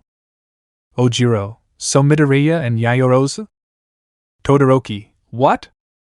Ojiro, you know, they have that kind of relationship? Todoroki, no, or at least not that I know of, but you know, he trusts her. Ojiro, yes, maybe that's why Bakugo attacked her. Todoroki, Bakugo is a jerk with airs of grandeur. I hope this lowers his ego a little. The boys left while Endeavor stayed with Nizu and Ectoplasm. Endeavor, what was that? Nizu, he partially lost his family. He only had Arie, but I'm starting to believe that the two of them are the only thing that keeps him calm. Endeavor, something like. Nizu, sometimes the world is too big. I think he found a way to make it smaller. The redhead nodded, understanding what the rodent was referring to. Ectoplasm, regardless of who won, they all showed improvement. They managed to hold their own against the big three. Do you think they're ready then? Nizu, yes, let the sports festival take place. Chapter 15, shall we start? The green-haired boy watched the brunette while she ate. The girl didn't know this, although he didn't know that she ate very well. Somehow the freckled boy's food tasted exquisite. Ronin, I'll feed you every day. It seems that way I can keep you quiet. Yaoyorozu, I don't understand how you can cook so deliciously when you were locked up like an animal. Ronin, they locked me up after what happened with Arie. My mother was still alive. Believe me, I learned a little. Yaoyorozu, that's true. Hey, how long has your mom been carrying? Ronin, she's been here for a year and a half. Well, more than that, she's been out much longer than me. Yaoyorozu, have you been to see her? Ronin, these days I'm afraid to say no. The last time was the day before I wore my Ronin suit for the first time. Yaoyorozu, why not? Annoyed your mother is an idiot. Ronin, I know, genius. I don't have green hair because of my father grabbing a lock. Yaoyorozu, and in the months you've been here, it hasn't occurred to you to see her? The brunette seemed angry. She may not know some things, but family is something she never forgets. Her parents were absent, but when she saw them, the memories she had of those days she would never forget. It is for this reason that it seemed unusual to her that the freckled man who always spoke well of her did not visit her mother, but the green-haired man just lowered his head. Ronin, no, it's not that I don't want to, it's just that I can't. Yaoyorozu relaxed her expression a little. Yaoyorozu, you're not grounded, why don't you go? Ronin, I can't, I don't want to risk it. Yaoyorozu, why risk it? Ronin, neither you nor Arie, even Koda, it's been a while since I saw the dwarf, but still he's one of the few people I want to believe doesn't think badly of me. Yaoyorozu, you care about me. Ronin, sometimes I wish I hadn't spoken to you. Yaoyorozu, but why can't you? Or well, why don't you want to risk us? Ronin, you saw what happened when you and I left. I don't want that for little Arie, nor do I want my mother's grave destroyed besides. Yaoyorozu, what's going on? Ronin, I don't think she's very proud of who I am or what I've become. Yaoyorozu, what are you saying? Ronin, Momo understands I'm no longer the izuku she knew, you said it, I've become someone very different. I say I don't like to fight, but I go through life fighting like an animal. Yaoyorozu, well, in your defense they force you. Ronin, but it's different, although hey, I was among monsters for a year and a bit, could it be that I became one? Yaoyorozu, being among monsters doesn't make you one, you may be somewhat violent but you are not one taking his hand. Ronin, hey, removing his hand, but well, it's time to rest a little, maybe train a little. Yaoyorozu, we could go. Ronin, where to? Yaoyorozu, after the festival we could go see your mother. I didn't know her at all, to be honest, but if she had a son like you she must have been good. Ronin thought about it for a bit. He really missed his mother, but as he said, he didn't want to risk them. The brunette noticed this and stood up, left his plate in the automatic sink and went towards the green-haired man, taking him by the shoulders. Yaoyorozu, giving him a small massage on his shoulders. Hey, you don't have to doubt it, we'll be fine, I'm going to hide, like the day we rescued Bakugo, remember? Hee, that was fun, well, apart from everything that happened. Ronin, taking her hand, you want to motivate me, right? Yaoyorozu, well, you do that for me several times, you motivated me to be better. Ronin, we can all be heroes, we just need the courage to put the cape on our backs, all you needed was a little push. Yaoyorozu, yes, but well, instead of sitting around regretting being weak and without anyone to help me be with you and be better, I prefer the second option, thanks for that izuku. Ronin, sounds like a confession, you know? The girl turned completely red at the comment, let go of the freckled boy and crashed into the wall. Yaoyorozu, and don't say that. Ronin, ha, that was a great way to get rid of you. Well, I'll finish training and go meditate a little. Yaoyorozu, you fool. Ronin, no, my name is not Tanto, I'm Izuku, repeat that. Yaoyorozu, that's not what I mean, you know what? Forget it, better I know, I want to meditate with you. Ronin, what? Yaoyorozu, I want you to teach me how to meditate. Ronin, I highly doubt you don't know how to meditate, princess. Yaoyorozu, what do I know? I know, it's just that, well, to be honest, I feel better being with someone. Jiro stopped talking to me since he saw that I'm hanging out with you. He only talks to Todoroki, Ojiro, Shoji and Tokoimi, although it's not much. You're the only friend I have left, and… Ronin, I'm sorry Momo if you hadn't. Yaoyorozu, I don't regret it much. Well, it's complicated, I just want to say, can you teach me how to meditate? Ronin looked at her for a few seconds and nodded. Ronin, if that makes you feel better, okay? We'll just meditate a little and then we'll train. Yaoyorozu, are we really still going to train? Ronin, if you want to do something at that festival, we'd better train now. Yaoyorozu, I know, hey, it's true, they haven't told you about the festival. Ronin, I participated in the first one, did you forget? Come on, we compete, we give our best, motivational speech, everyone gets excited, we win and we lose, the weak are pushed aside, and in the end, the strongest are rewarded, making their egos grow even more. Yaoyorozu, yes, I remember, and you are close, but after you left they made changes. The first competition is a race, the second is a random challenge, but the last is a fight. 2 categories were created for the fights, female and male. Ronin, a fight at the end? You want me to fill the arena with blood, right? Yaoyorozu, try to control yourself a little. Ronin, the loophole is that at the festival I can fight however I want. Consider it a disadvantage that I don't have my costume. Yaoyorozu, you are a weapon without your suit. Please try to control yourself a little. I'm not telling you to lose. I want you to win without tarnishing your image as a good boy. Ronin, I guess, well, killing is bad. Fighting until you win is good. I'm happy with that, but while we meditate, it will relax your muscles and hopefully make you concentrate better. Yaoyorozu, it's okay. Ronin stood up and headed to his room but stopped. Ronin, you're just doing it because you want to get into my room, right? Yaoyorozu, hiding a tear. How did you know? Ronin knew it. She was lying. She didn't like being alone. She lost her friends. But if this made her feel better, then he wouldn't deny it. Ronin, you're easy to read, princess. I know. My room is very peaceful even though I can't sleep. Yaoyorozu, I have nightmares too. Ronin, not like mine. Yaoyorozu, a world where our powers are unique, where not everyone has them. We are marginalized. We are attacked here. We are heroes, but in my dreams we are fugitives. My nightmares are that. A world where they look for us, they find us, they hunt us, and they kill us, they hurt me. Ronin, in your dreams you get hurt. Yes, it's bad, but in mine I'm the one who hurts people. Yaoyorozu, maybe you need to meditate more and train less. Ronin, if I don't train it's a wasted day. A wasted day is equivalent to being weak, and I'm not. I will win. I will kill Shigaraki and... Yaoyorozu, and only then will you be able to sleep? Do you realize how ridiculous and stupid that sounds? Izuku, you are strong, the strongest person I know. You don't have to kill to prove it, and yes, I know, Shigaraki deserves to die, but that's no excuse. Izuku, we will meditate, but if we don't train today... Ronin, but... Yaoyorozu, you'll listen to me, understood? Ronin, well, Yaoyorozu, we're just going to meditate, and you like watching movies? Ronin, shall we eat something? Yaoyorozu, how is it that you eat and nothing else? Ronin, my metabolism is too fast, that's why I'm hungry. I have to eat large amounts to feel satisfied.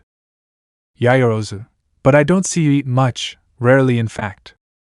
Ronin, I don't eat much, but I eat almost all day. Yaoyorozu, that's right, well, we'll still see something while we meditate. We're supposed to need special clothes, right? I'll go change. I'll see you in your room. Ronin, wait, do I need special clothing? I always do it normally, or well, with what I have on. Yaoyorozu, maybe that's why it doesn't work for you. Ronin, maybe, well then I'll wait for you. The freckled boy smiled, but the black-haired girl approached and, as a reflex, gave Izuku a kiss on the cheek. Yaoyorozu, you're not a monster, Izuku. The girl looked relaxed, but when she moved away from the freckled man's sight she let out a little scream and ran away. Yaoyorozu, thinking, control yourself, Momo, you're a Yaoyorozu, why did I do that? God, I'm crazy, he's going to kill me. Ronin, damn, hitting himself, I don't want that crap again in my curse. The freckled boy served himself again, and ate quickly before heading to his room. There wasn't much to clean, he just tidied up a bit and got ready. He turned around to take a quick look. There was nothing special, a work table where his computer was now, along with a new lamp, a piece of furniture for his clothes, pictures of his heroes, and nothing else. The boy felt peace emanating from the walls. He relaxed a little, forgetting about the kiss the brunette had given him. Ronin, it's just weird. Then it sounded like something knocked on his door. The boy opened it and found the brunette wearing pants, a strapless but low-cut blouse, some tennis shoes, and her characteristic ponytail. She was also carrying a backpack, but the freckled boy didn't ask about that. Ronin, you took longer than I thought. Yaoyorozu, it didn't take long at all. The brunette noticed the freckled man's new outfit, a wine-colored shirt and pants with a military print. His sneakers had stopped being red a long time ago. Now he was wearing black and white ones. Ronin, come on, we don't want to be late. Yaoyorozu, we won't train anyway. Ronin, right, I forgot that part. Yaoyorozu, well, let's start, I'll guide you this time. Ronin, whatever you say. The freckled man sat in position just like Yaoyorozu. Both began to meditate quietly. Nothing happened during the time. They did not talk at all. They just did what was appropriate until they finished. Both breathed once more and opened their eyes. Ronin, well, that was more relaxing than I thought. Yaoyorozu, it was for me too. Your room is really comfortable. Ronin, the type of floor and walls help a lot. Also the lack of material objects that get in the way. I made some adjustments to the window and they look good. They allow oxygenation and those things. Yaoyorozu, yes, I can see that, although it looks older than Todoroki's he. Ronin, well, he is traditional and I may look like a grandfather compared to him. Yaoyorozu, hey, what do you want to do? Ronin, could we do some exercise? The brunette raised an eyebrow, making the freckled man laugh. Ronin, hey, it's a joke, what else can you do here? As you can see, my room is too boring, unless you want to create a board game. Yaoyorozu, I have an idea, but you better not see it. Ronin, I still want to breathe air. The freckled man went out and closed the window. The girl lifted her blouse at the back along with the top she was wearing, and using her creation she began to smile. After a few minutes she came out and spoke to the boy. When she entered again she could see a screen with a base. Ronin, and for what? Yaoyorozu, well, it is removable, and since we have nothing to do it occurred to me that we could watch a movie as we had said. Ronin, wouldn't it have been better to see her in your room? Yaoyorozu, of course. Izuku Midoriya entering Momo Yaoyorozu's room after being accused of kidnapping. Ronin, okay, I get the point, but hey, the DVD player is missing. Yaoyorozu, I thought you didn't like the idea of being here watching a movie. Ronin, well, princess, it's not like I have any other choice, right? Yaoyorozu, Tushi, well, let's see creating a player. Ronin, you improved your speed. Yaoyorozu, yes, I think so. Although I have to think before creating and then have an idea of how each thing goes, because otherwise. Ronin, as I said, you are a D printer. Yaoyorozu, now you install it. Ronin, you didn't think that would take us too long? Yaoyorozu, yes, luckily it's not that late yet. If you hurry you'll finish quickly. Ronin, do you have tools or are you going to create them? Yaoyorozu, what do you think the backpack is for? The girl took out a toolbox and handed it to the freckled man who, with the tool, took almost no time at all to install everything, and with the help of the brunette they made the installation for the current and joined the screen with the player. Ronin, that was fast. Yaoyorozu, I told you so. Ronin, what is the second step? Yaoyorozu, I have some movies. Ronin, art cinema step. Yaoyorozu, hey, you don't know my tastes well. I do have some fascination for art, but it's not that big a deal. Come on, this is what I brought. A collection of science fiction, horror and mystery sagas was the collection that the girl brought. Ronin, terror, very cliché mystery? I'm surprised you didn't bring the latest Spider-Man. Yaoyorozu, why? Ronin, literally mystery is his enemy, hehe. Yaoyorozu, clown. Ronin, Sherlock Holmes, good movie. Hey, there's also the Back to the Future movie, A Space Odyssey? Wow, I didn't know you liked it.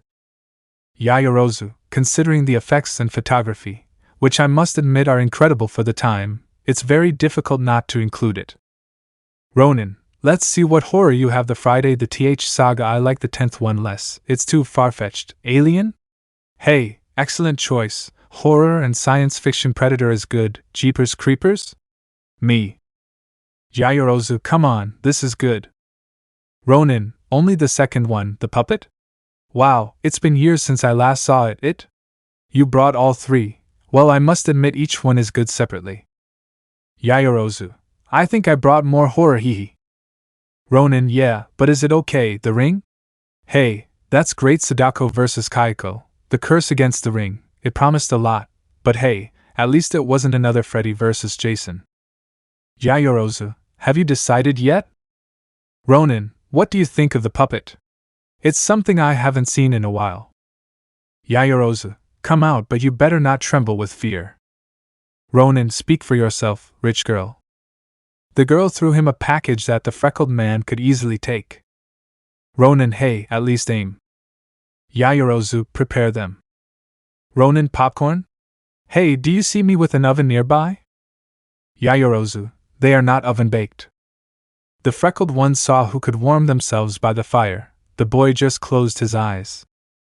Ronin, I'm not your personal kitchen. Yaoyorozu, you don't want to go out, that's not my problem. Ronin, put the movie on while I do this. The freckled boy removed the plastic wrapper, leaving only the aluminum foil visible. He placed it on his hand and began to heat it. Soon the popcorn explosions began to prepare. The boy wanted to play a joke on the brunette and moved stealthily behind her. Ronin, hello Momo, do you want a balloon? Yaoyorozu, you don't scare me, Izuku. Ronin, come on, bitter, I even came out with rhyme. Yaoyorozu, are they ready? Ronin, they are missing a little bit. Yaoyorozu, don't burn them. Ronin, that is an offense to me. Yaoyorozu, as if I didn't know you. Ronin, well, you're right about that, even though you don't know me that well, but I won't burn it, see? Showing the popcorn in perfect condition. Yaoyorozu, that's talent. Ronin, regulate your temperature, it's not that difficult, it's a trick I learned from Todoroki. Yaoyorozu, well, the movie is ready, I have some soft drinks in my backpack. Ronin, you think of everything. Yaoyorozu, I have to learn how to keep you in a room for more than an hour. Ronin, put insurance on it. Yaoyorozu, you opened a bank door with your sword, do you think a lock will stop you? Ronin, well, put it on or I'll leave. Yaoyorozu, first of all it's your room, and secondly could you at least say please? Ronin, please? Yaoyorozu, yes, please. Roni, and thanks, now put it on. The brunette wanted to hit the freckled boy but held back and put on the movie. That's how they spent the evening. The freckled boy wasn't scared, nor was the brunette. Izuku had put his quilt/bed as a rug. Yaoyorozu, you need a bed. Ronin, nobody would use it. Yaoyorozu, that's right, you don't sleep. Ronin, will you shut up?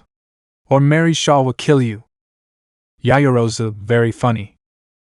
The freckled man released his black whip, which discreetly began to creep without making any noise until it stood up and wrapped itself around Yaoyorozu's hand, and quickly let go. The brunette was startled and unconsciously creating a lamp, she illuminated everything but without seeing anything. Yaoyorozu, what was that? Ronin, what? Yaoyorozu, stop trying to scare me, will you? Ronin, sure, whatever you say. Yaoyorozu, I'm serious, you won't be able to scare me.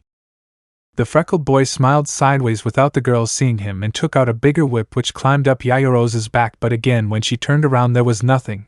So some moments of the movie passed. The freckled boy scared her from time to time, and when she tried to act brave by questioning him he didn't say anything.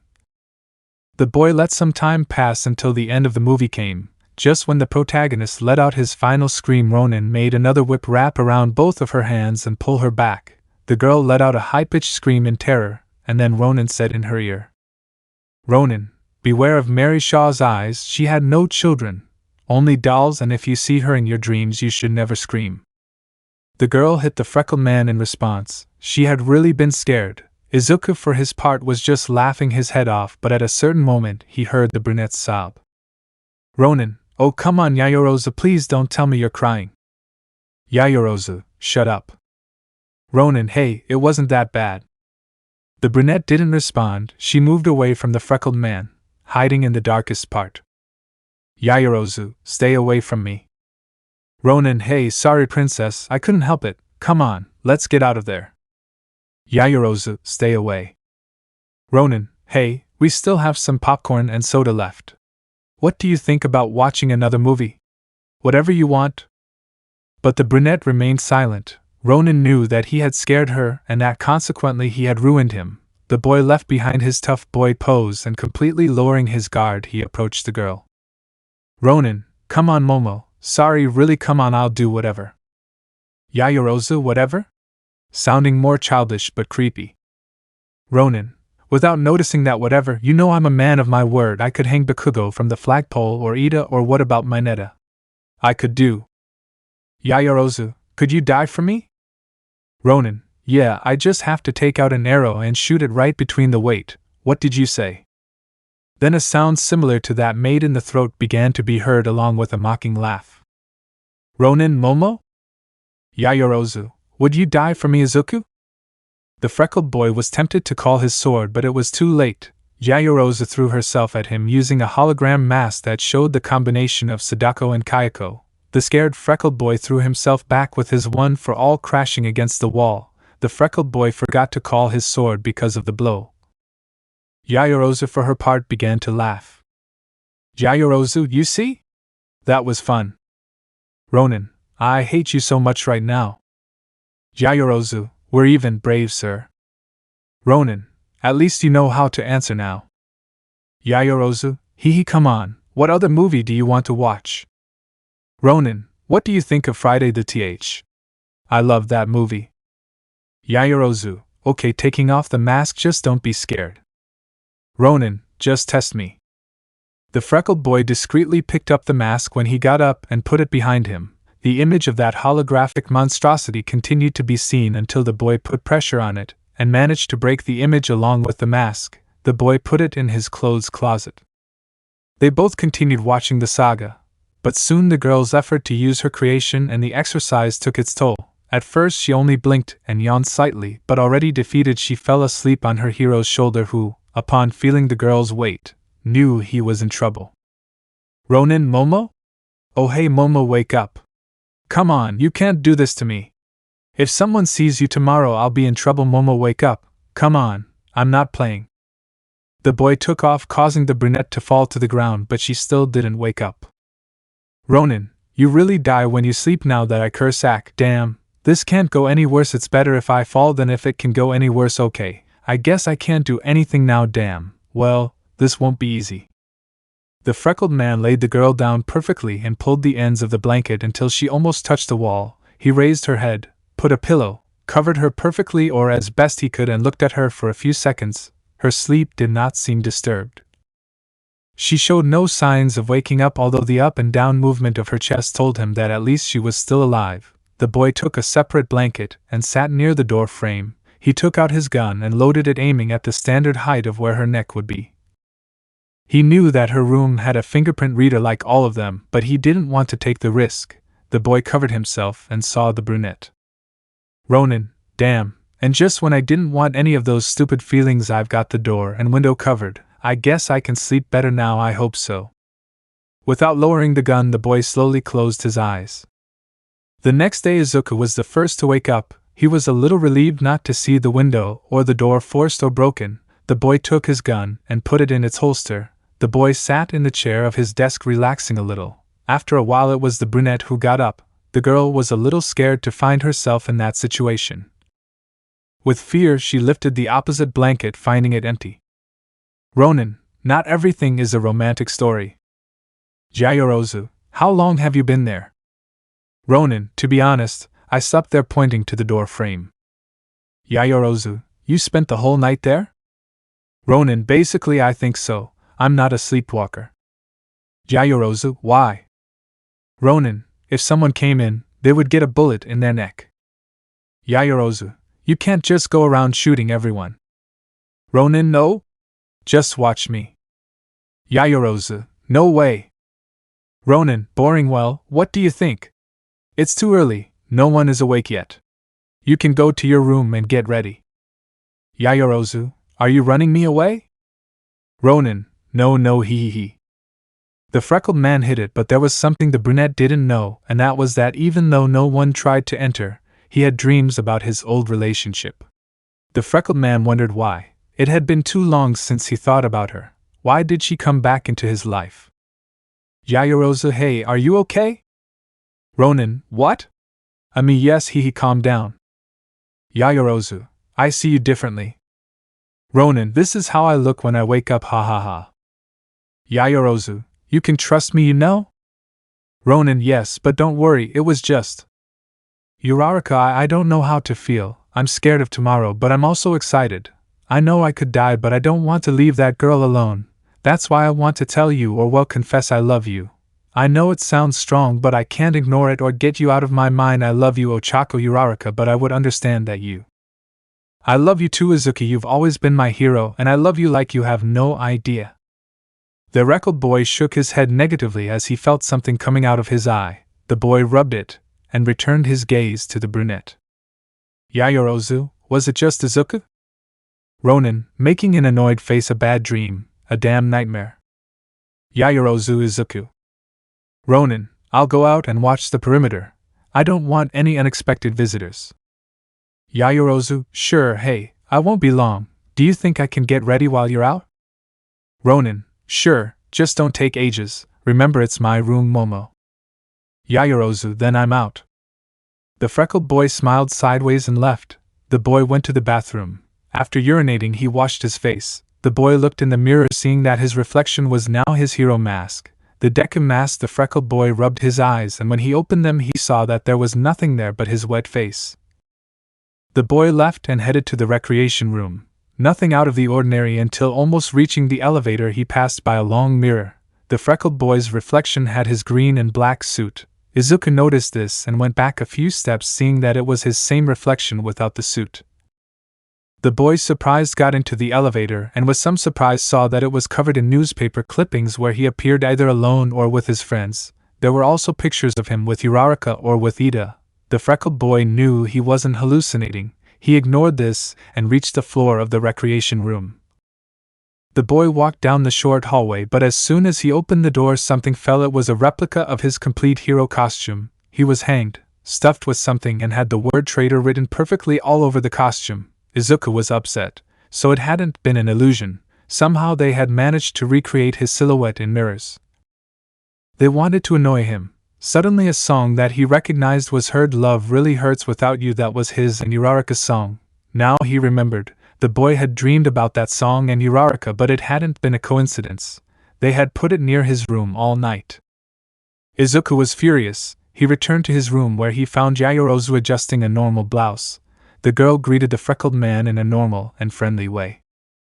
Yaoyorozu, it took you a long time to be a man, hee. Ronin, out. Yaoyorozu, what? Ronin, go away. The freckled man yelled at him while pointing at the door. The brunette understood that he was angry, so she simply left, forgetting about your suitcase. The freckled man tried to relax, but he just couldn't. I love you so much, Uraraka. I love you, Izuku. You're my sweet little green bunny, and I'll always be by your side. The boy wanted to concentrate, but it was impossible. The freckled boy after this gave up and simply let out all his anger with a loud and beastly scream. The boy fell to his knees while shedding some tears. After a few seconds he got up. His face really looked upset. He took a bath and went out to the classroom, throwing himself out the window. In the classroom the comments were not long in coming, some laughing, others satisfied. Others, on the other hand, disapproved of what they had done. Ojiro, Todoroki, Shinso, Shoji, and Tokoemi were those who did not share everyone's feelings. Soon Izuku entered. Behind him came Yaoyorozu, who did not dare to speak to him after what happened in the morning. The freckled boy entered and was so deep in his thoughts that his predatory sense did not warn him, or at least ignored him, that someone put his foot on him. The boy fell to the ground. Determined to ignore it, he got up and went to his seat. Ida, are you okay? Ronin, as if you cared. Ida, honestly, I don't care. By the way, what they did to you this morning was ugly. Who could it have been?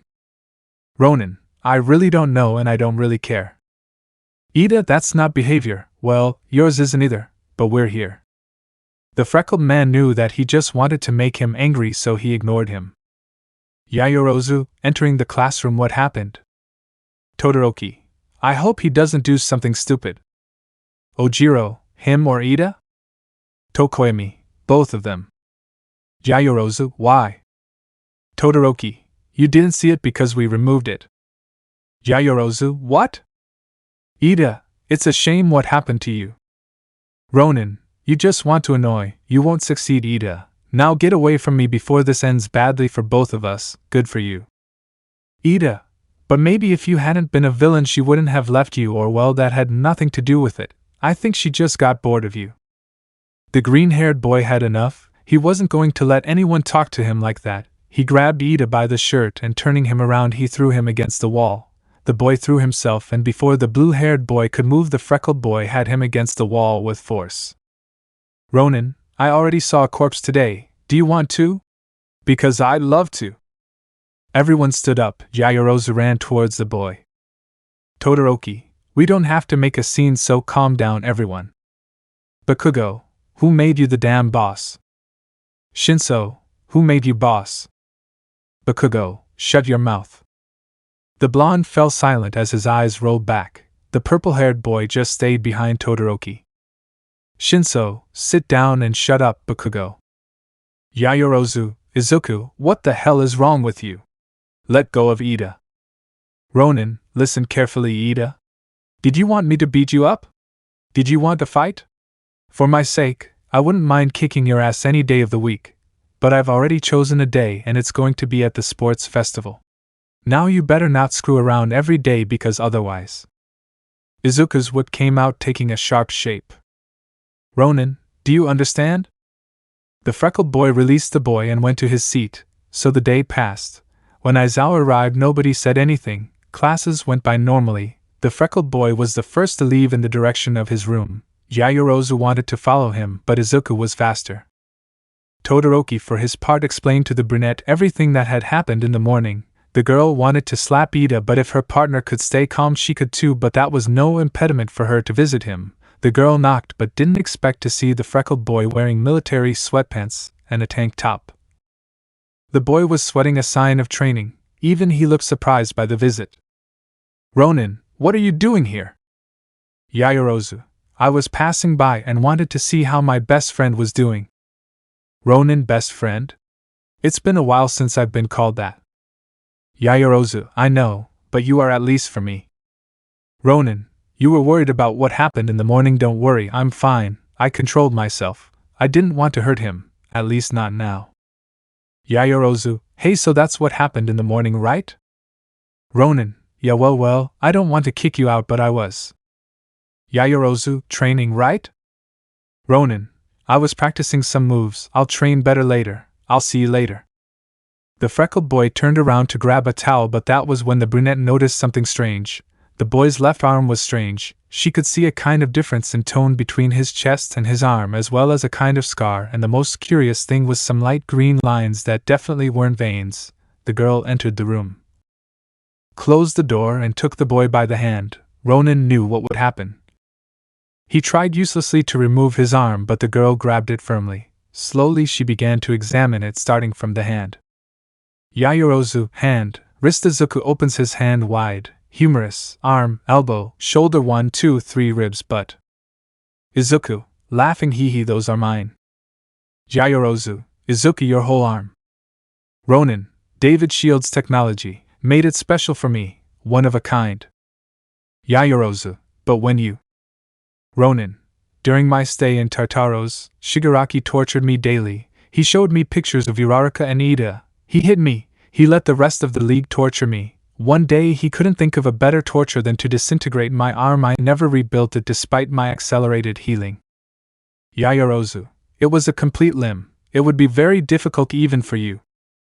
Ronin, yeah, but well, I have no choice now. I thought I'd have to get used to it, but no, he arrived and well, I have this ready. Yaoyorozu, I'm sorry, I don't. Ronin, you don't have to be sorry. You know it's not your fault, but well, a lot of talk, but enough is enough. I'll go train. Yaoyorozu, really? Ronin, the festival is in a few days. I will win, but if I do nothing I won't even get air. Yaoyorozu, I can't change your mind, right? Ronin, I don't think so. Yaoyorozu, okay, I'll train with you. Ronin, what? No, you're crazy. We've had enough. Rest, I'll fight for this. Yaoyorozu, I'm not asking for your permission. Besides, I already have my sportswear, so don't take long. I'll wait for you downstairs. The girl closed the door and left. Izuku just watched her walk away and shook his head. Ronin, she's stubborn, but hey, it's better to see her motivated than depressed. Now where did I put my shirt? Thus began the training of both. The boys made a routine, they compared it, and based on that they worked. Also their other companions joined. It was already common to see a confrontation between Shoji, Todoroki Ojiro, Yaoyorozu and Tokoyami against Izuku. The freckled one also helped Shinso in what he could, teaching him combat movements so that he would not depend on his quirk. His repertoire increased apart from what he had learned from Aizawa. They realized that Izuku, although he did not use all his power, he did help them. He never made them less or anything like that. He helped them improve in everything he could. So the days passed until the festival finally arrived. Everyone was gathered in the complex they had chosen as the venue for the event. Class A was in a special room as there was for each classroom. Everyone saw the presentation of President Mike. They waited a bit for the stadium to fill. Everyone was nervous even though their faces showed an excess of confidence. Ronin for his part only thought about what was coming. He knew he would not hold back. He would use his power depending on the situation. But he also thought about what would happen if Shigaraki came. That added to the fact that no one still believed in his innocence. The freckled man only hoped that his suit would arrive. He trusted the director but did not want to be unprotected. Yaoyorozu, realizing the freckled man's thoughtful state, approached calmly. Yaoyorozu, hey, you don't have to be nervous. Ronin, nervous? Ha, speak for yourself, princess. That word doesn't exist for me. Yaoyorozu, right, it's not like you're going to face every class at UA, right? Ronin, what a good motivation. Yaoyorozu, hee, I know. Ronin, you should sell fortune cookies. Yaoyorozu, it would be good business getting serious, hey Izuku? Ronin, what's going on? Yaoyorozu, I know we talked about containing you, being more human and all that, but well, I changed my mind a bit. I want to ask you something. Ronin, what? Yaoyorozu, Izuku, they won't hold back, so don't you either. Don't limit yourself, let go of all your power. At that moment, President Mick's voice was heard calling the competitors to leave. The freckled man stood up and went to the door. Ronin, Momo, this festival will be full of surprises, and I'll just tell you one thing, I wasn't going to hold back at all. Yaoyorozu, we must finish them off, Ronin. Ronin, I'm counting on it, Kriati. The freckled man came out next to the brunette. President's voice resounded loudly in everyone's ears. President Mike, okay, everybody say hey. The crowd erupted in cheers to the delight of the blonde. President Mike, okay, let's get this started. Welcome to the strongest class of the year, Class A. Class left amidst shouts of jubilation. Present, commanded by the class president and youngest member of the Ida family, Tenya Ida. The blue-haired man advanced stoically alongside his girlfriend.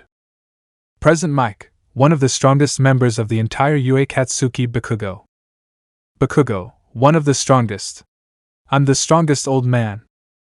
President Mike, the son of the number hero, Shoto Todoroki. Oroki, I don't like it when people say my name like it's a trophy. President Mike, and finally the newcomer, a student who gives a lot to talk about, the strongest student so far, the traitor of UA, the monster of Class A, Izuku Midoriya. At the moment the shouts of joy and jubilation changed to hatred, insults, throwing drinks or food. The freckled man advanced as he normally would. Ronin, now they added me as a monster? Garu will get jealous. President Mike, let's also welcome Class B and the other classes along with those from general courses and others. The people remained silent. The freckled man had dampened the mood, but that didn't stop the blonde.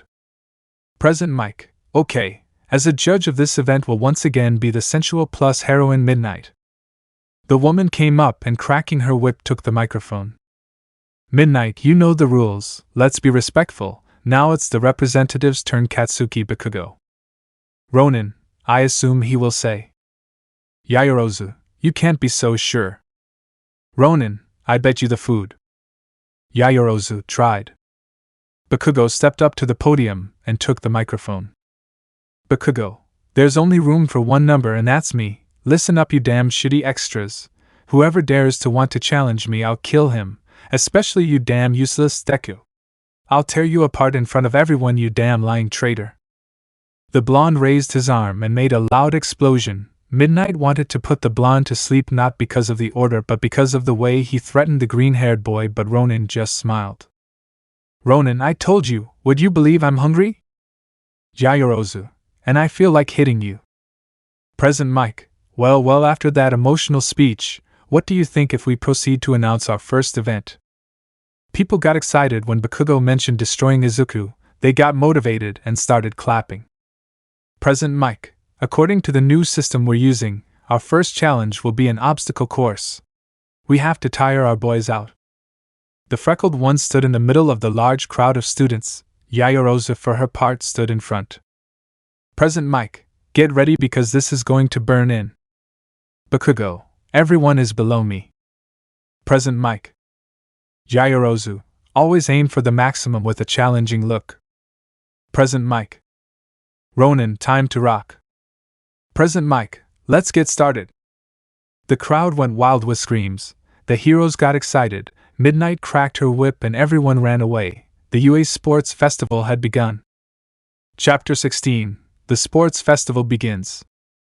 Present Mike, let's get started.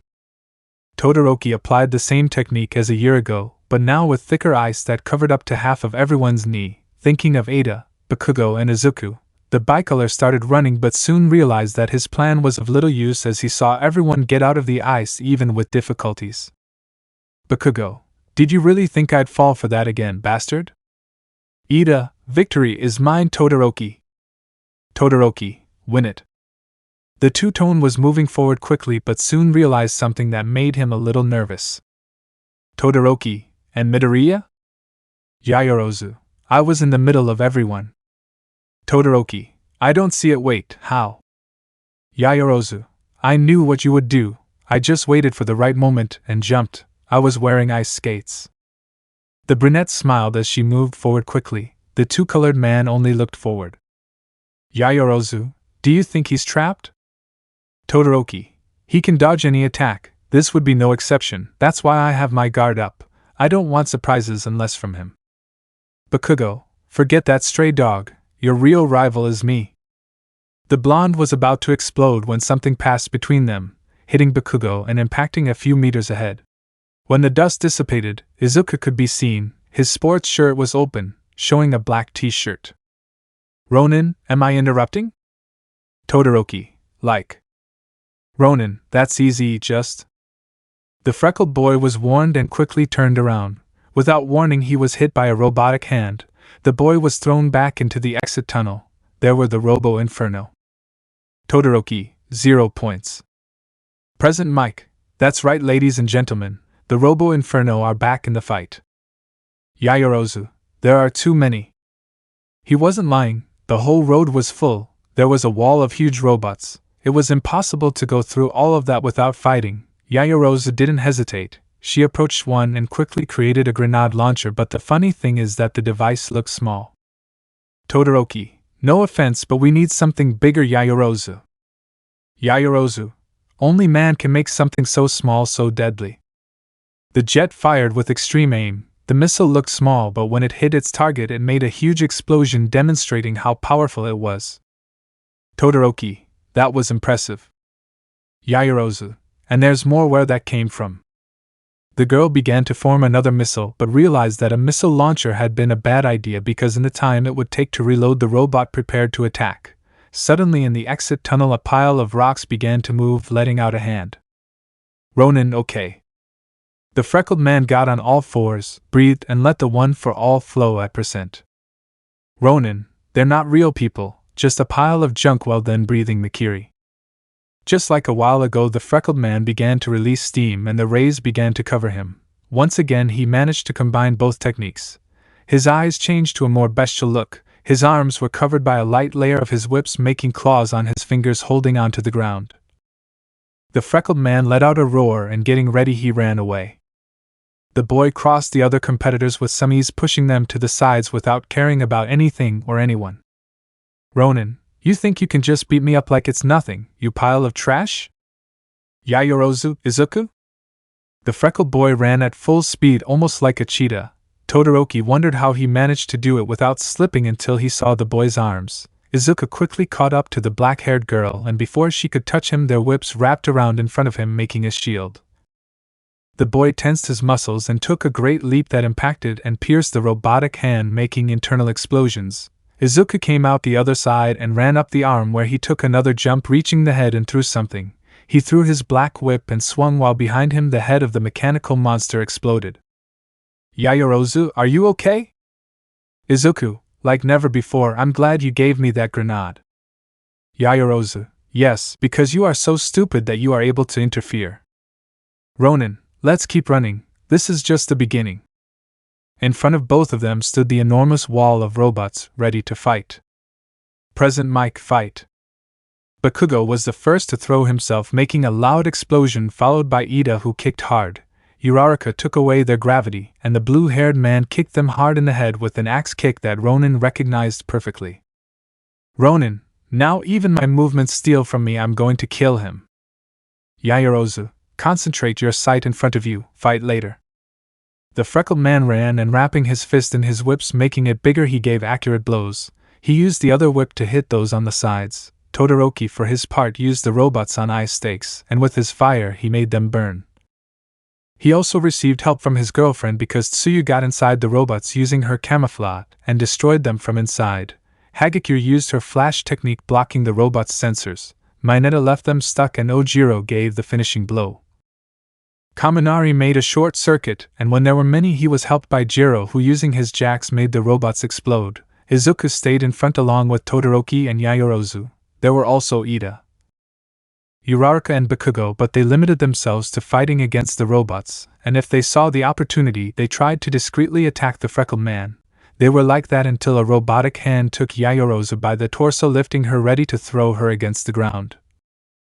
The girl could not use her creation and was scared, but before anything else happened a huge whip pierced the joint of the robotic hand and grew wider until it burst. The hand opened and the brunette fell, but before touching the ground she was stopped by the whip of her hero, who calmly lowered her.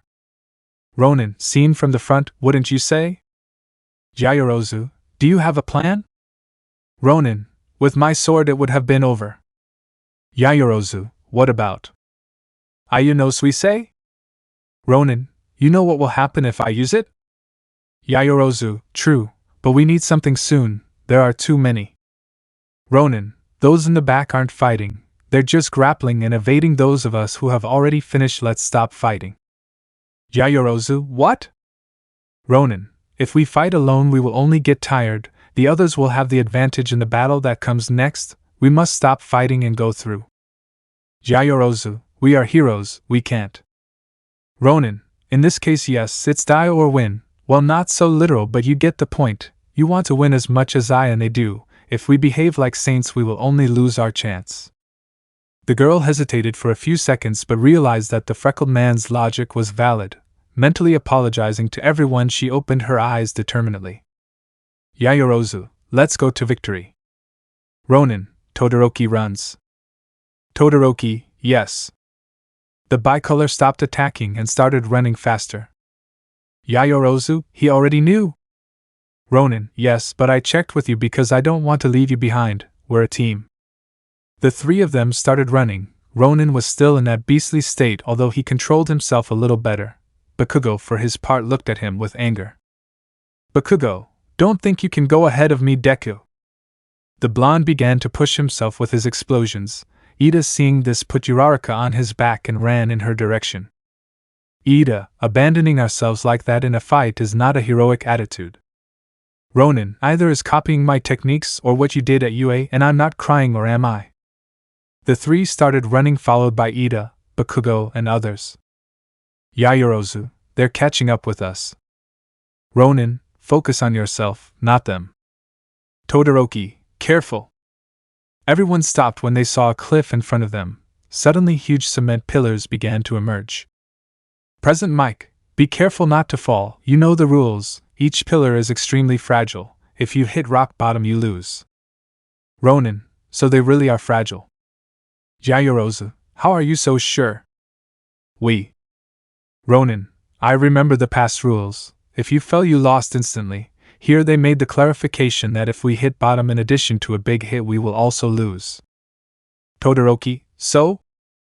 Ronin, they are made for those who do not have agility, shoji, shishida, sato, koda, etc. Yaoyorozu, they what? Ronin, they are dead weight, they are not as agile as us. Yaoyorozu, don't tell them like that, we have to warn them. Ronin, no, we've already lost time. I know you're smart, you won't let yourself lose so easily. You have to be strong if you're going to win like us. Yaoyorozu, so what shall we do? Ronin, move forward, I'll see you on the other side. Yaoyorozu, wait Izuku, he's already gone. The freckled man jumped to the other side, barely touching the momentum again, but it was thanks to that he could see how the pillar fell apart. Ronin, I knew it, you have to be careful. Bakugo also boosted, but he had more problems. He had to stay in the air and boost himself. Soon everyone also began to jump from one side to the other on the pillars. Obviously there were fallen. Others, inspired by what they saw, knew how to advance much better. But Bakugo had a problem, and that is that by using large explosions his active time began to fail. Each explosion was already beginning to hurt, and he could not rest. On the other hand, Izuku jumped with agility over everyone, even being ahead of Tsuyu, who would have the advantage. The boy had deactivated One for All, and only using Mikiri could he cover great distances. Bakugo, seeing this, became enraged. The blonde strongly hated Izuku since he found out that he was the possessor of All Might's power, and that hatred was greater when he saw his betrayal. But the straw that broke the camel's back were all the times that the blonde, who presumed to be the strongest of all, was defeated by the freckled one. Bakugo saw Yaoyorozu and with an evil smile pretended to stumble to explode the pillar where the girl was about to fall. If she couldn't reach Izuku right now, she would make sure he lost once and for all. The brunette saw how the pillar fell, and with it her hope of winning. The girl didn't want to lose, but there was no other way. If she grabbed another pillar, it would fall with her. Yaoyorozu, really? Will I end up like this? Will I lose like this? Always aim for the top. Yaoyorozu, sorry Dad, Mom, sorry Izuku. But almost as if he had been called, the freckled man managed to see the girl fall, at an impressive speed, and even in his jump he kicked the air, entering between the pillars. This gave Bakugo the lead but surprised Todoroki. Todoroki, Midoriya. Ronin, I'm going to save her.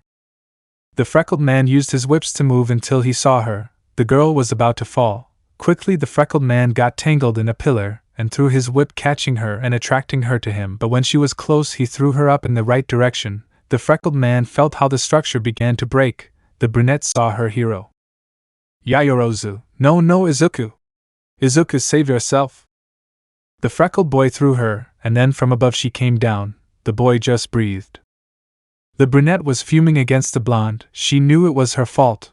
Now the freckled boy was lost. She suppressed her tears and her look changed to an annoyed one. She landed, and just like the green-haired boy would do, she used the same momentum to throw herself again. Bakugo, for his part, was satisfied. It wasn't a heroic act what he had done, but he felt satisfied. They couldn't blame him since he stumbled, so they wouldn't disqualify him. The blonde smiled, but then he felt a draft. With his explosions he stayed in the air to turn around to see how the freckled boy was in the air, to his fear. Present Mike. But what is this? The student Izuku Midoriya came out of a hole. First he risked himself for the student Yaoyorozu, and when everyone thought he had lost he got out of there at full speed. The crowd didn't take it well. They started saying that he should be disqualified, that he cheated, but soon images were shown on the screen coming from the cliff. Flashback. The freckled one was looking down and up. Ronin, damn cheater, well if that's your game then let's play. Once more whispering One for All, screaming %. Hell's Cerberus. Jigakukara no Karabarosu. The outline of the freckled man's eyes turned red from the fire. His fists and feet were wrapped in the black whips, and these in turn were on fire. His look changed, becoming more bestial, and then as if a demon possessed him, the freckled man climbed up, and when he could no longer do so he threw himself at the other, where he climbed more until, gaining strength, he gave a powerful jump, raising a curtain of air caused by the pressure of the same. Flashback end. The freckled man in a more animal pose jumped from pillar to pillar even faster than before, his footprints now left in the cement. Yaoyorozu, you did it. Ronin, yes, but this is difficult to maintain. Yaoyorozu, turn it off and that's it. Ronin, it's not as easy as you think, it's a slow process. The green-haired boy ran quickly, surpassed the girl, then Todoroki, Ida and finally Bakugo with ease. Izuku ran in a zigzag until he only needed one last jump. The boy jumped and landed easily, leaving his footprints marked and with some cracks. But the freckled boy began to squirm. After a while he stood up a little dizzy. The boy was staggering a little but managed to recover quickly and continued running after deactivating his quirk and his ability. Ronin, that was difficult. The boy moved forward until a mountain of steam rose in front of him. Ronin, oh come on, how are they not left poor? Soon his companions reached him. Nobody moved because they didn't know what was inside. Yaoyorozu, how come they're not bankrupt? Ronin, I just asked myself the exact same thing. When there was already a considerable number of students, Present spoke again. Present Mike, attention kids, you better not get your feet wet in this challenge. The heroism departments know what damage natural disasters cause and the risk situations they present when they went on a field trip to the USJ, but now they will experience it firsthand. Earthquakes, hurricanes, fires, there is everything in there. You will see little beyond your nose, so go to the safe side that although they are not deadly, they are harmful. Any student who cannot continue will be disqualified. Start this is the last challenge of this race. Everyone was hesitant. Bakugo gathered his courage and went in, followed by Ida with Uraraka. Yaoyorozu for her part gulped and breathed. Yaoyorozu, let's go in. Ronin, yes. The freckled boy entered, and if it weren't for his predatory instinct, lightning would have struck him. The boy retreated in time. The electricity shone brightly. Ronin, that's right, you can't see much here. Yaoyorozu, Izuku? Izuku, are you there? Ronin, Momo? If I'm here, you can't really see anything. Do you see my rays? Igniting his power. The brunette managed to see him and met him. Izuku turned off his quirk. Yaoyorozu, you're like a Christmas tree. Ronin, I'm glad you're okay too. Yaoyorozu, did something happen? Ronin, lightning, it just entered and fell. I don't know how they did it, but this is really impressive. Suddenly the sky was illuminated by some rays, and seconds later some drops of rain began to fall. Ronin, this is what I mean. What is the Todoroki? The bicolor had used its fire, making itself known. Todoroki, there they were. Good thing I found them. We don't have much time. I already found Shoji and Tokoemi. I don't know where Ojiro and Shinso are. I'll go with them. I'll see if I can locate some of the two while they run. The bicolor moved away quickly, but they could distinguish it by the flames. Ronin, he became a beacon. Todoroki watches Hihi. Yaoyorozu, can you think of any way to get out of here? Ronin, to be honest, yes, but don't leave my side. Yaoyorozu, what? Blushing. Ronin, it will be like in the cavalry battle. You will be my defense. I will guide you. I will be your eyes. Yaoyorozu, with problems we can see, it's a minefield. Do you really think we can move forward? Ronin, I don't think so, Momo, I'm sure. Yaoyorozu, you really like danger, right? Smiling. Ronin, it's my thing. Yaoyorozu, what's on your mind? Ronin, sword and shield. Yaoyorozu, for you? Ronin, no, my quirk is my weapon. You can create them, that's legal for people, so that's what we'll do. Yaoyorozu, understood, you better not let that happen to us. Ronin, it seems you don't know me. The black-haired girl smiled and created an Ithaca. She attached a bayonet to it, and also created a shield. The boys got into position. Yaoyorozu, but I have this, how can I not lose you? Ronin, so? The freckled man wrapped his black whip around the brunette's waist, who blushed again but calmed down due to the situation. Both prepared themselves and started to run. They defended themselves very well from everyone. The brunette's bullets were made of rubber, but they hurt like hell.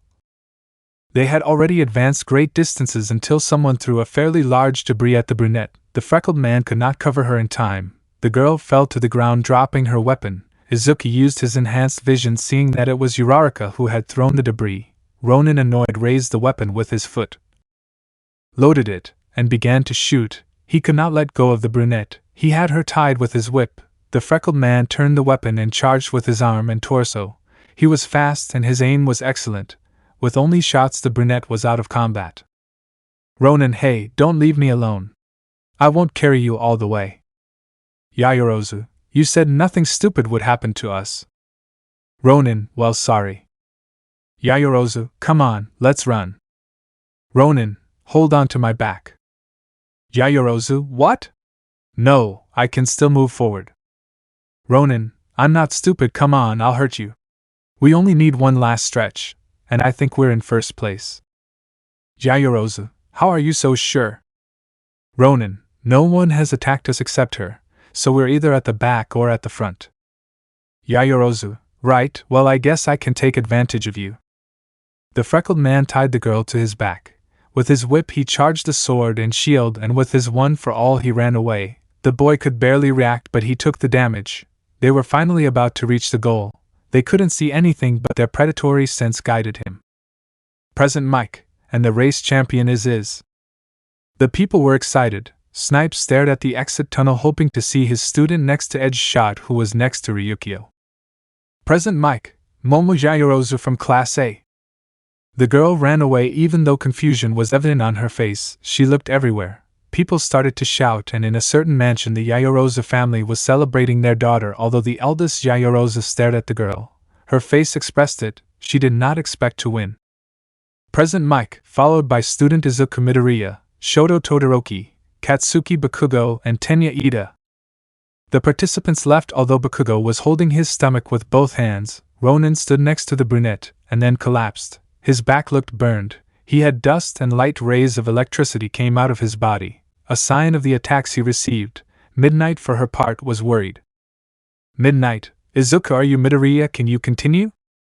The freckled man just gave a thumbs up and stood up after a few seconds. Present Mike, yes, you can continue. Midnight, okay. The next challenge was random. It was already decided, and it will be Present Mike, rescue and stealth. Large buildings appeared in the enormous enclosure. Too many were seen. Suddenly each one exploded. There were some where fire came out, others that trembled, others where there were explosions, and others where threats were heard. Present Mike, you had stealth classes in the second year and rescue classes in the first. Get together in teams and be heroes. The winners are not those who finish first, but those who do it well. The freckled man approached all the buildings. He wanted to see well, to choose his option, not the easiest, but the one that truly challenged him. But even though it seemed selfish, the freckled man did not want a challenge for his soul. Yaoyorozu, what are you looking for? Ronin, a burrito stand, and you? Yaoyorozu, to a fool who wants to make up for his mistakes. Ronin, what do you want? Yaoyorozu, help you. It's been a while since we worked together on a mission, just training. Ronin, I prefer to work alone. Yaoyorozu, well, just you and me. Ronin, stubborn. Then I hear a mother calling for help, a maniacal laugh and a threat. I turn around and see a small house, surrounded by police. The freckled man approached, and the brunette followed him. Yaoyorozu, you found your case. Ronin, officer, what's going on here? Robot officer, kidnapped family, husband, wife and a son. The criminal wants an excessive sum. He has a gang inside. Ronin, anything else to point out? Robot officer, Quirkless family. That's why they couldn't defend themselves. That was when the freckled man felt the anger in his veins. He took Yaoyorozu by the arm and with a gesture thanked the policeman. Ronin, thank you officer, we'll take care of it. Robot officer, heroes are in charge. Ronin, Yaoyorozu, I need a net on windows and exits and smoke grenades to disorient them. Yaoyorozu, I want to help. Ronin, and that's what you do, no one leaves, only civilians. Yaoyorozu, listen, I know why you're doing this. This isn't your family. Don't you think they did this especially for you to show your mettle? Ronin, do you think I don't know? Okay, listen, new plan, do what I told you, but also turn off the power. I'll get the family out of there. There are 3 of them. As soon as they're out you'll join me and we'll fight. We won't cause much damage, just enough so we don't have to pay. Yaoyorozu, I like that plan. Ronin, It's the best I have. Yayarozu, let's do it. They both clashed their fists. In one leap, Ronin landed on the roof. Ronin, ready, I'm in position now. Oh look, a chimney. Yayarozu, creating what is necessary. Is it okay for me to trust him? The freckled man whistled at her and the girl looked up. The freckled man counted with his fingers to 3. When he reached the last number, the brunette threw a smoke grenade and an EMP. The house went dark. Inside you could hear how tall it fell, raising smoke and ground. Ronin came out from between him with open arms. Ronin, ho ho ho. The villains aimed at him, but before they could do anything the boy disappeared and slowly one by one the family too, but the men took the woman and pointed everywhere. Apparently they had attacked Quirks, not impulse or strength. Villain, I don't care who you are. I'll end this hitch's life if you don't turn on the light. Ronin, among the shadows, by the time you attack the woman will be safe, and what you will kill will be your partner. Villain, damn, where are you? Ronin, above you. The villain looked up to see the freckled man throwing himself at him. Instinctively he let go of the woman to shoot, but Izuku, swinging with the help of his black whip, kicked the fat villain, and using the momentum jump, taking the woman with him. Both went out and the boy found the brunette. Ronin, now I want help. Yayarozu, I thought you could do it all alone. Ronin, yes I can, but we are a team, right? The girl smiled and created a rifle. The freckled man got up and stood next to her, taking out his black whips. The fight did not last long. In the end, the boys left and gave the order for the police to enter for the villains. They went to the last test where they met their classmates. The entire class shortly after met with the others. Although Hatsum joined Izuku, which surprised the freckled man. Hatsum, don't be surprised that I'm here. Ronin, no, I'm actually glad. Are you going to fight or just do a commercial? Hatsum, I don't have a test subject. Do you want to sign up? Ronin, step. Hatsum, hee, I knew it. Getting serious, hey, they sent your suit to the workshop to have it checked and repaired. Are you going on a mission? Ronin, no, well, I'll just show it a little, but it's nothing important, but oh well. Hatsum, nothing, but well, Izuku doesn't have any major damage on the outside, but on his back he has a big burn that the lining managed to get through. That shouldn't happen. Ronin, Mina's acid. Hatsum, I made it so it could withstand acids of that type, even the most corrosive ones. What did you do to it? Ronin, I don't know, maybe he got an upgrade. Everyone did. Hatsum, you can die, you know? Ronin, I'd like to continue this interesting conversation, but guess what? For some reason the brunette was a little strange. Her heart was beating fast. Seeing Izuku talking so calmly with Hatsum and him pushing her aside bothered her in some way. Hatsum, what? Ronin, Shinso. The purple-haired boy approached the boy calmly. Shinso, what? Ronin, Hatsum would be very interested in talking to you. She's very stressed and I have to see what's in front of us, so she left you in charge. Shinso, wait, what? Ronin, thank you. Shinso, thank you. Ronin, you're welcome. The freckled man took Yayarozu and they got as far away as possible. Hatsum, he's a fool. Shinso, well, we'll have to get used to that idiot, I guess. Hatsum, yes, so Hero Department, right? Shinso, yes, Class A. In fact, when they kicked him out, they put me in. I owe him my place. Hatsum, ha ha ha, Class A. No wonder you don't hang out with me anymore. You're already too much. Shinso, me? You were the one who stopped talking to me since you and Ida. I'm sorry. Hatsum, it doesn't matter anymore. Well, I guess we'll start over, okay? Shinso, heh, I think so. Ronin, I love her very much, but she's annoying when she wants to be. Yayarozu, hee, I did see your face. Ronin, now they're going to announce the fights, right? Yayarozu, yes, I think so. Ronin, right now they are in 2 branches. Nervous? Yayarozu, why? Ronin, you can play against Kendo, Tsuyu, Uraraka, Mina, Tokage, Yui, etc., even against Hatsum. Yayarozu, only Kendo means a challenge for its martial arts. Ronin, hey, I also taught you some moves, did you forget? Yayarozu, hee, yeah, but am I still sure I'll win? Ronin, well, it's very likely. Then the girl hit him on the head. Yayarozu, not likely I'll win, I'll reach the finals and I'll be the festival champion. Ronin, you're aiming too high, don't you think? Yaoyorozu, always aim for the top izuku. Ronin, yeah, you're right. Present mic, okay, everyone is ready, it's time to give way to the last event of this festival. To those who did not pass the previous tests, remember that we have challenges, so please do not leave the stadium. Ronin, okay, my favorite part of the day.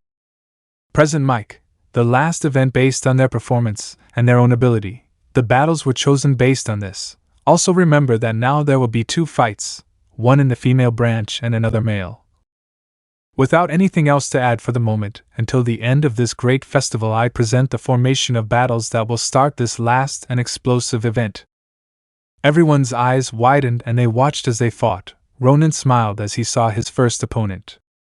Izuku Midoriya versus Nito Manoma.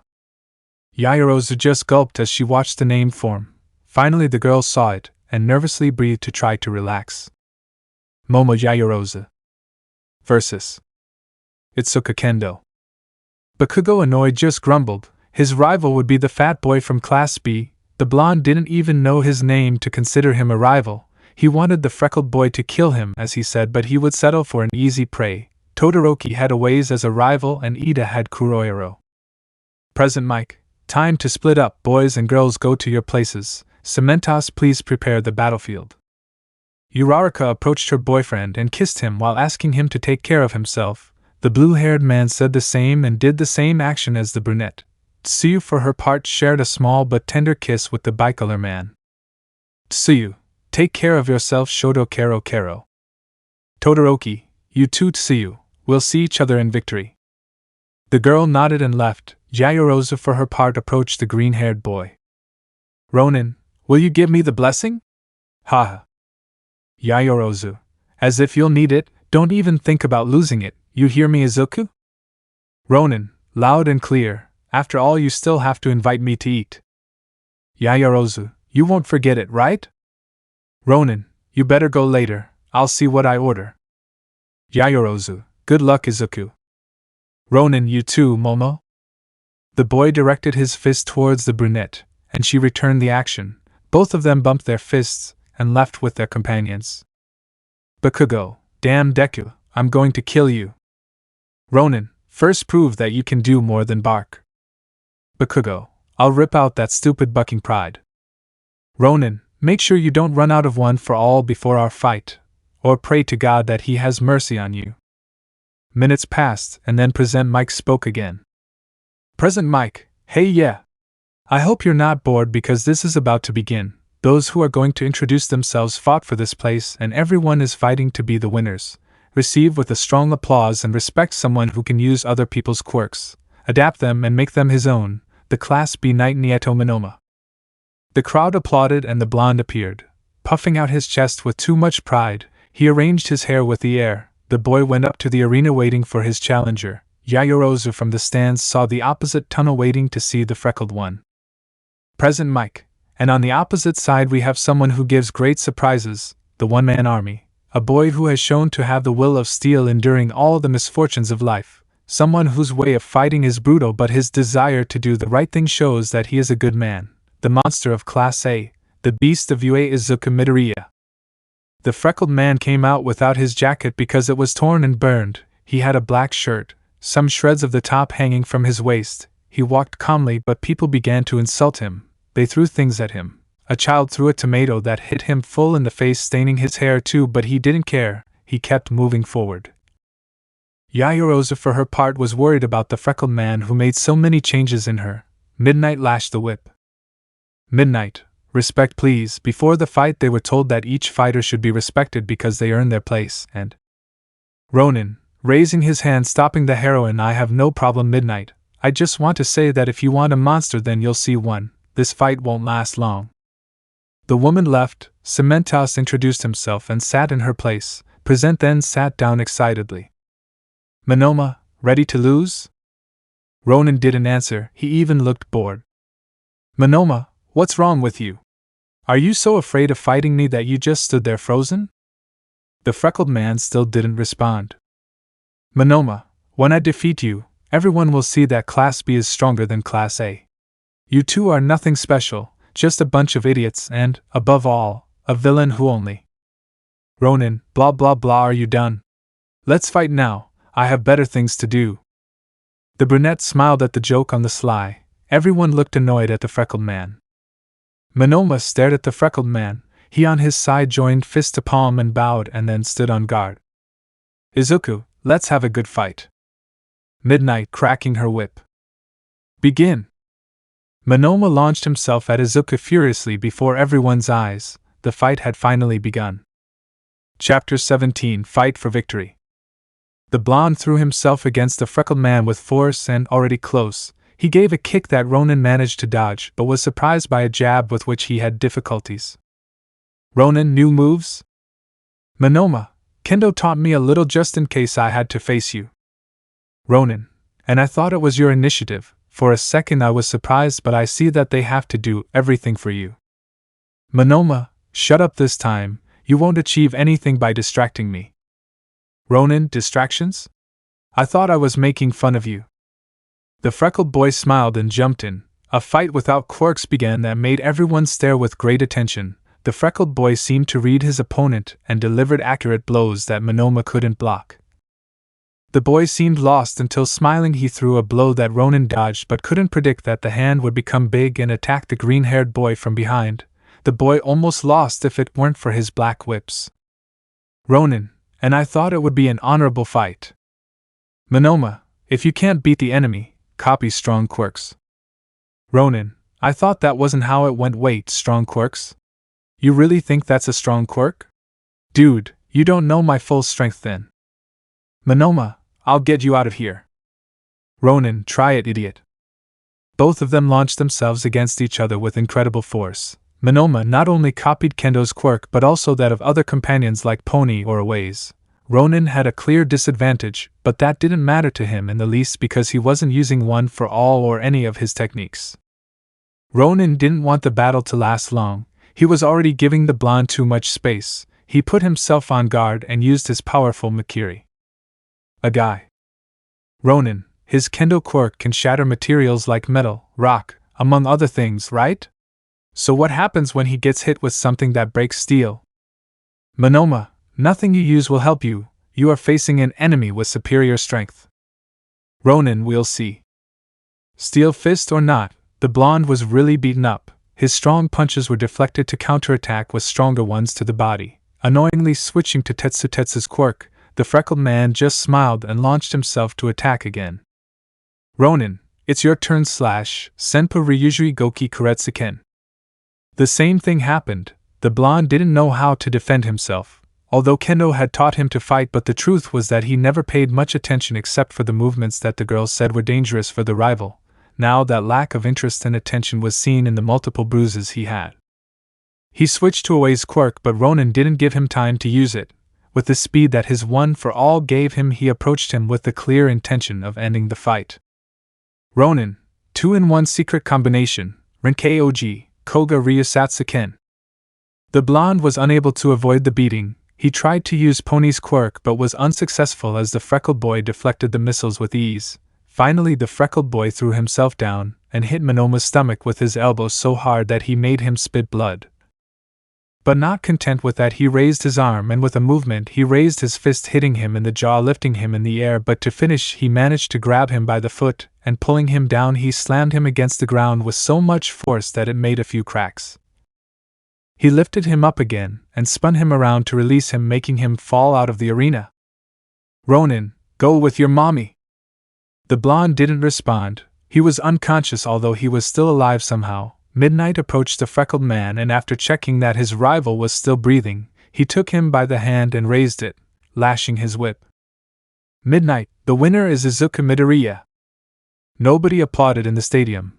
Only Todoroki looked at him with his arms crossed and a half-smile hidden. Yayorozu, although she considered that he went a little too far, was happy for the green-haired boy, but soon that feeling changed to one of total nerves because now she was next, and not against just anyone but against the best fighter of Class B. Slowly the girl stood up and went to her waiting room. The freckled boy bowed in respect and left the place, heading towards the waiting room. Upon entering, she quickly covered her eyes and closed the door quickly. Ronin, I didn't see anything, I swear. The brunette smiled. She wasn't getting dressed or anything, she had opened her sports shirt to do another. Yaoyorozu, don't be silly, come on in. Ronin, you're going to throw something at me and I don't want that. Yaoyorozu, I wasn't even dressing up izuku, I was actually doing something for you. Ronin, I already knew it. The freckled boy smiled because he knew it was true, he just wanted to make the brunette smile so she wouldn't be so nervous. Yaoyorozu, believe me, if I were changing, I would have shot you in the stomach. Ronin, I don't eat lead, thank you. Yaoyorozu, hee here, you lost yours because of me, so I made this one for you. Ronin, at this rate you'll destroy the Japanese economy. Yaoyorozu, hee maybe, but this is for a good cause. Ronin, thanks Momo. Yaoyorozu, izuku, I'm nervous. Ronin, for your fight? Yaoyorozu, what if I don't win? What if Kendo is stronger than me? All that training we've had will be for nothing. Ronin, you're starting to lose your temper right now, princess, you're ruining yourself. We trained for this moment, right? While I couldn't teach you all my techniques, you know some of them, but she doesn't, and that gives you an advantage. You've also accelerated your creation, and that's something she doesn't know either. Obviously, she has her tricks, but as long as you're confident you can go out and win, then I'll be calm because I won't have to intervene to save you. Yaoyorozu, as if you could, they would disqualify you for that. Well, better said, they would disqualify us. Ronin, I know, but I wanted to cheer you up.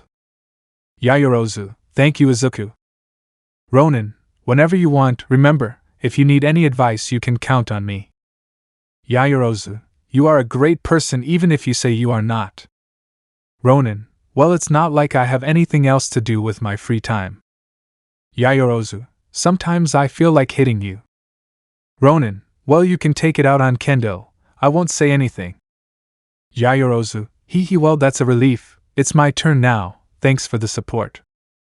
Ronin, it won't be free. Yaoyorozu, I know, I'll pay you back someday. Hey, don't you have any useful advice? Ronin, indeed, yeah, don't trip over ice cubes. Yaoyorozu, haha, how funny. Ronin, don't hold back Momo, she won't do it. Yaoyorozu, I'm counting on it, Izuku. The brunette left the place while the freckled man stayed there. One more challenge, he put on his jacket and left. Ronin, damn, and just when I didn't want to admit it. Present Mike, with all the necessary adjustments we will move on to the second fight of this festival, now in the women's branch. On the right side welcome the warrior of Class B, a girl with a will as strong as her fists, the president of Class B, Itsuka Kendo. The crowd applauded as they welcomed the girl who was cracking her knuckles. As she got on she did some stretches. Ronin sat next to Todoroki. Todoroki, nervous? Ronin, I know he's strong. Todoroki, at least you trust her. Ronin, let me finish. I know Kendo is strong but Momo is not the same as before. If Kendo thinks she will be easy prey she will only end up on the ground before she realizes it. Todoroki, how are you so sure? Ronin, 2 reasons. One is that she had the desire to improve and surpass others and herself. Todoroki, and the second one? Ronin, I trained her. Present Mike, and on the other side but no less important we have a very peculiar girl, someone who came in by recommendation but who has shown that her temperament and strength is what is necessary to achieve her goals, the girl who does not need opportunities because she creates her own, the vice president of Class A Momo Yaoyorozu. The girl came out walking normally. Her figure emanated an air of class but also of strength, the same that her mother emanated. She had her jacket closed unlike Kendo. Both fighters looked at each other face to face, each one with clear intentions of winning. In the stands Ronin analyzed both. He could not say for sure who would win but suddenly below there were comments from the first years that made his fury rise. Extra, who do you think will win? Extra, honestly, I don't care. Have you seen the melons they both have? I just want to see them moving. Hopefully, they'll break their suits. Extra, in that case I'll go for Yaoyorozu, she has the biggest breasts I've ever seen. The annoying freckled boy created 3 fire arrows and shot them at the boys, burning their necks. Then with his black whip he hit the 3 rows, pushing them against the row in front. The students who were in the row they collided with were eating, so they started a small fight. In the end they got rid of all of them. Izuku just smiled and sat down better. Todoroki, what was that? Ronin, they were just in the way. The fight began. The girls threw themselves at each other. Kendo threw a right hook, but Yaoyorozu blocked it with a metal bar. Kendo, a metal bar? Momo, you're offending me. I thought you'd learned something from hanging around that traitor. Yaoyorozu, fight first before giving a verdict. The girl moved her bar with mastery, blocking the girl's movements, but when she changed to boxing, the brunette broke her bar in 2, creating 2 canes. At the ends, these had the electrified tip, blocked the orange-haired girl's attack and hit her in the stomach, electrocuting her. Kendo, what the buck? That hurt. Yaoyorozu, I'd like to say sorry, but I'd be lying. The girl began to attack with more ferocity, cornering Yaoyorozu. The girl lost her sticks. With that, Kendo smiled and continued her attacking rhythm. The girl believed she had already won the battle. She didn't give the brunette a chance to respond or create anything else. Everyone thought the girl was lost. Present Mike, gentlemen, what a disappointment. Todoroki, I think you made a mistake this time, Midoriya. Bakugo, HMPF, she's just a useless extra. Ronin, the fight isn't over yet, you know? Todoroki, what do you mean? Ronin, he's not focused on attacking, he's concentrating. Todoroki, for what? Ronin, to start fighting. Kendo, I'm sorry monkey, but I want to win as much as you do, don't take it personally. The girl swept and knocked down the brunette, but before she hit the ground she enlarged her fist and hit her hard in the side, dragging her near the shore. Midnight, Yaoyorozu, can you continue? The brunette didn't respond. Kendo for his part approached to give the final blow. The older one tried to make the girl react, but nothing. She was about to stop the fight when she saw how the brunette's back moved. Midnight, Yaoyorozu, can you continue? Kendo, it's obvious you can't, sensei approaching. The orange-haired girl was as close as she could, and then Yaoyorozu spoke. Yaoyorozu, nobody decides for me. Kendo, the fight is over for you, Momo, and I win, raising his fist. Todoroki, stop the fight. Ronin, just watch. The girl lowered her fist, but a flash grenade came out of her back and exploded instantly. The explosion was so strong that many had to cover their eyes. When they opened them, they saw that the brunette was standing on guard. Kendo was disoriented. The explosion hit her directly. Unfortunately, it didn't give her much of a chance to cover herself. Kendo, what was that? You should be on the ground. Yaoyorozu, you had no mercy, either did I. The girl opened her shirt and took it off, revealing that underneath she had some kind of black armor on. Present Mike, what is that, ladies and gentlemen? Student Momo. Yaoyorozu had an ace up her sleeve. Ronin, ha ha ha, he thought fast. Kendo, at what moment? Yaoyorozu, when we threw ourselves at each other I started to create it. I know your attack pattern. I started by covering those points and then my whole body. When you took my sticks away you thought you had the battle won. Never let your guard down. Kendo, I'll beat you. The girl threw herself once more. Her range of vision wasn't the best, but she could see up close. She thought she still had a chance, but... Yaoyorozu, here I come. Kendo, what? The girl was beaten hard and mercilessly by the brunette. Remember, brutality is not bad as long as you know how to moderate yourself. We are heroes after all. Our job is to protect others. Yaoyorozu, thinking, thank you Izuku. Flashback. Yaoyorozu, hey Izuku. Ronin, what's going on? Yaoyorozu, aren't you afraid of the festival? Ronin, because of the festival? No, I guess not. Well, it's fine that everyone is strong, but I am strong too. Yaoyorozu, I see. Ronin, you are right? Yaoyorozu, am I that obvious? Ronin, Momo, listen, it's the UA. It's obvious that there are strong people, and like everything in life you have 2 options. Either you let yourself be defeated and give up, or you train more than the rest and fight. Yaoyorozu, Normally I would choose the two, but she knows fighting moves, you said it. She ties with Ojiro at school level and is the best in her class. Ronin, I wasn't any of those before and look at me now. Momo understands that the change depends on you. You can train until you're bald, but if you yourself believe that you can't be better, then you never will be. Yaoyorozu, normally I would expect a slap after that speech. Ronin, I know, but I can think of something better, stand up. Yaoyorozu, why? Ronin, I saw the face Kendo made when I did some of my movements. It's something she can't deal with, or at least not that easily, and if you have to fight her or anyone, it's better that you be prepared, so I'll teach you some of what I learned. Maybe we don't have all the time in the world for you to learn well, but some of these techniques are dangerous for the opponent if you do them well. Yaoyorozu, thank you. Ronin, thank me when you win, you better learn fast. Flashback end. The brunette smiled as she struck. Kendo couldn't block the attacks and the brunette landed a blow that knocked her down. Kendo, he taught you, you didn't know that. Ronin, I had a good teacher. Kendo, but it's not enough. The girl got up, took Yaoyorozu by the leg and was about to do the same thing Izuku did to Manoma, but Yaoyorozu created a crowbar which she stuck into the ground, making the orange-haired girl let go. The girl spun around on the weapon and masterfully kicked Kendo, and then took out the crowbar and threw it away. The girl tackled Kendo and hit her in the side, then got up and stood on guard one last time. The brunette was bleeding from her lip and forehead, but she smiled because she was no longer weak, not anymore. On the other hand, Kendo was hurt but also upset. She was supposed to win. She respected and admired Yaoyorozu, but she knew that in hand-to-hand combat she was not good. It was supposed to be her advantage. The girl threw herself furiously against Yaoyorozu, but she breathed calmly, and then opened her eyes, showing great determination. If Kendo had a plan B, it could go to waste. Her guard was destroyed by blows just like her. The girl fell to the ground on her knees.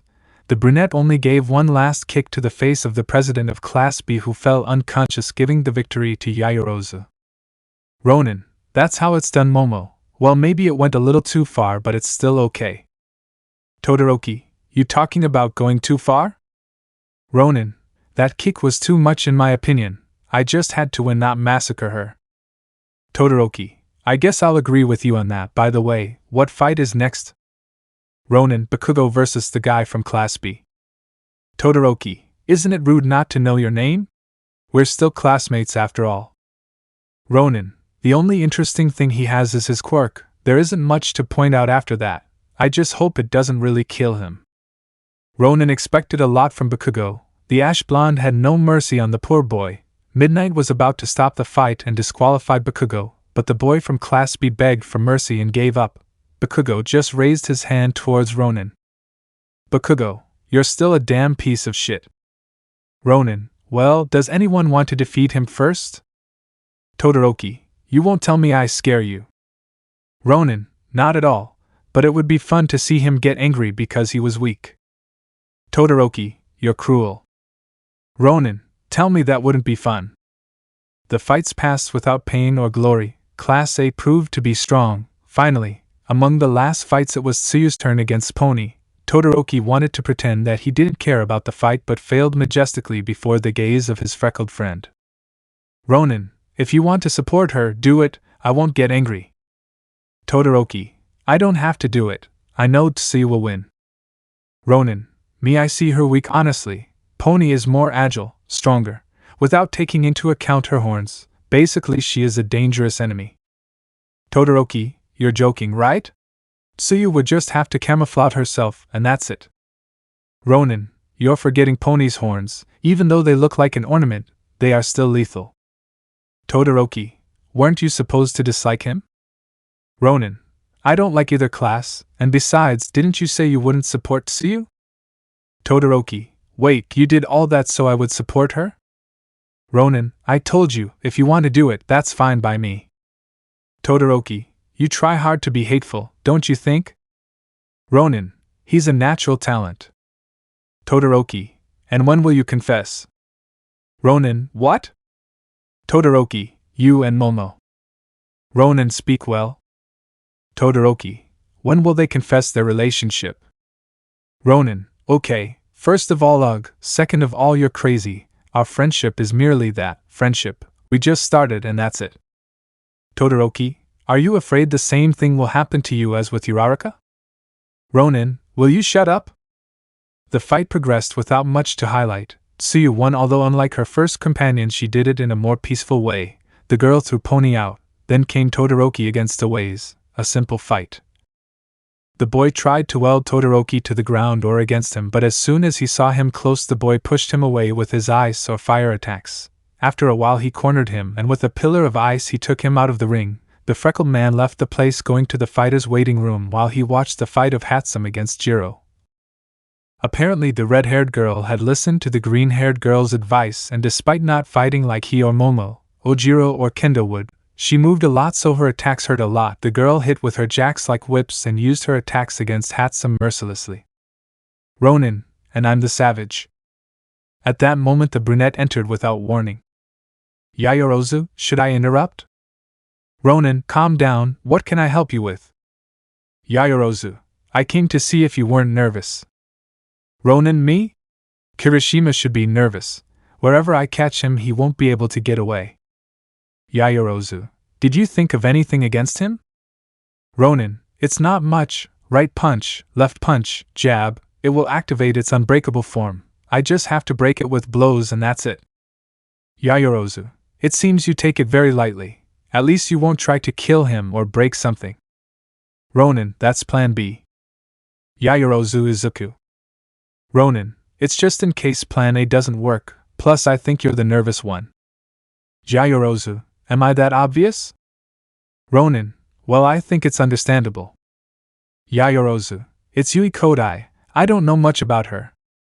Ronin, quirk, size can alter the size of anything it touches. This obviously has its limitations, for example it cannot make living beings grow, although I remember that at camp it scared Todoroki so I assume that it can use its quirk on it, and in the fight we had I saw her be able to incredibly increase the size of a nut.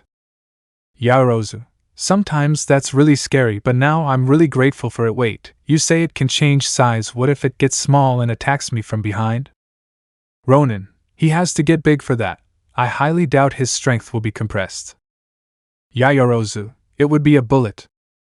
Ronin, but since every quirk has its limits and weaknesses, it's not like that. Also, think of it as an insect. What do we do with insects? We squash them. Yayorozu, that's cruel. Besides it's not that easy, she's not an insect that I got it. Ronin, what? Yayorozu, Izuku, you are a genius. Ronin, thank you. Yayorozu, well, although I thought of the plan, you gave me the idea, but thanks anyway. Ronin, you're acting weirder than usual. Yayorozu, yes, I have it.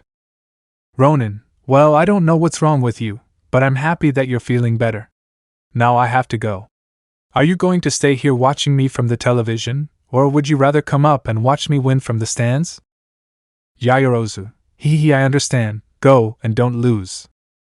Ronin, have I ever done it? The brunette smiled, the freckled man opened the door and giving the girl one last look, he left. Present Mike, hey yeah. Are we ready for one more round? Everyone clapped and shouted with emotion. Present Mike, good, because on the right side is someone whose will is as indestructible as his quirk. His will demonstrates his strength. The Class A Wall Ijiro Kirishima. The redhead came out onto the sand with a calm look, a smile adorning his face showing a bit of his fangs. Present Mike, and on the other side we have a rival to fear, someone who advances regardless of life's misfortunes, the one who is among the three strongest in the UA, the beast of Class A Izuku Midoriya. The freckled man walked as if nothing had happened, at a calm pace despite the shouts of the people. Finally the freckled man got on and midnight prepared to start.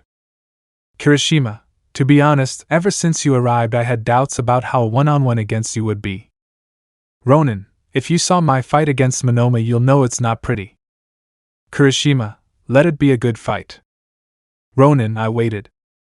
Both fighters punched each other. Ronin knew it, and Kirishima distrusted him, but at least he didn't try to kill him at the slightest opportunity. Kirishima activated his quirk. Izuku just stood on guard.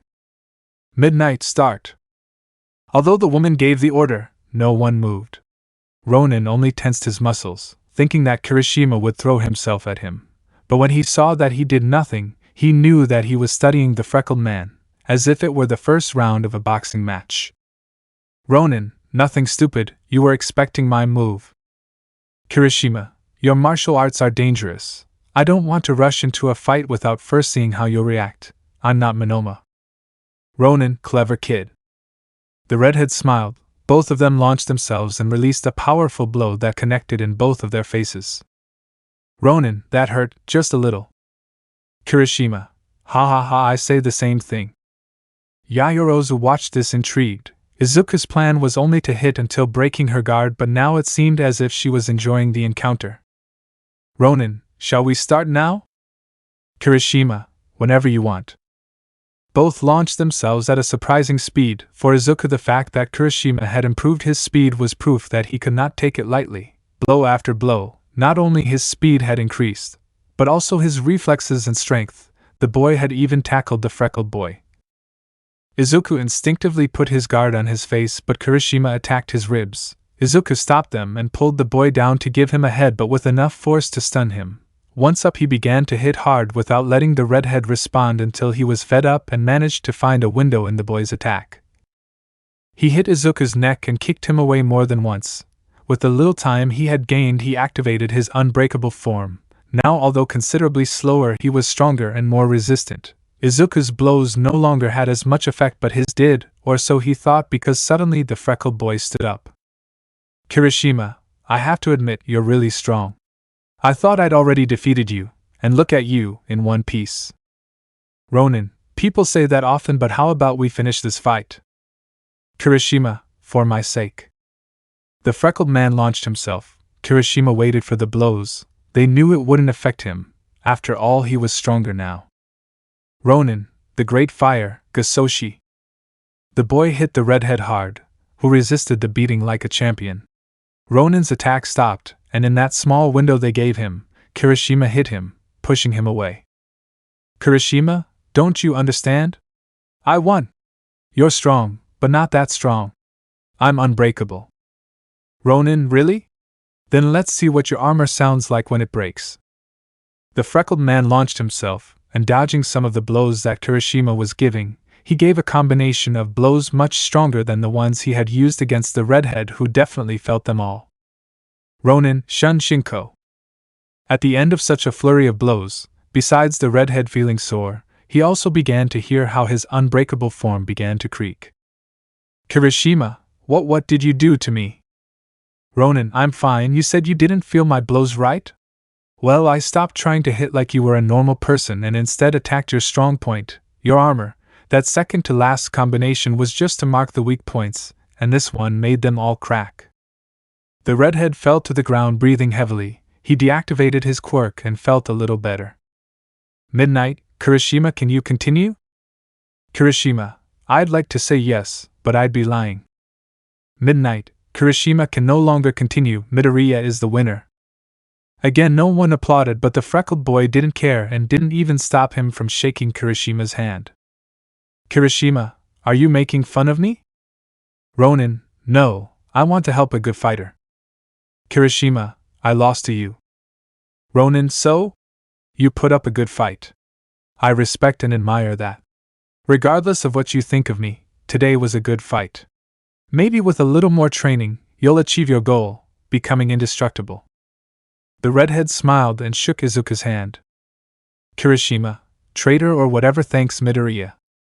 The battle ended with the arena having slight cracks that Cementos quickly healed, leaving it ready for the next fight. Present Mike, that was exciting, but remember the women's battle continues.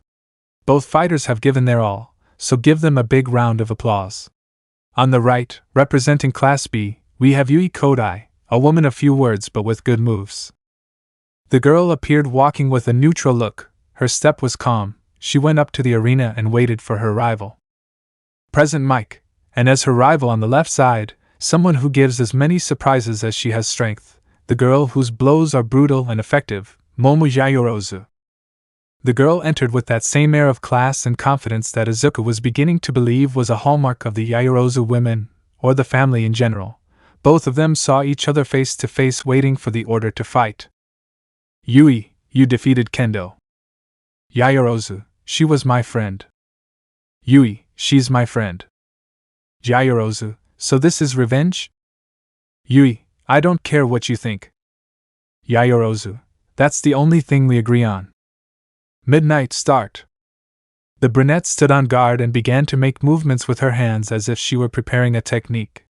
Yui was not afraid and threw herself at the girl, but before touching her, she made herself small, dodging the girl's fist. Yaoyorozu, I'll create a giant microscope if necessary. Ronin, how strange.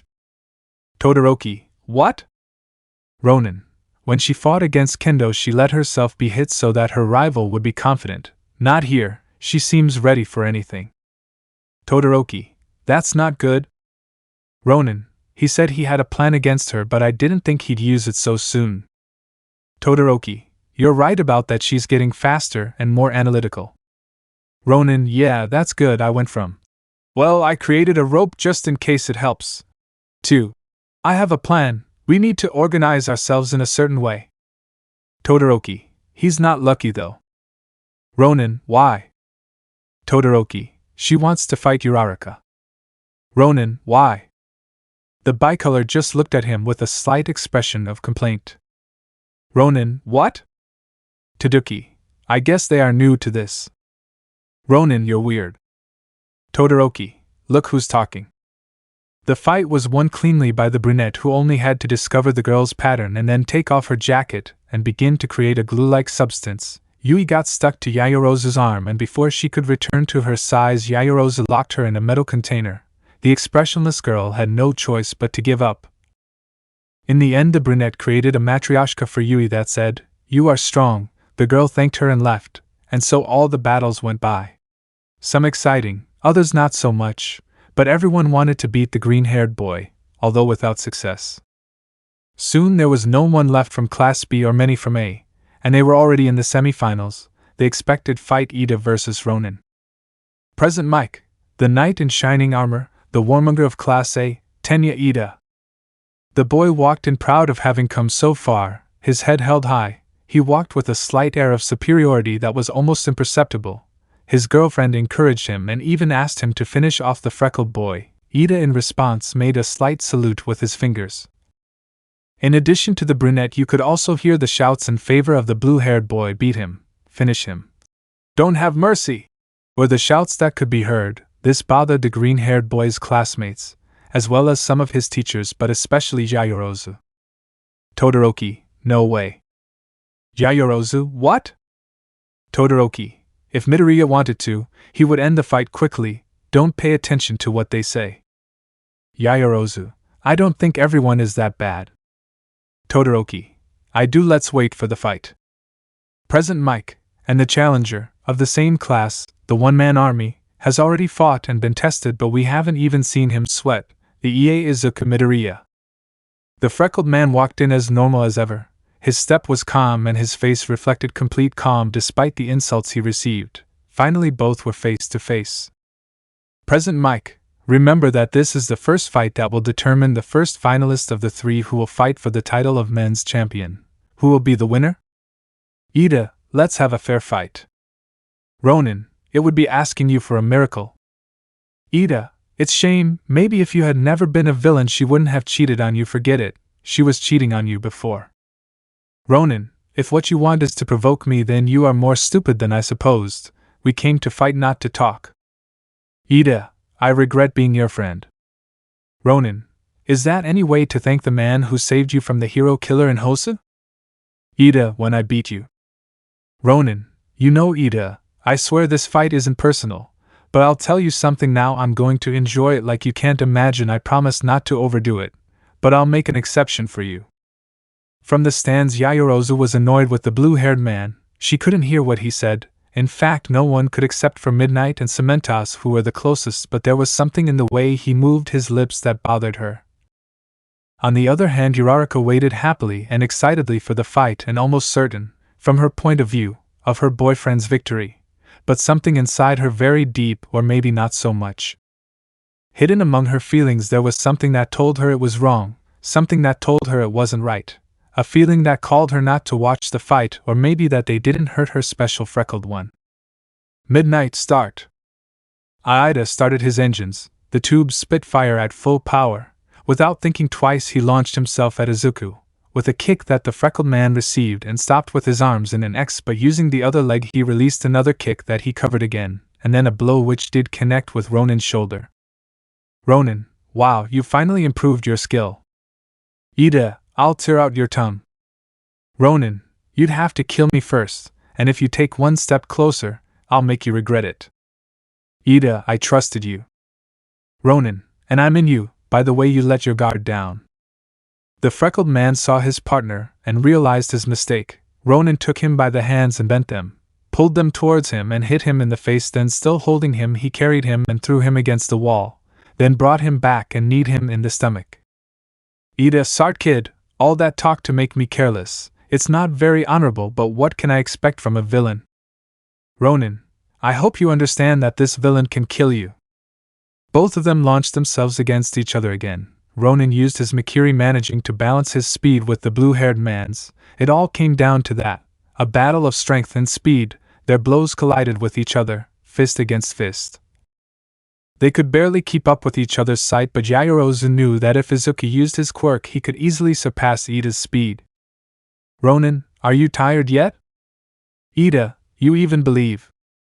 The blue-haired boy, using his moment of respite, gave Izuku a hard tackle. The boy was thrown a few meters back, and still in the air Ida caught up with him and kicked him harder. The boy left the grounds but did not touch the ground. With his black whips he grabbed the sand, and using them as a lead he returned, giving him a kick that sank Ida a little into the ground. People began to claim that the battle was over, but Present spoke. Present Mike, only if the competitor touches the ground once outside the arena will he lose. Meanwhile, what he did is valid because it is worth using his quirks as he can. Ronin, shall we continue, Ida? Ida was really annoyed. He clenched his fists tightly. Determined, he got into a pose. His legs spit out blue fire. The president of Class A was ready to use his best attack. Ida, I'm fed up. I'll finish you off. Reciprocate, Jet. Ronin, come for me, son of a hitch. What Izuku didn't expect was Ida's speed in that state. The freckled boy was hit at an incredible speed. The boy was thrown a few meters back.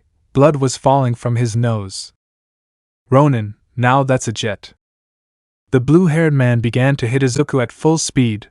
Ronin didn't know where it came from. His predatory sense looked a little slow. He couldn't tell exactly where the hit would come from. Izuku smiled. This was a real challenge. Ida, did that hurt, buddy? Because I think it did. Ronin, honestly, I expected more.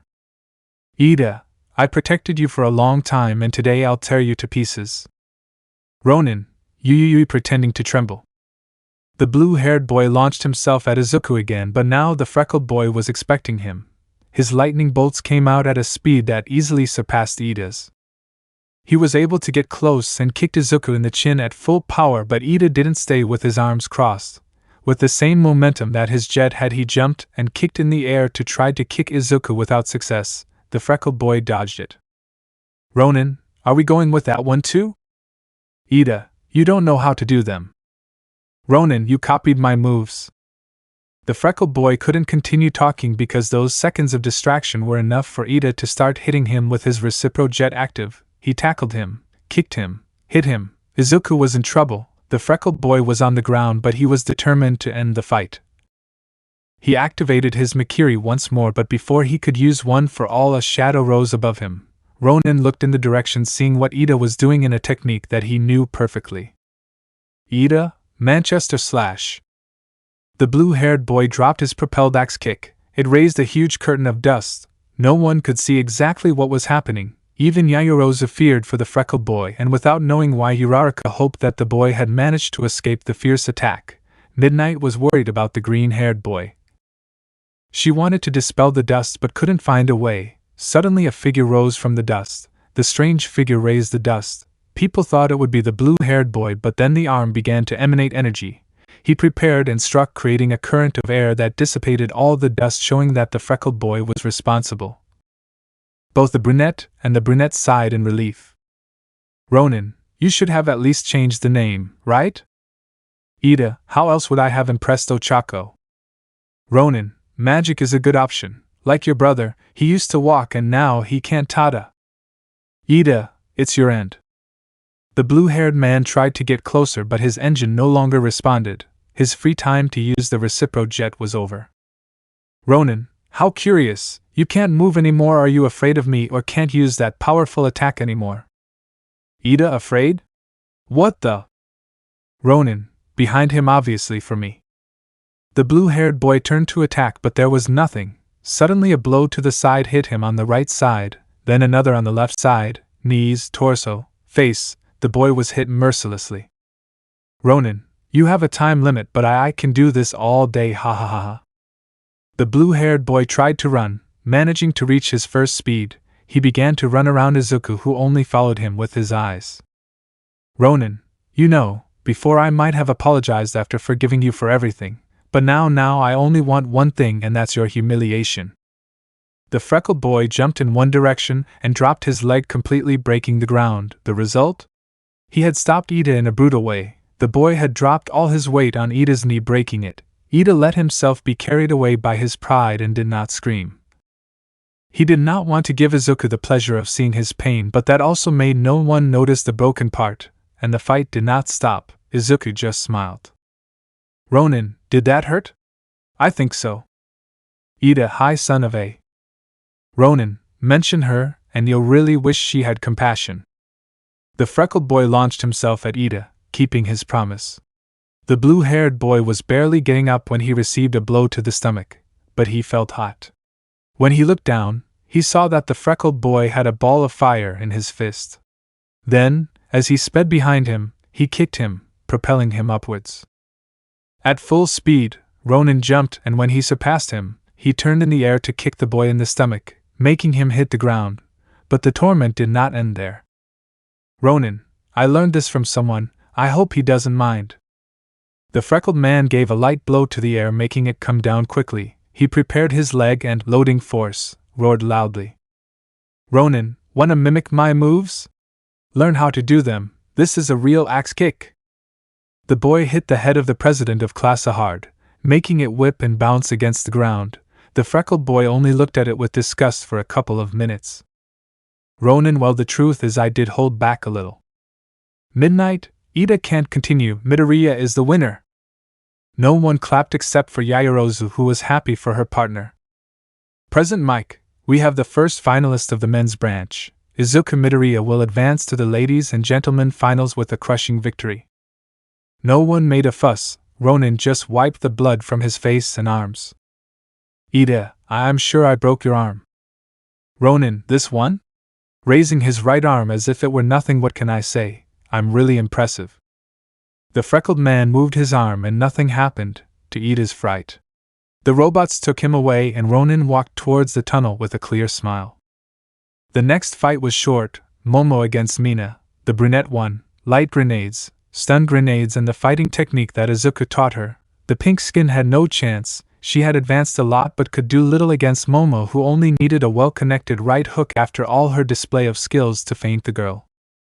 Now there were two finalists from the female and male branches. They had to wait for the other results. Mineta was easily defeated by Todoroki who had no mercy on the dwarf. Bakugo on the other hand was almost disqualified for the brutality he had when fighting against Shinso because the boy managed to take him by the mouth and began to heat at sign of an explosion. The purple-haired man just raised his hands desperately, and with his face agitated. Bakugo let go but gave him an explosion that threw him against the wall of the stands, fainting him. On the women's side, Uraraka was the second finalist by defeating Tsuyu in a not-so-violent but exciting fight, and finally the surprise of the day, Kyukujiro was the last fighter to win by defeating Toru Hagakure by throwing a large piece of debris at her and paralyzing her with her jacks. The crowd was euphoric. They would have epic fights and they knew it. Present Mike or anyone else didn't believe it. They knew that the men's fight would be a totally destructive fight, but they had to tell it. Finally the blonde got back to the microphone and Midnight in the center of the arena had both teams. The first battle would be drawn at random. The woman took out a coin. Midnight, heads women and tails men, understood? Ronin, no problem for me. Bakugo, nobody asked for your stupid opinion. Yaoyorozu, I accept sensei. Uraraka, me too. Gyro, I don't care, I just want to fight. Todoroki, okay. Midnight, okay then, flips the coin. Ronin, I think the one who wasn't asked for his opinion was someone else. The coin fell into the woman's palm, who closed her fist and opened it to reveal the face of the coin. Midnight, the first battle will be between the women. Present Mike, you've heard it, ladies and gentlemen, the first battle will be fought by our beautiful and dangerous students. The crowd got excited and shouted in support of their favorites. The plus heroine cracked her whip and sent everyone to wait for the call. After repairing the arena, the boys got off and went to each one's special room. Ronin, they won't say a single word of support? Play fair, feel your league would be a good thing. Todoroki, shut up and move forward. Bakugo, hey you two, I'll kill you, blowing smoke from his palms. Ronin, who do you think will win? Todoroki, I thought you trusted Yaoyorozu. Ronin, I do, but that doesn't take away from the surprising fact that Jiro is there too. The two boys walked away, ignoring the blonde, who was furious. Shortly after everyone entered the special room, Yaoyorozu went to the freckled boy's room, who was training a little. Yaoyorozu, this room is supposed to be for relaxing, they give you water and some food for that. Ronin, well, everyone uses it as they want. Yaoyorozu, I'm surprised your room isn't like Kirishima's considering your strict training regime. Ronin, I like calm. Hey, stop being nervous.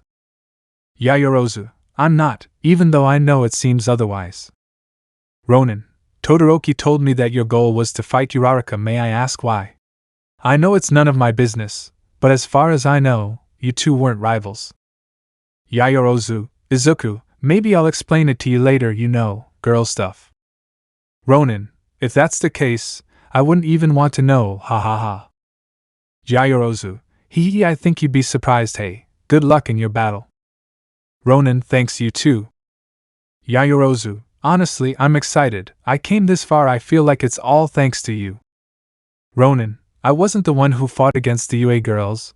That was you, and you've done very well. You deserve to be there. Give your best. Don't limit yourself, you hear me? Yaoyorozu, don't do it either. I know you haven't used all your power. Ronin, I have a good justification for that, but don't worry. If you want to defeat me, you'll have to kill me, and I won't make it that easy for you. Yaoyorozu, I know that well, I have to go now. Izuku, the battle calls me. Hee. Ronin, I know. I better not delay you any longer. Run and show who's boss. Momo. The freckled man gave the girl his hand, but as soon as she returned the gesture, he took it tightly and pulled her towards him to place a soft kiss on her cheek. The brunette turned completely red while Ronin smiled. Ronin, we're even now, and it's good luck as I understand it. Now run, go and win first place, princess. The girl raised her thumb as best she could, her skin tone changing to normal. She breathed, and giving a determined smile, she stood up straight. Yaoyorozu, always aim for the top, right? It's time to fight, and you'll see that I'm going to win. Ronin, that's the attitude.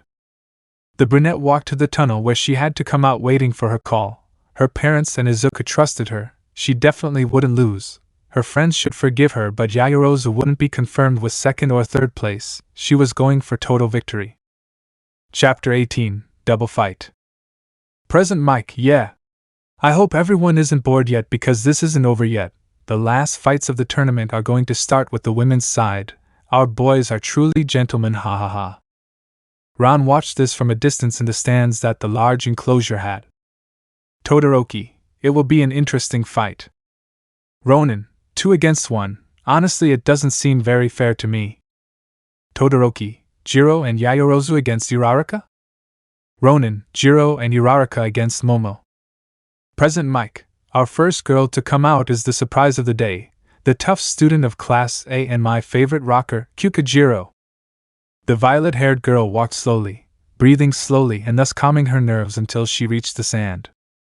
Present Mike, next comes someone who can carry thousands of tons of weight with just one hand, the girl who proves Newton was not wrong, considered the strongest in her class. Also from Class A is Ochako Uraraka. The girl, equally nervous but hiding it better, made her way until she was face to face with Jiro. Present Mike, And last but not least, a girl who knows how to put her heart into the fight, the smartest in her class, a girl who has managed to leave her mark on UA, Momo Yaoyorozu.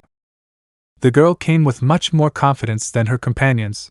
Her nerves were not so visible, although she had a slight red tone on her face as well as a slight half-smile that for some reason bothered Uraraka. The girl went up until she was in her position, each girl in each corner. Midnight stood between them. Midnight, let it be a fair fight. Can they use their quirks as long as it's not to kill the opponent, understand? The three understood Midnight-sensei. Midnight, well then you can begin fight. Insert the Naruto main theme for more epicness in this part. Jiro and Uraraka didn't wait any longer and launched themselves at Yaoyorozu, who received them with a strong blow to both of their faces, immediately moved away and put herself in a defensive pose. Yaoyorozu, I guess it was something that had to happen, right Kyuka? Jiro, if you hadn't gone with that traitor. Yaoyorozu, so this is how it is now. Revenge? And I thought you were my friend. Hello, Uraraka. Uraraka, Yaoyorozu. Yaoyorozu, it's good to know you didn't get eliminated. Uraraka, my boyfriend is strong. It was obvious that I had to become as strong as him. Yaoyorozu, well, it depends which of the two. The girl created her trusty bar and turned it over in her hand. Yaoyorozu, do we do this the easy way or the hard way?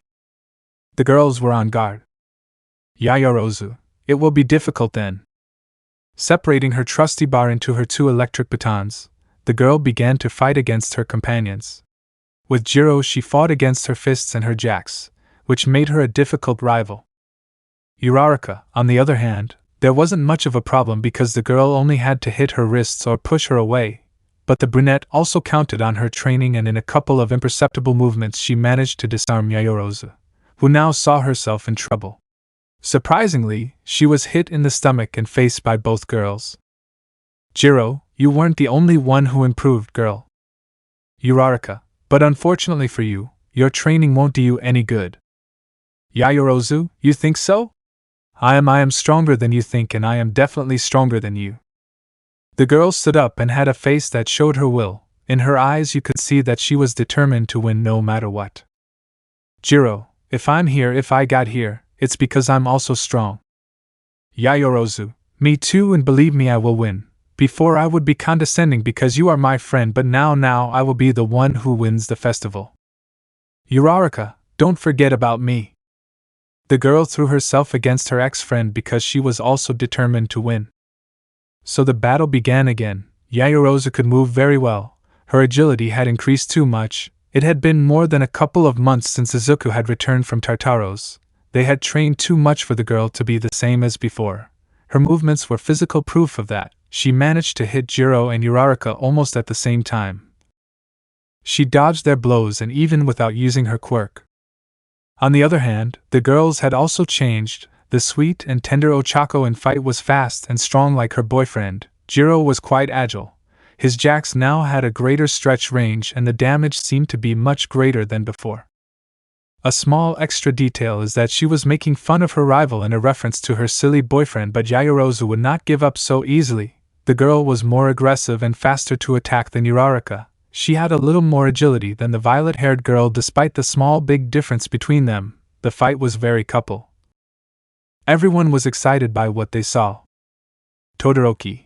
Who would have imagined it? Jiro increased his fighting level? Ronin, apparently he heard me.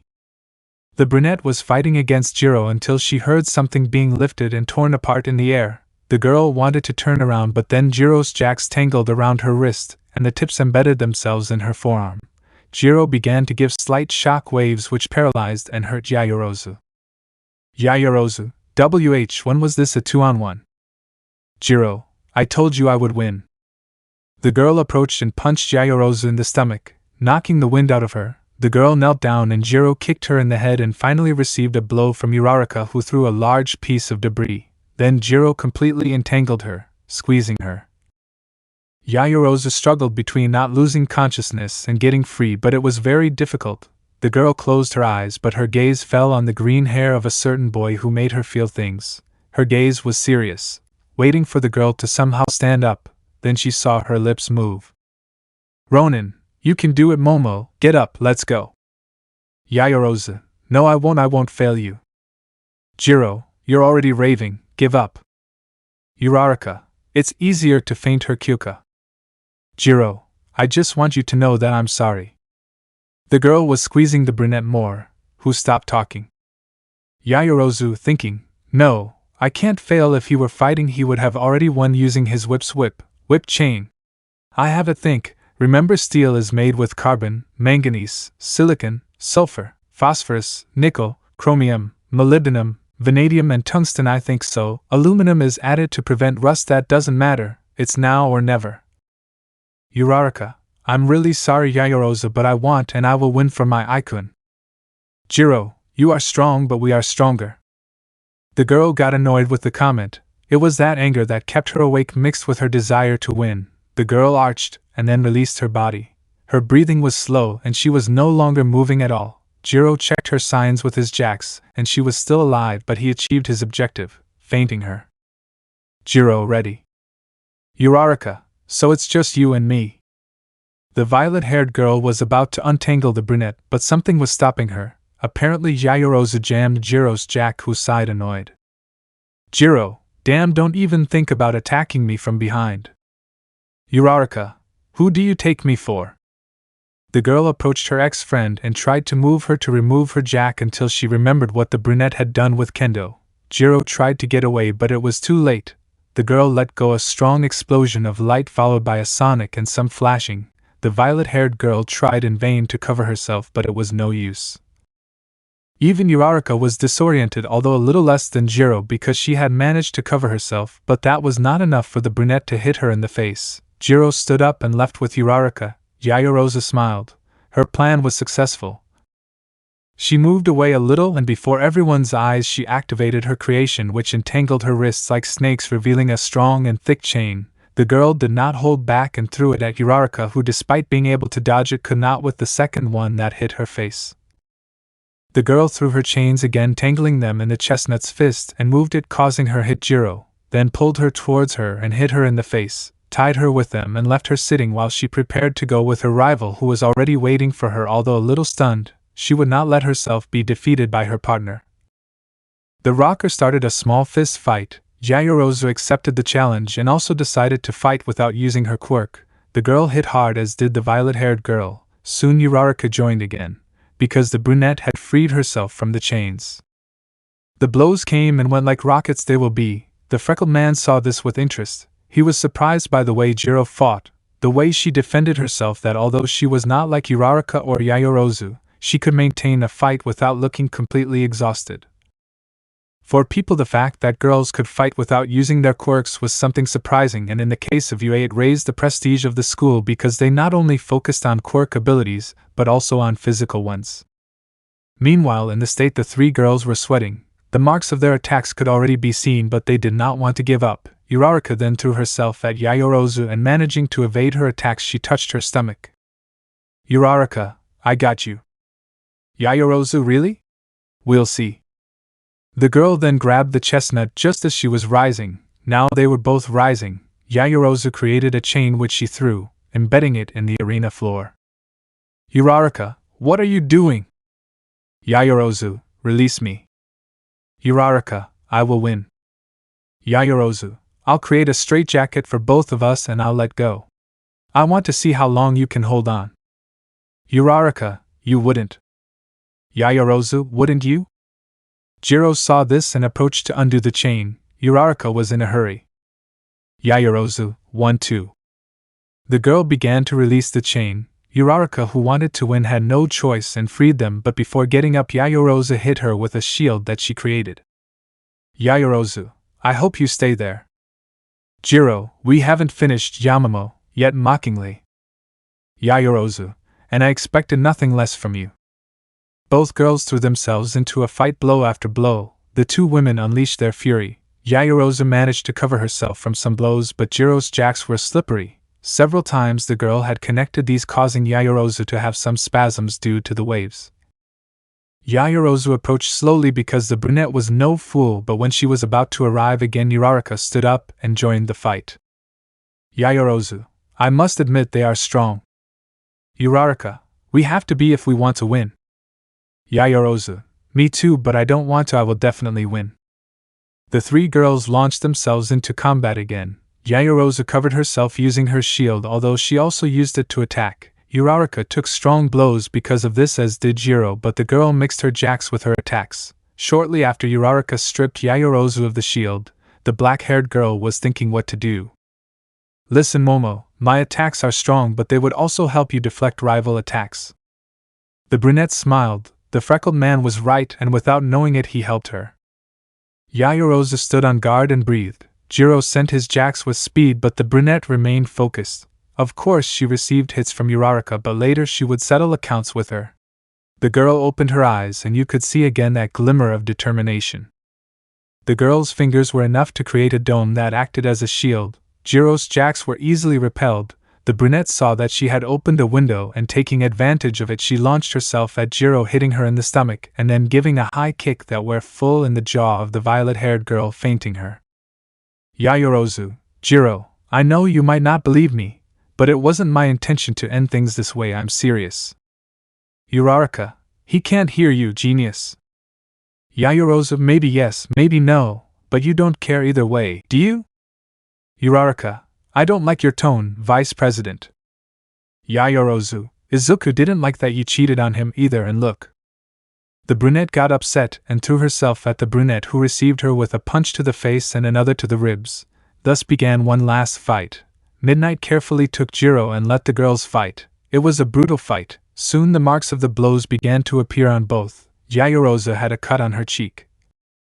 Uraraka, her nose was full of blood. Both were upset and there was no way to stop them. The blows came and went, driven with courage and will, as if they were rockets. People saw this with excitement. A fight with Quirk was incredible, but nothing surpassed the old school. The girls stopped a bit, staring at each other. Yaoyorozu, so you're doing this for Ida? How strange. I used to think you were doing this for Izuku. Uraraka, what? Yaoyorozu, it's true, you tricked him. Uraraka, if you're just taking the time to recover, let me tell you. Yaoyorozu, I just want to know one thing. Uraraka, buck you, Yaoyorozu. The chestnut was about to throw itself, but... Yaoyorozu, did you ever really love him? The question made Uraraka forget all her attempts to attack. The girl remained static. Uraraka, what?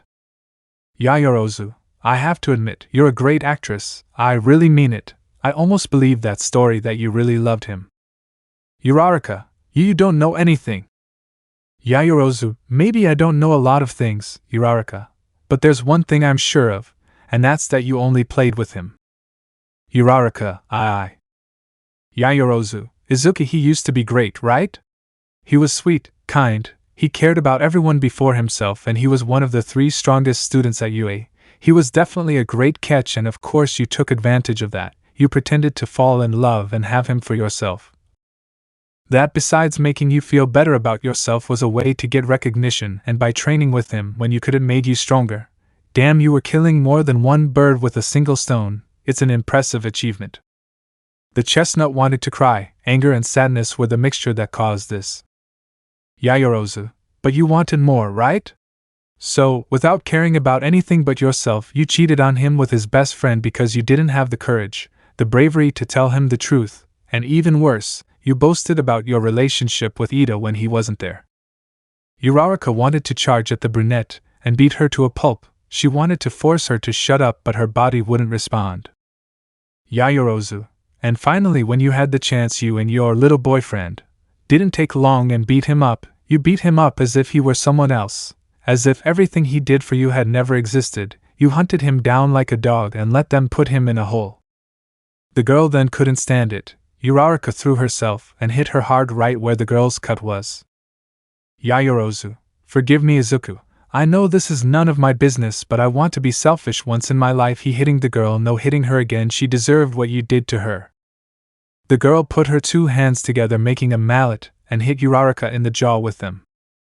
On the other side, Ida wanted to rush at Yaoyorozu to defend his girlfriend, but some black whips got tangled in his torso and chair. Ronin, if you trust her, let her fight. It's her battle, and if you interfere, you'll only harm her.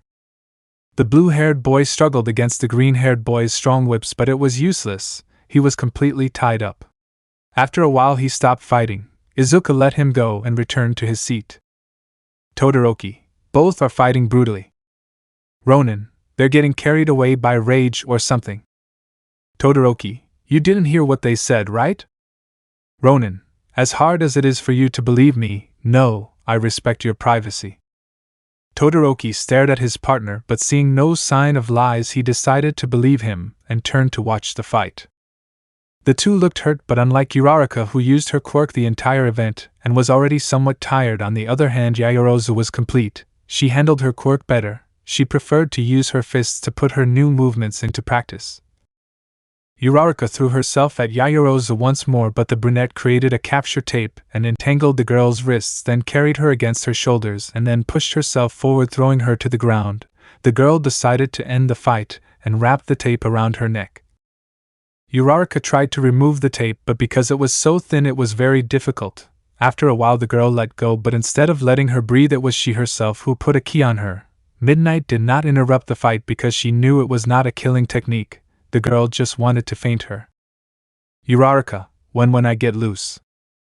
Yaoyorozu, you won't do anything. Better tell me, Uraraka, how it feels. You tried so hard and you failed. How it feels to be torn apart, to be the victim, to see your dreams die.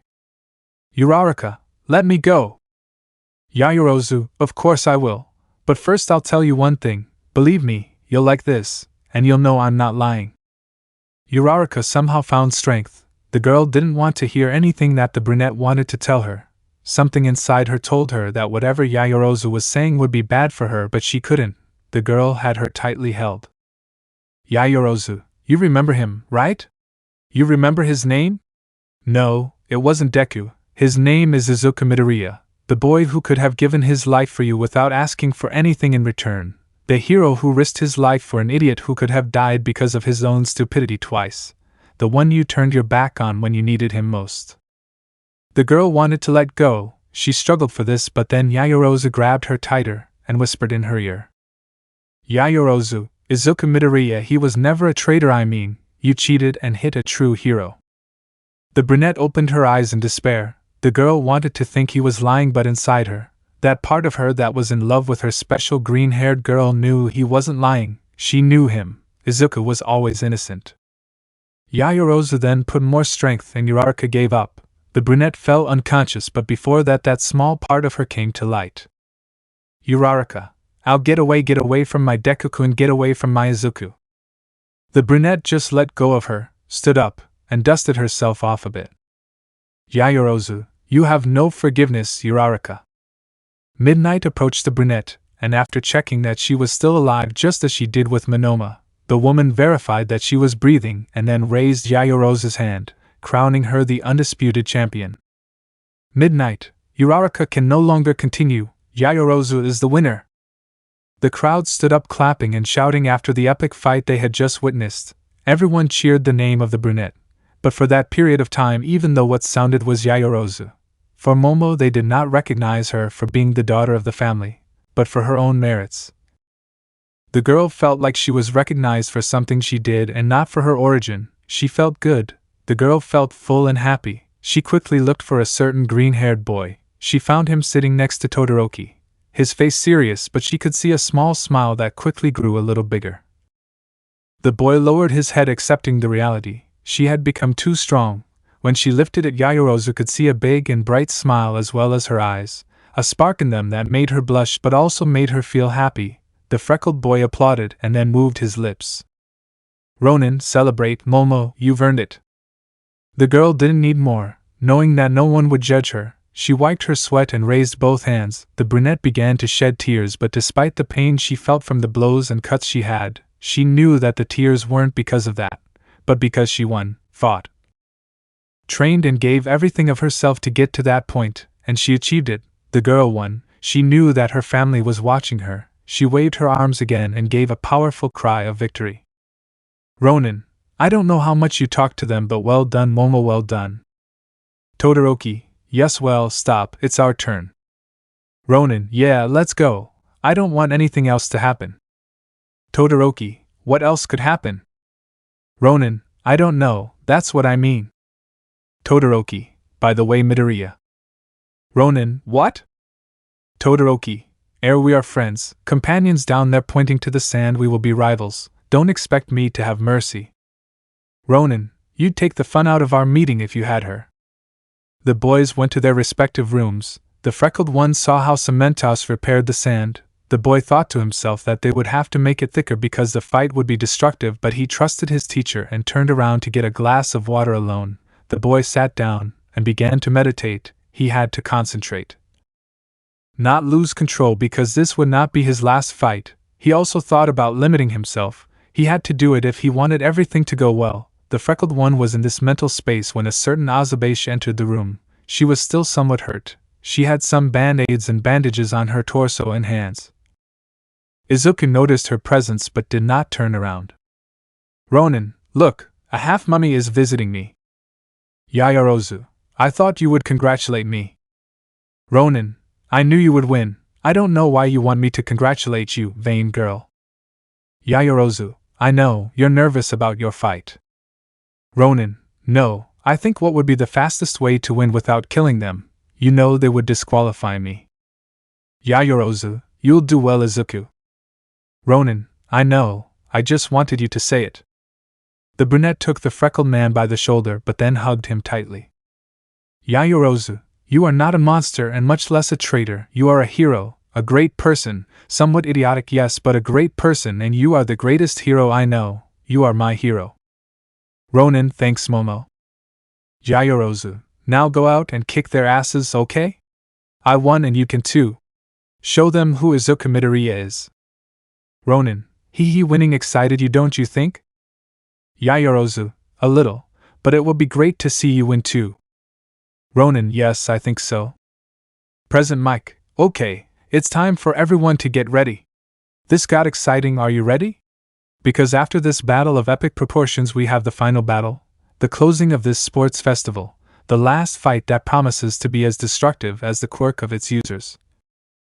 Welcome the one who prefers to make his own path before following the path of his father, the always serious and focused Shoto Todoroki.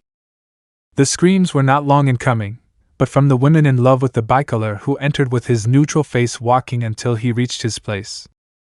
Present Mike, the master of explosions, the future hero of demolition, the villainous threat Katsuki Bakugo. Once again, people began to make a fuss. The hero, closest to being the symbol of peace, walked with the air of superiority and arrogance that characterized him. People knew who was next but were sure that he would be no rival against the great Bakug. Present Mike, and finally, I think he needs no introduction, the boy who can give as many surprises as he wants, the Avenger of Class A, the hero who returned from hell, Izuku Midoriya. On the other side, both Yaoyorozu and Uraraka were with Recovery Girl, both being treated for their wounds. Neither spoke to the other, and this did not bother Yaoyorozu at all. She even found it comforting, but the time came to leave. The girl ran through the corridors until she reached the stands. She arrived at the right moment when Izuku was announced. The girl was excited to see him fight. Nobody applauded or cheered like they did with Todoroki or surely with Bakugo, but this did not matter to her. Then she saw him. The green-haired boy came out of the dark tunnel. His face had a smile and his fists were closed. He had taken off the jacket she had made him, showing only a black t-shirt. His pants were torn at the knees and his tennis shoes were somewhat dirty. When the boy finally went up, you could see the three greats of UA in all their splendor. Each one had his story. Each one had their reasons, and they were going to show it not with words but with blows. Victory wasn't just about winning and showing off that you're better than everyone else, but about everyone seeing that it doesn't matter who you were in the past, it doesn't matter how you were a year ago, but what you are now.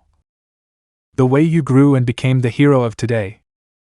Midnight, okay, listen, you know the rules. I want a fair fight. No murder attempts. Did you hear me, Bakugo? Bakugo, damn if. Midnight, did you hear me, Midoriya? Ronin, whatever. Midnight, okay, rules understood and accepted. Todoroki, why don't you ask me? Midnight, start. Insert skillet monster for your enjoyment. The boys stared at each other until Bakugo acted first. The boy shot at his two rivals. Todoroki used a small wall of ice, stopping the explosion. On the other hand, Ronin was able to dodge it without many complications. Both boys arrived where Bakugo was. Todoroki used an ice pillar against Izuku and a wave of fire against the blonde. Both were affected, but Ronin took out his black whip and entangled Todoroki and threw him at Bakugo, who made an explosion. The three were on the ground, but they got up quickly, ready to fight. Izuku fought hand to hand against Todoroki while Bakugo tried to shoot them. One of these managed to hit them both. The boys got up and nodding their heads went for Bakugo. Todoroki made a small wave of ice that hit Bakugo. Ronin jumped and landed with a kick in the face of the blonde. Ronin, that felt good to do. Todoroki, it's not over yet. The bicolor launched himself against Ronin, starting a hand-to-hand fight again. The bicolor hit his ribs, kicked his knees. The green-haired man covered himself and responded. Both gave good blows, but then Ronin felt the presence of Bakugo.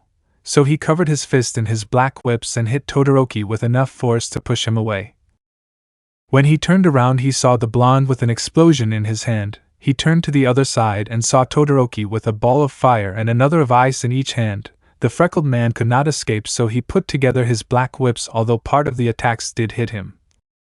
Both the blonde and the bicolor stopped the dispute to see the mountain of smoke they had created. They thought they were over. Serious mistake.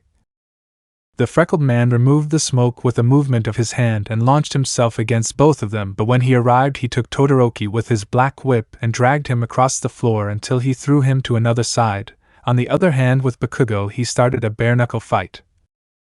The blonde might seem somewhat inexperienced in technical fighting, but the truth is that seeing the way his rival fought, he decided that he would learn something in order to overcome him, so despite not having an even fight, at least he could keep up with him.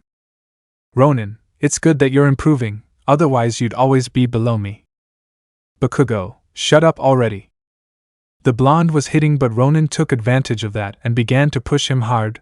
The freckled man managed to break his defense. He hit him in the face, a knee to the stomach, and gave a kick that completely pushed the blonde away, but he didn't stay there. He launched himself and began to hit him hard, but Bakugo also managed to hit him. Todoroki used a pillar of ice separating both of them. The bicolor took a loose piece of ice and used it as a sword to hit the green-haired man in the stomach. Izuku took the ice and pulled it towards him, hitting Todoroki in the face. Then he gave another and another to give a kick that, despite Todoroki put his arms in a cross, he couldn't stop him from dragging him. The freckled man launched himself and Todoroki raised the piece of ice, but Ronin opened his eyes in the air, used his black whip and threw Todoroki far away, and immediately after turned to his right side and jumped back. The reason? Bakugo emerged from the rubble and launched himself at Izuku, causing an explosion that, thanks to Izuku's enhanced reflexes, did not hit him directly in the face, but it could still be seen that the boy was affected. A smoke screen could be seen on his face, and shortly after the boy fell to his knees and then collapsed to the ground. Bakugo smiled sadistically and happily because he had achieved his goal, to cause damage to his rival and defeat him. The blonde advanced towards Todoroki, who was released by the whips after Ronin received the explosion. The bicolor was furious against the blonde. He activated his two sides and was willing to make Bakugo pay. The people were silent. They did not know how to react. They celebrated the blonde's attitude. He had gotten rid of a villain, even if the way was not correct. Should they blame him for his actions? A little less than an hour ago they had yelled at Ida to finish him. Midnight looked worried at the green-haired boy. She wanted to sleep and hit the blonde, but she knew she couldn't. Cementos wanted to lock Bakugo in a concrete dome, but he knew he would explode. All the classes didn't know how to feel. Even Ida was unsure of how to act now. Uraraka, who was just arriving, covered her mouth and eyes, horrified by instinct. Again that part of her took control of the brunette. Now she wanted to go and stop the fight, get in between Bakugo and Todoroki and make the blonde beg for forgiveness. Finally Yayorozu, the brunette, looked serene on the outside, but this was a facade. Inside, the girl was worried to an incredible level for the freckled man. Seeing the way the freckled man protected Todoroki made her laugh. It was something typical in him. But then, seeing the explosion, the girl instinctively created a small gun whose bullets were electric. She wanted to shoot the blonde and make him pay. She knew that Izuku could regenerate, but she didn't know what his limits were. Nizu and the heroes who trained Izuku during his stay in Tartarus just sat there. They knew what the freckled man was capable of. Bakugo, I already took care of that jerk, now you're next. Todoroki, if you want to kill me. Bakugo, no, I won't kill you. He was collateral damage. At that moment the dust that covered the freckled man's body began to move. Everyone turned around except Bakugo, who was preparing another explosion. Bakugo, let's see if you still look attractive with another handsome scar. Ronin, hey Bakugo, you don't know the rules of a fight, right? The blonde opened his eyes and turned around. The freckled man's body wrapped in smoke was moving. He was standing walking towards the Bakugo, you. Midnight, Midoriya Poo, can you continue? Ronin, I think that's more than obvious. The freckled man walked towards his companions. Suddenly the energy of One for All appeared again, suddenly dispersing the dust. Everyone was surprised. The shirt was half destroyed. But the surprising thing is that his body had wounds, serious wounds. The blood was visible and in some even the muscle, but the terrifying thing was seeing how these closed without leaving a mark. The most shocking were those on his face. His cheek was missing, part of his hair, the section near the eye. A large cut was seen from the eyebrow to the jaw, but he moved forward as if nothing. Bakugo for his part did not speak. Ronin, hey, what's wrong, Bakugo? Did the mice get your tongue? I must admit I felt a bit slow. I didn't think you'd attack so suddenly, and so wildly. It seems I was wrong, I thought you had honor. Bakugo, shut up. Ronin, remember what I told you? About not losing your power? I hope you still have it, because activating One for All at % I'm going to taking out his black whips, hold back, lighting his fists more. The freckled boy smiled, but it was that demonic smile again. The boy tilted his head and the strands of hair shaded part of his face, making him look even more scary. Izuku looked intimidating. Bakugo took a step back but quickly recovered. Bakugo, I'll kill you, bastard. Ronin, let's fight. The freckled boy was about to launch himself when he put his arms in an X, covering himself from a kick from Ida. The blue-haired boy had jumped from his seat with the intention of hitting the boy, but the latter, anticipating it, covered himself, then opened his arms, destabilized Ida and hit him in the torso and, grabbing him by the legs, he spun him around and threw him against Bakugo, who stopped the speedster with an explosion. Present Mike. But what is this? In a turn of events, the student Tenya Ida has returned to the fight. Remember that it was Midoriya who took him out of the festival, although they shouldn't have stopped him. Ronin, wow, more people are joining the party. Todoroki, things don't have to end as badly as you think, Midoriya. Bakugo, buck you and your diplomacy, Todoroki. I'm going to kill that son of a hitch. Ronin, if you couldn't do it when we were kids and I even had to risk many people's butts to save you, do you really think you'd do something now? The freckled man activated his Mikiri and launched himself at Bakugo, but Ida launched himself again. Ronin stopped him by grabbing his forearms.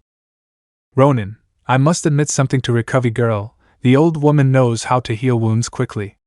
Let's see how she heals these. The freckled man headbutted him and carried him by the torso like a sack of potatoes, and then let himself fall, slamming the runner into the ground. Ronin quickly stood up and prepared to stop a blow from Bakugo. He quickly punched the blonde's face, but the latter gave him a strong explosion, pushing him away. Todoroki also attacked with an ice pillar. Todoroki, come on, you don't have to be very wise to know that you shouldn't get up. Ronin, I am not wise standing up, I am just an ordinary human and I am upset. The freckled man approached Todoroki and, removing his whips from his arms, began to hit him in the face, dragging him across the sand. Ronin, sorry Todoroki, it's not personal. The freckled man turned around only to receive a full blast that dragged him. Bakugo was ready to shoot again. Bakugo, you've never been able to compete with the best, and I'm better than you. Ronin, so much the better that my power never belonged to you and that the few embers you have left are about to run out. The blonde was going to attack again, but Izuku surprised him with a fireball that dragged him. The freckled boy got up again, receiving a kick from Ida that moved him away a few meters. The boy recovered and waited for a new blow from the blue-haired boy, who did not take long, and using his reciprocal burst threw himself at Izuku, but he grabbed him by the wrists, and turning around threw him at Todoroki. Bakugo approached and tried to hit him, but Ronin stopped him and returned, giving 2 blows. Ronin, tell me something, guano face. Bakugo, what the hell did you say to me?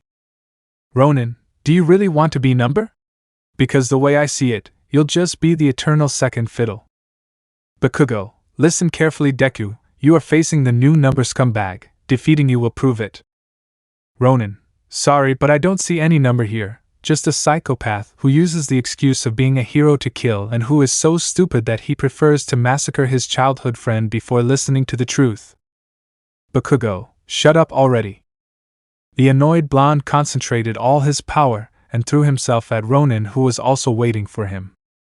Bakugo gave an explosion big enough that everyone had to take cover. Izuku for his part activated his Mikiri, the one for all at %, covered his fist in his black whips and threw a blow at Bakugo.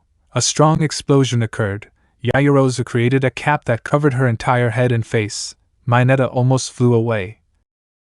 The others covered themselves as they could. What they did not know is that the fire caused by the explosion would be absorbed by the freckled man. What surprised them, impacted and scared them was seeing how the green-haired man had his fist raised and in it was Bakugo hanging from it from the stomach.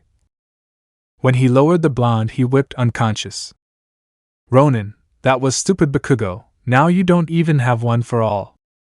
The freckled boy looked at the blonde with a slight hint of displeasure and left him starting a fight against Todoroki. Both used their quirks without fear of anything. They managed to hit the other, although Ronin's accelerated healing was in his favor as far as his physical image was concerned, but the truth is that the boy was starting to get tired. The mixture of Mikiri with one for all was exhausting even for him. In fact, if Izuku had decided to attack and provoke Bakugo, it was to end the fight quickly, although he did not count on the blonde using all his power. Now Todoroki followed, who was not an easy rival either. He quickly took a piece of ice from the ground and used it as a sword. Todoroki did the same, starting a fight where they alternated blows with the use of quirks and swords. Ronin used his left fist, enveloping it in fire, and with a blow he broke the bicolor's sword. Todoroki, that's not fair. Ronin, you didn't think I could do it, that's not my problem. Todoroki, okay, so that's how you want it, Midoriya. The bicolor was going to hit, but Izuku was faster and kneed him in the pit of his stomach. With a kick he knocked him down, and taking the piece of ice he hit him in the back, destroying his sword but defeating the bicolor. The freckled man was exhausted but knew he had won. He stood up straight and was about to go down when his balance began to fail. He almost fell. His vision blurred a little, but when he deactivated his quirks this returned to normal. He knew it, he didn't have to overexert himself. The freckled man was tired now, yes, but he had to dodge a kick from Ida, who had waited to attack. Yaoyorozu was upset but worried about the freckled man. She knew he was exhausted. He could fight, but for how long? In the arena, Ronin was waiting for the fight to stop. What Ida was doing was supposed to be considered cheating. But the more time passed, the more he realized that even if they stopped it, it wouldn't stop. Izuku was being beaten by Ida until he got fed up. The boy stopped a punch from the blue-haired boy. Ida put in more effort, but he just couldn't. Now Ronin was really upset. Ronin, why do you want to win, Ida? I've already defeated you. Even if you manage to take me down, you'll receive nothing but punishment. But the blue-haired man did not give in. He was willing to finish off his goal. Ronin, I'm fed up with your damn childish attitude. He lunged and headbutted Ida hard and then began to beat him mercilessly. Ronin, I'm sick of all this. He quickly hit Ida's stomach, then with his other arm he hit one in the jaw, and finally a kick that knocked down the speedster, who still without giving up began to run away from Izuku, and then took a run and headed at full speed against Izuku, but this annoyed one turned on his gaze again. His left fist was wrapped in his black whips and then in fire that obtained a bluish hue. He waited, and when Ida was close enough he launched himself with his one for all. Ronin, compact version, Hero's Comet Punch. Hiro Kaido Fusuto. Izuku threw his punch that landed on Ida's stomach, generating a strong current of air. When he withdrew his fist, Ida remained static. With the little strength he still had, he tried to hit Izuku, but he only hit him in the face. Ida tried to give another, and with that Izuku got upset. Fed up with Ida, he used the Ryuji Gansaiken, hitting him in the face and letting him fall on the ground. Then he took him by the head, lifted it, and whipped it again with force. Uraraka was scared. She felt sad, scared but also guilty, because she knew that she had been the one who had turned the tender green-haired man into a monster. Izuku raised Ida's face once more, showing his wounds, blood gushing from them. She whipped him again. Ronin, I was already a traitor, right? A horrible monster. His mistake was trusting me. Well, now we go for the second big mistake, Senpuri Yujui Goki Kuretsuken. The freckled man hit mercilessly. Everyone was afraid. It seemed that he even enjoyed it. Suddenly Uraraka could not contain her pain any longer. Uraraka, stop it please, Deku-kun. The girl screamed this in a broken lament, hoping that her ex-boyfriend's conscience would react and stop him. But on the contrary, the boy even took strength and gave one last blow. Uraraka was hurt by this. Now she knew, what was in front of her was not her beloved green-haired boy, not anymore, although maybe. On the other hand, Yayorozu didn't know what to think of the boy. She wanted to think well of him, but what she saw didn't help much. Finally, Almight the blonde now checked. What was in front of him was not Izuku. It was not his son. Tashinori made a decision. Even if it hurt, he would return the boy to Tartaros. Without thinking twice, he stood up ready to stop the fight and take the boy even if he had to fight him. If he fainted him once, he could do it again. But then something happened. The lights started to flicker, it started to get very windy, and a purple mist appeared. Everyone recognized it. It was them. Izuku just smiled. He left Ida's body in that same place, stood up and dusted himself off. The League had finally arrived. A pair of light blue hairs was the first thing that was seen coming out of the portal. Ronin, wow, they finally deigned to come. Let me know in the comments below if you guys want the next part. Also check out my other video that has been shown and left. Thank you for watching. If you enjoyed this video, please like and share this video. And have a fantastic day. Bye.